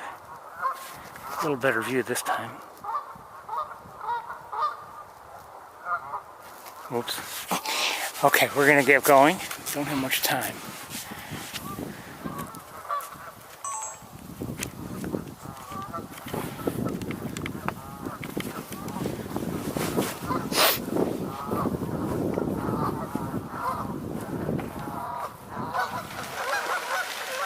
I don't think I'm startling them. I think they're just leaving. Given the chatter level that picked up, and how they've flown away, I don't believe it's because of me. Who's this here? Oh, hi.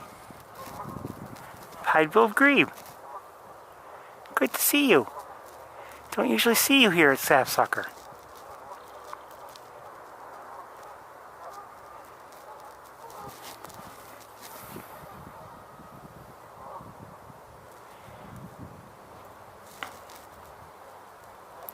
Bird every bird. I didn't know what it was, but I felt it may have been a duck, but it's, by the way, a pied-billed grebe is not a duck.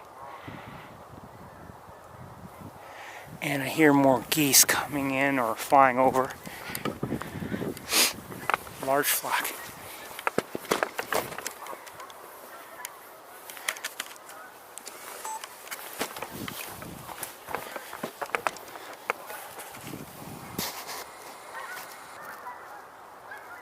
Safe trip. Good luck. Good luck, everybody.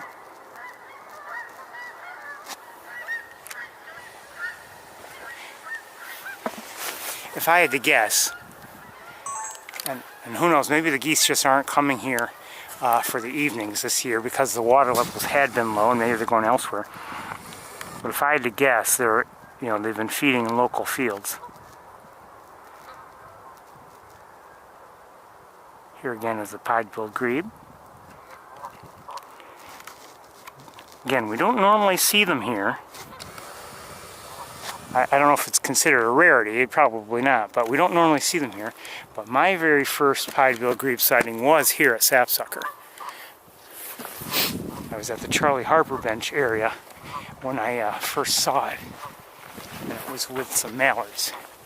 And, you know, looking at it first, I thought it was just another mallard. And then, I don't remember if I noticed it before I left. I think I did. Maybe not. But I noticed there was something different. And sure enough, that I don't know if I had ever even heard of pied-billed grebes before then. The geese are leaving. Yep, some just took off. Everybody's leaving. Just about. I'll bet everybody leaves. So, anyway, we're gonna continue on. I have enjoyed this walk. We've seen a couple surprises. Pied-billed grebe.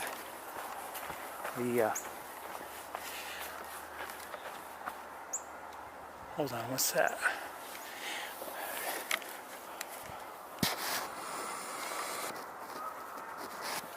I think that was a blue jay. Yes, it was. Blue jay. Another flock of geese in formation. The pied-billed grebe, the greater yellowlegs.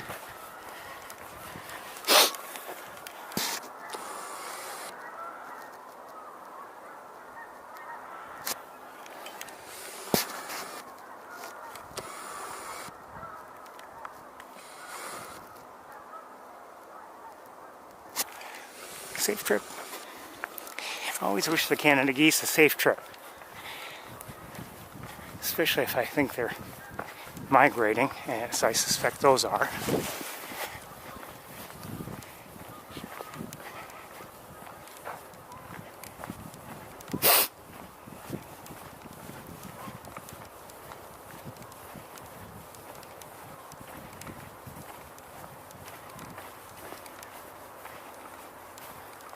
We've actually had a few surprises today. Not rarities or anything like that, but it was nice to see the tundra swans. Although others had reported some, I think, here in Tompkins County just yesterday. Hold on. I'm not going to go any further. There are mallards here, at least one mallard. And I don't where it is. I think if I were to continue to the end of the platform here, I'd probably scare it. So I don't want to do that. I didn't notice it until I saw the ripples in the water. I hear more geese. Lots of geese flying overhead. I have no objection.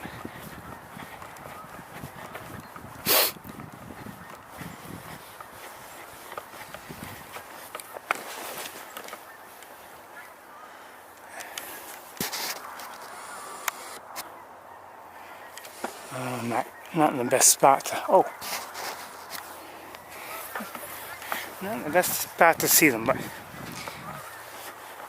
I can, even through the trees, wish them good luck and safe journeys.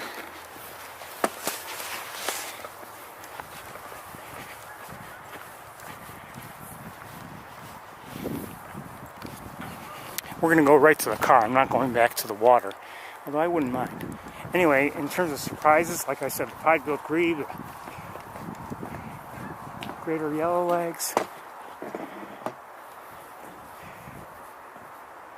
the hooded merganser, for instance, at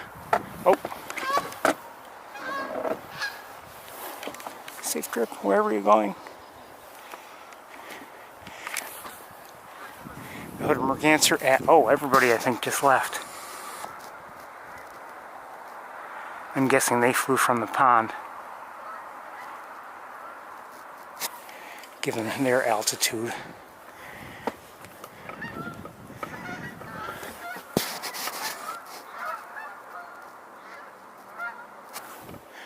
Lots of goosage today.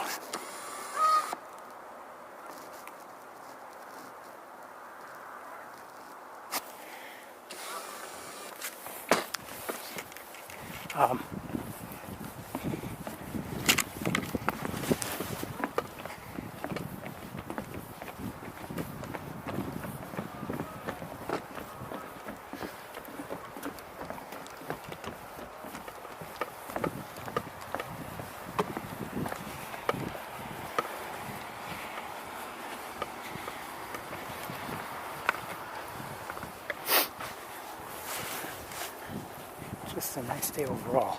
And we have a little bit of time left. Not much. It's going to get dark very quickly. So let's hurry on to the car and hopefully make it to the campus with a little bit of light left. It'll be dark soon. Starling's up around the power lines.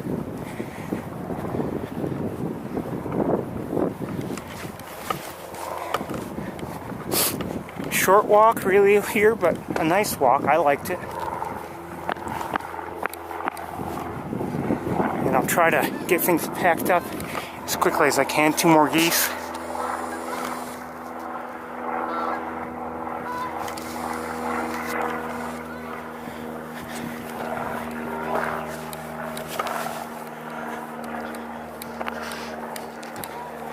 I'll need a minute or two to get situated for the car.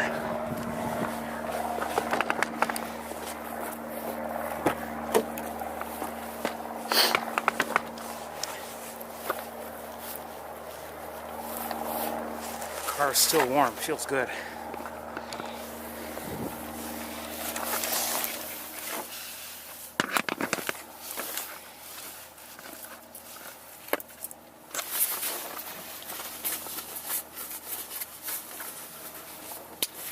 Oh, more geese just took off. I'm not going to be able to show them to you because we've got to get going, but I'm guessing they took off from the pond as well. There were quite a few geese on the pond.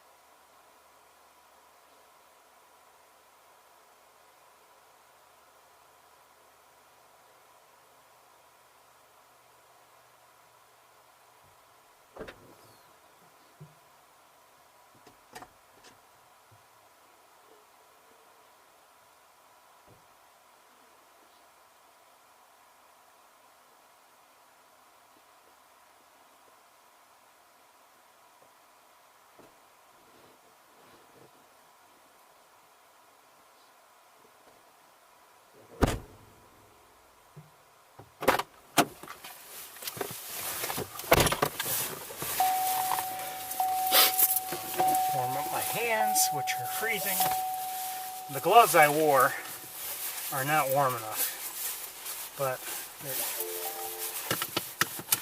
they're a lot easier to use with a camera than my warmer gloves, but I think I'm going to have to just get used to the other gloves again. Oh, come on. There we go.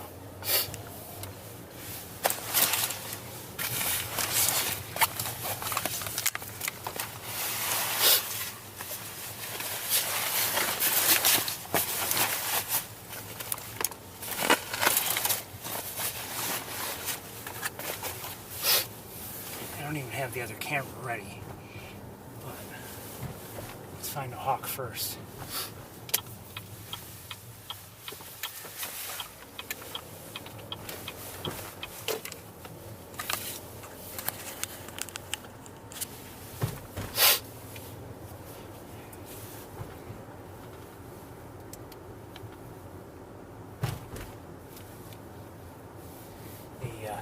Thermometer is dropping. It said 43, but it's already down to 42, and I don't know what the real temperature is, but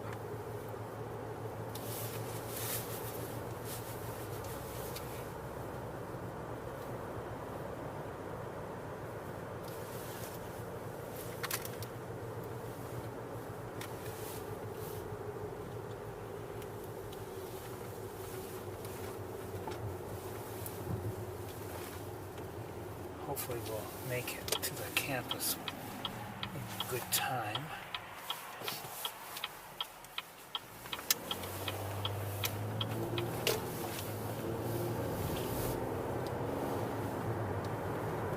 I think a whole bunch of starlings, just flew towards those power lines that where we normally see them. I'm not sure. I believe they were starlings, not regular blackbirds.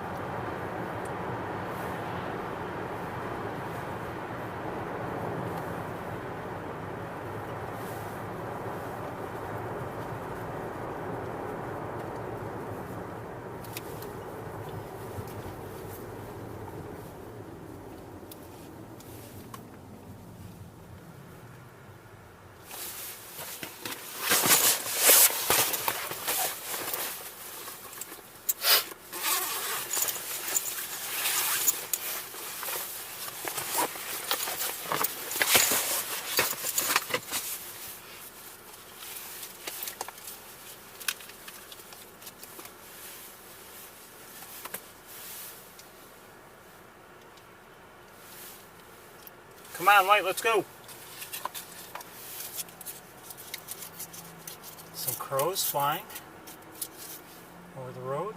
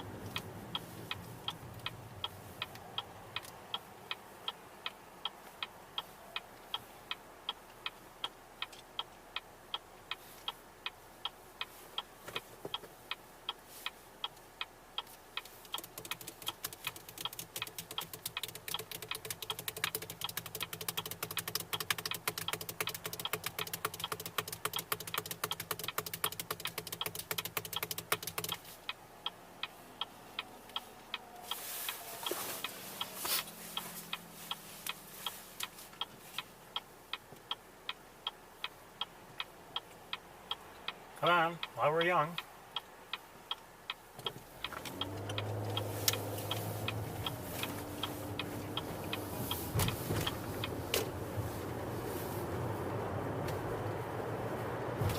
I'd say it's noticeably darker than it was when we're still in the parking lot. Like I said, it's going to get dark in a hurry.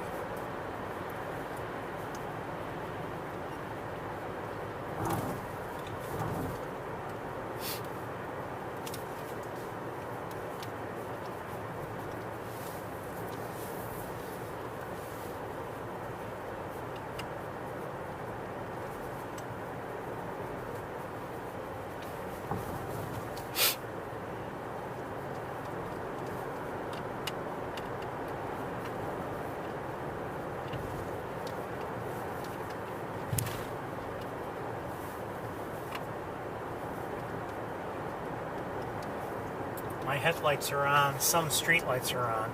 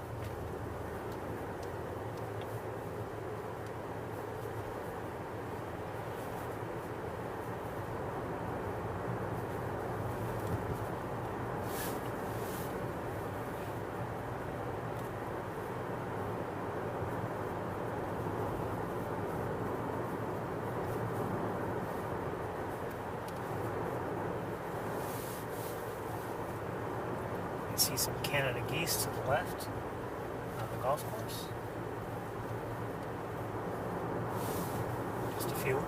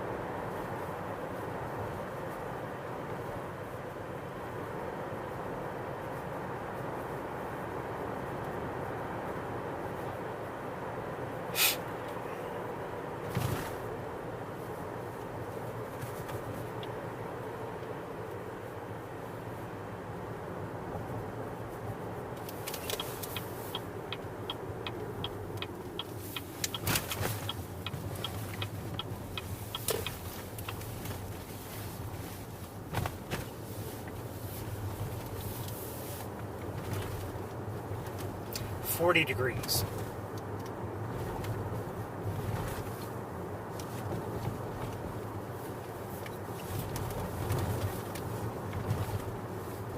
It's not that 40 is so bad. I mean, if it were January and we were dealing with 40, we'd say it's a warm day.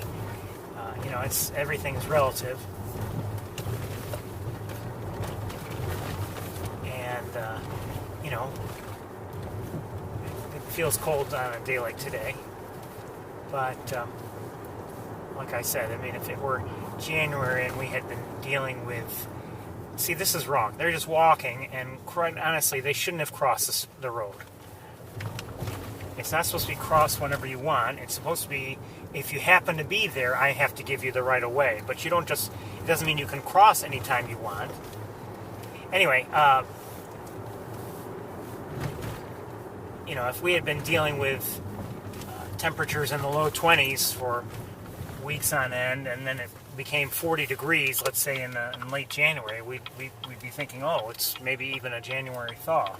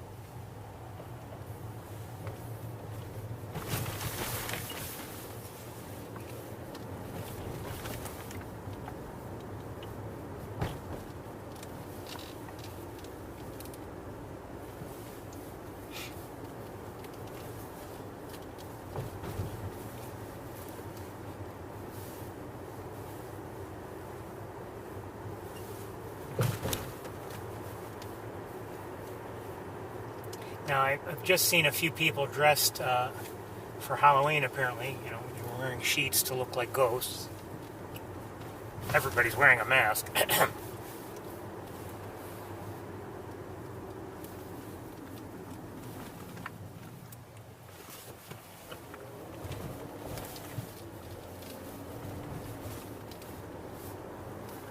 Not sure why they're wearing masks outside, but...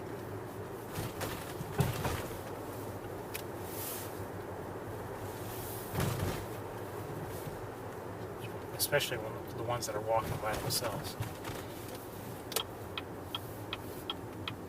And nowhere near anybody. I don't see anybody up on Sage Hall. Nope.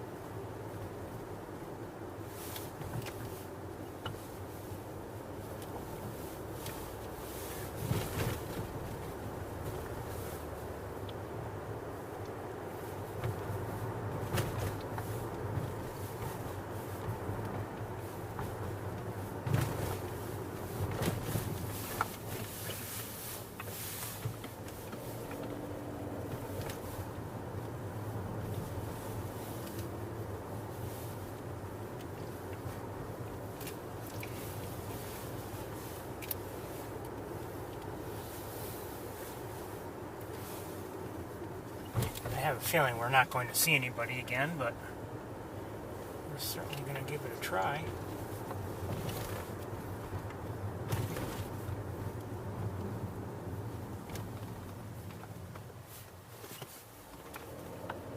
See a mourning dove.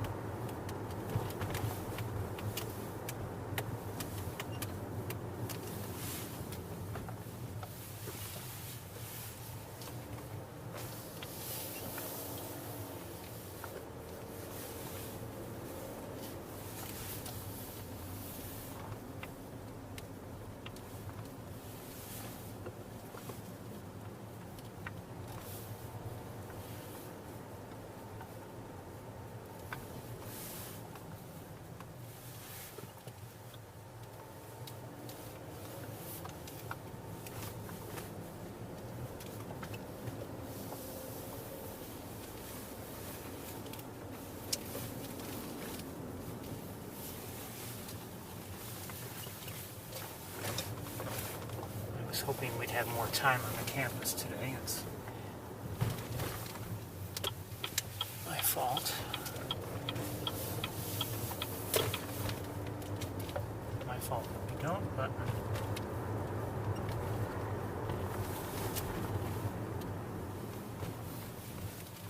what can you do? Guess we could skip some areas.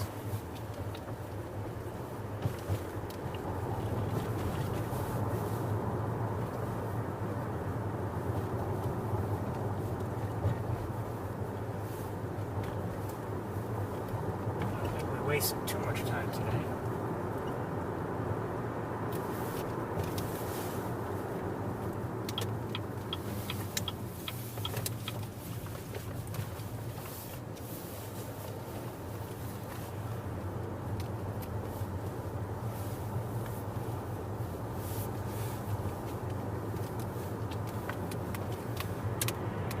They may already be in roosting spots now.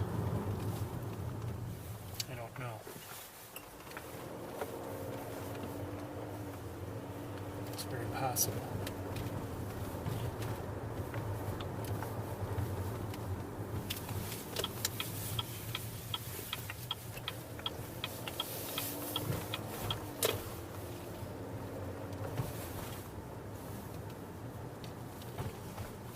Just saw another mourning dove.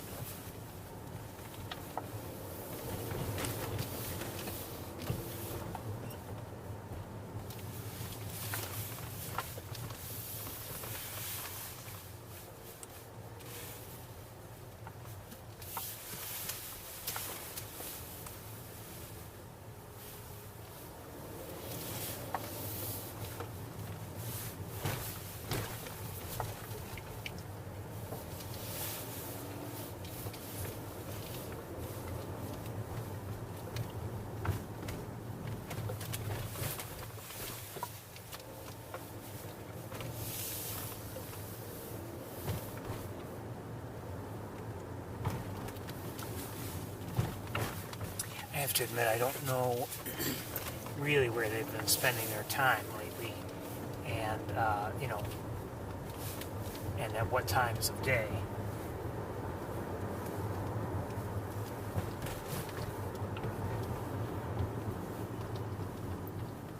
One thing about the nesting season is, you know, we've seen, you know, a lot of repeated activity. So it's, you know, fairly easy to, if not find them, but at least be in the vicinity. This time of year is a totally different story.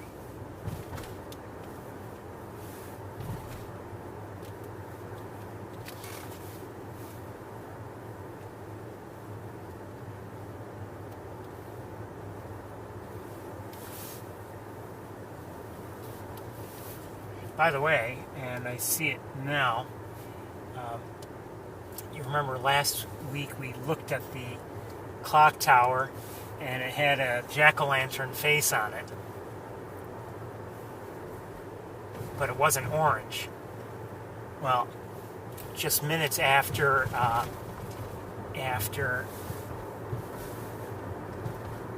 shut everything down for the night, they were orange, so they must have turned on an orange light, and I can see that, the jack-o'-lantern face now.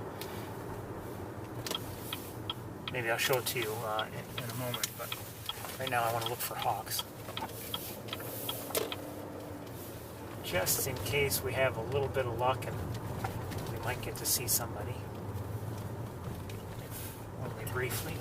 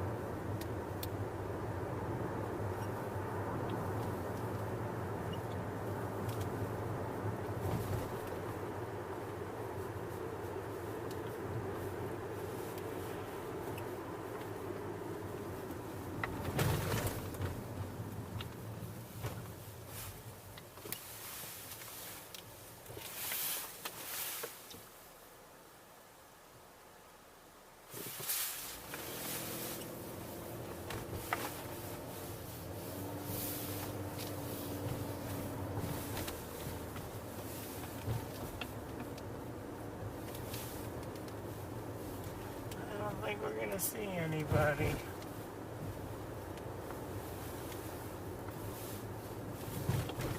Sorry about that, everybody.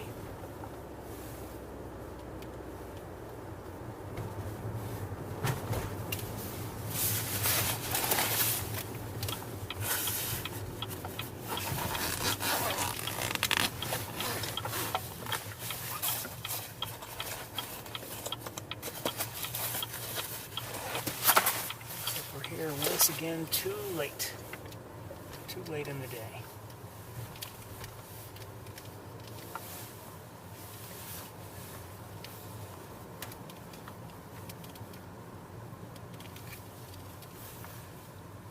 Didn't see anyone as I drove through this morning for what little I drove through.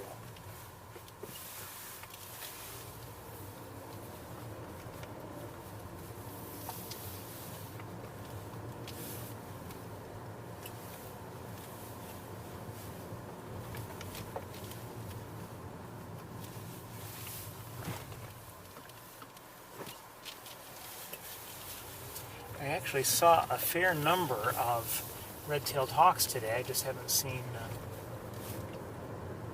Big Red or Arthur.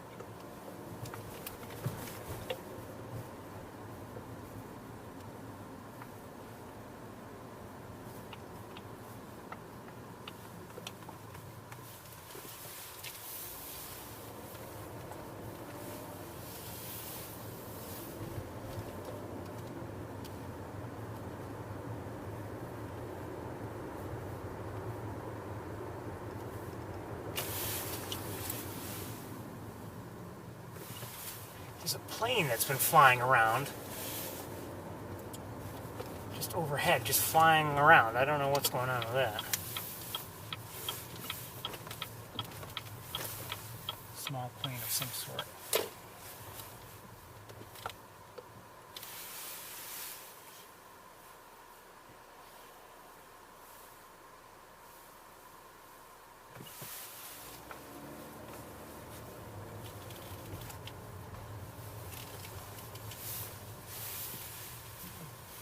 Not that I expected to see anybody on Bradfield, but I just checked.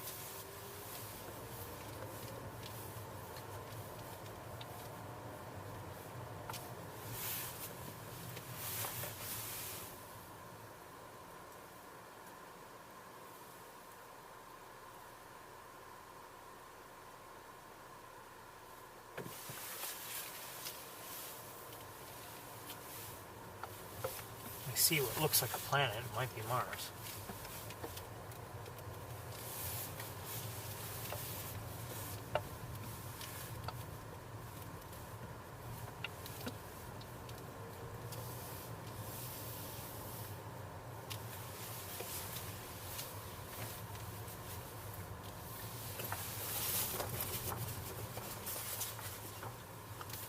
Well, everybody, I think it's maybe about time we called it a day. Even if we see a hawk at this point, we're not going to see it well. Unless we, unless it just happens to be in an area that it's lit.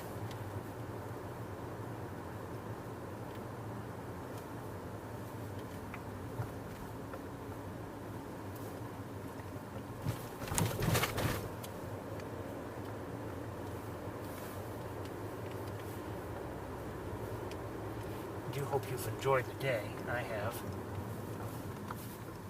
I forgot to mention in terms of surprises, the cackling geese we saw.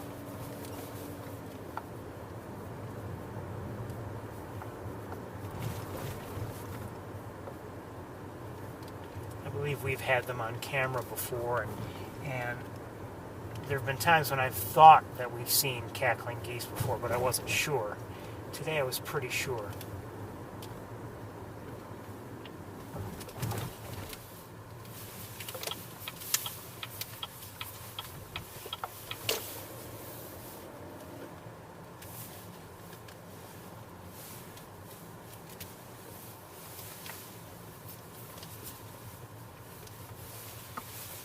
We've looked at, sometimes groupings of Canada geese, and some may have seemed small, but I wasn't sure, and I was reasonably sure today.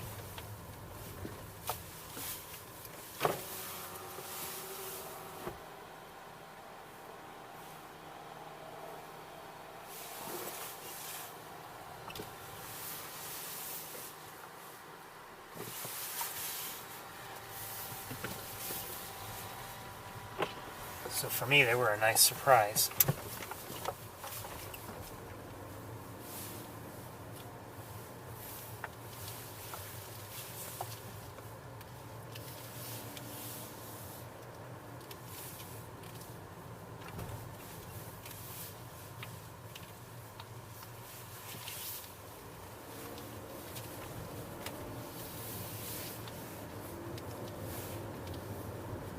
Anyway, I'd say we're about out of light. We're certainly out of hawks to see. So it's time for me to pack up and head home. Oh, no, let's go look at the clock tower. I know we saw it last week, and the only difference is that it's orange now. It was orange last week. It just before not until after I was done broadcasting. So let's go take a look and see what it looks like. I think I know just the spot. Or spots.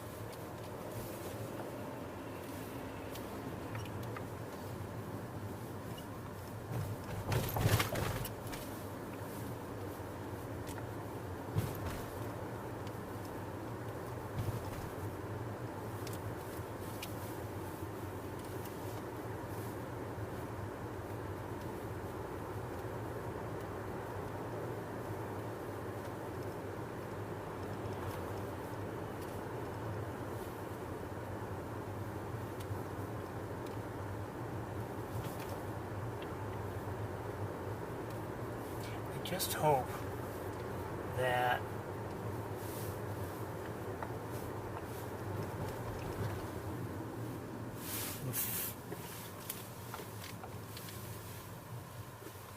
now I see Saturn and Jupiter. I hadn't seen them in a while. Anyway, I hope that before the perpetrators all die,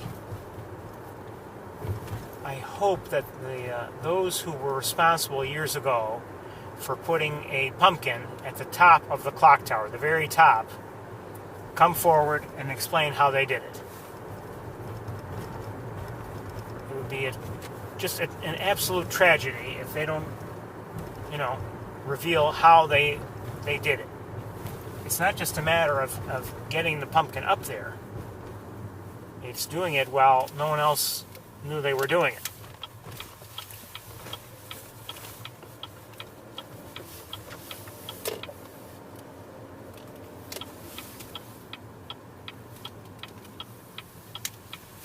If you don't know what I'm talking about, years ago, somebody put a pumpkin on the very point, at the very top of the clock tower here on the campus. And no one saw them do it. No one knows how they did it. And it stayed up there a while, until it finally came down. I mean, it was up there for several weeks, I believe.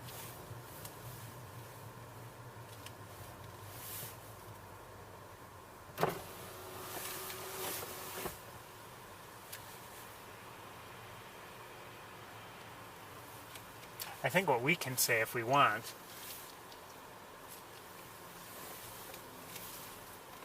we can say maybe that Big Red put it up there. What do you think about that?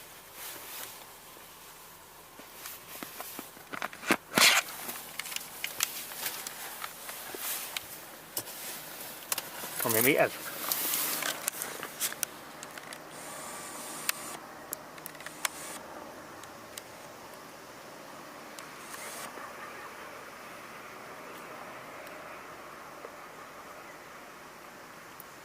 Happy Halloween, everybody.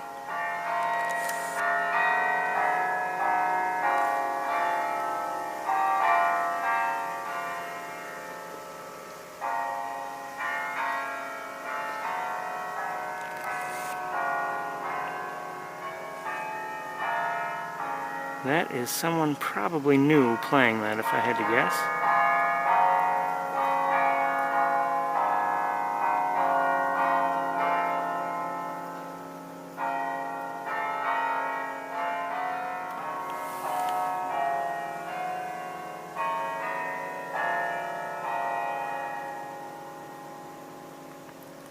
That's the Cornell alma mater, I believe.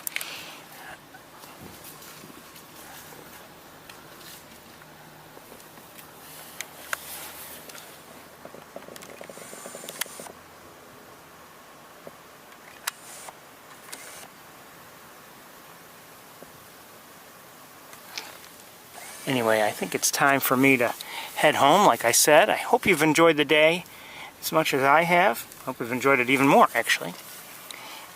But we're out of time. So, everyone, I want to wish you all a very good week. Happy Halloween. If I were you, if you have any candy, turn off the lights and keep it for yourself. Those kids should be studying at home. Anyway, again, I want to thank you all for joining me, and I hope you enjoyed it. But we are out of time, out of light, and out of birds. Until next time, everybody, take care. Bye-bye.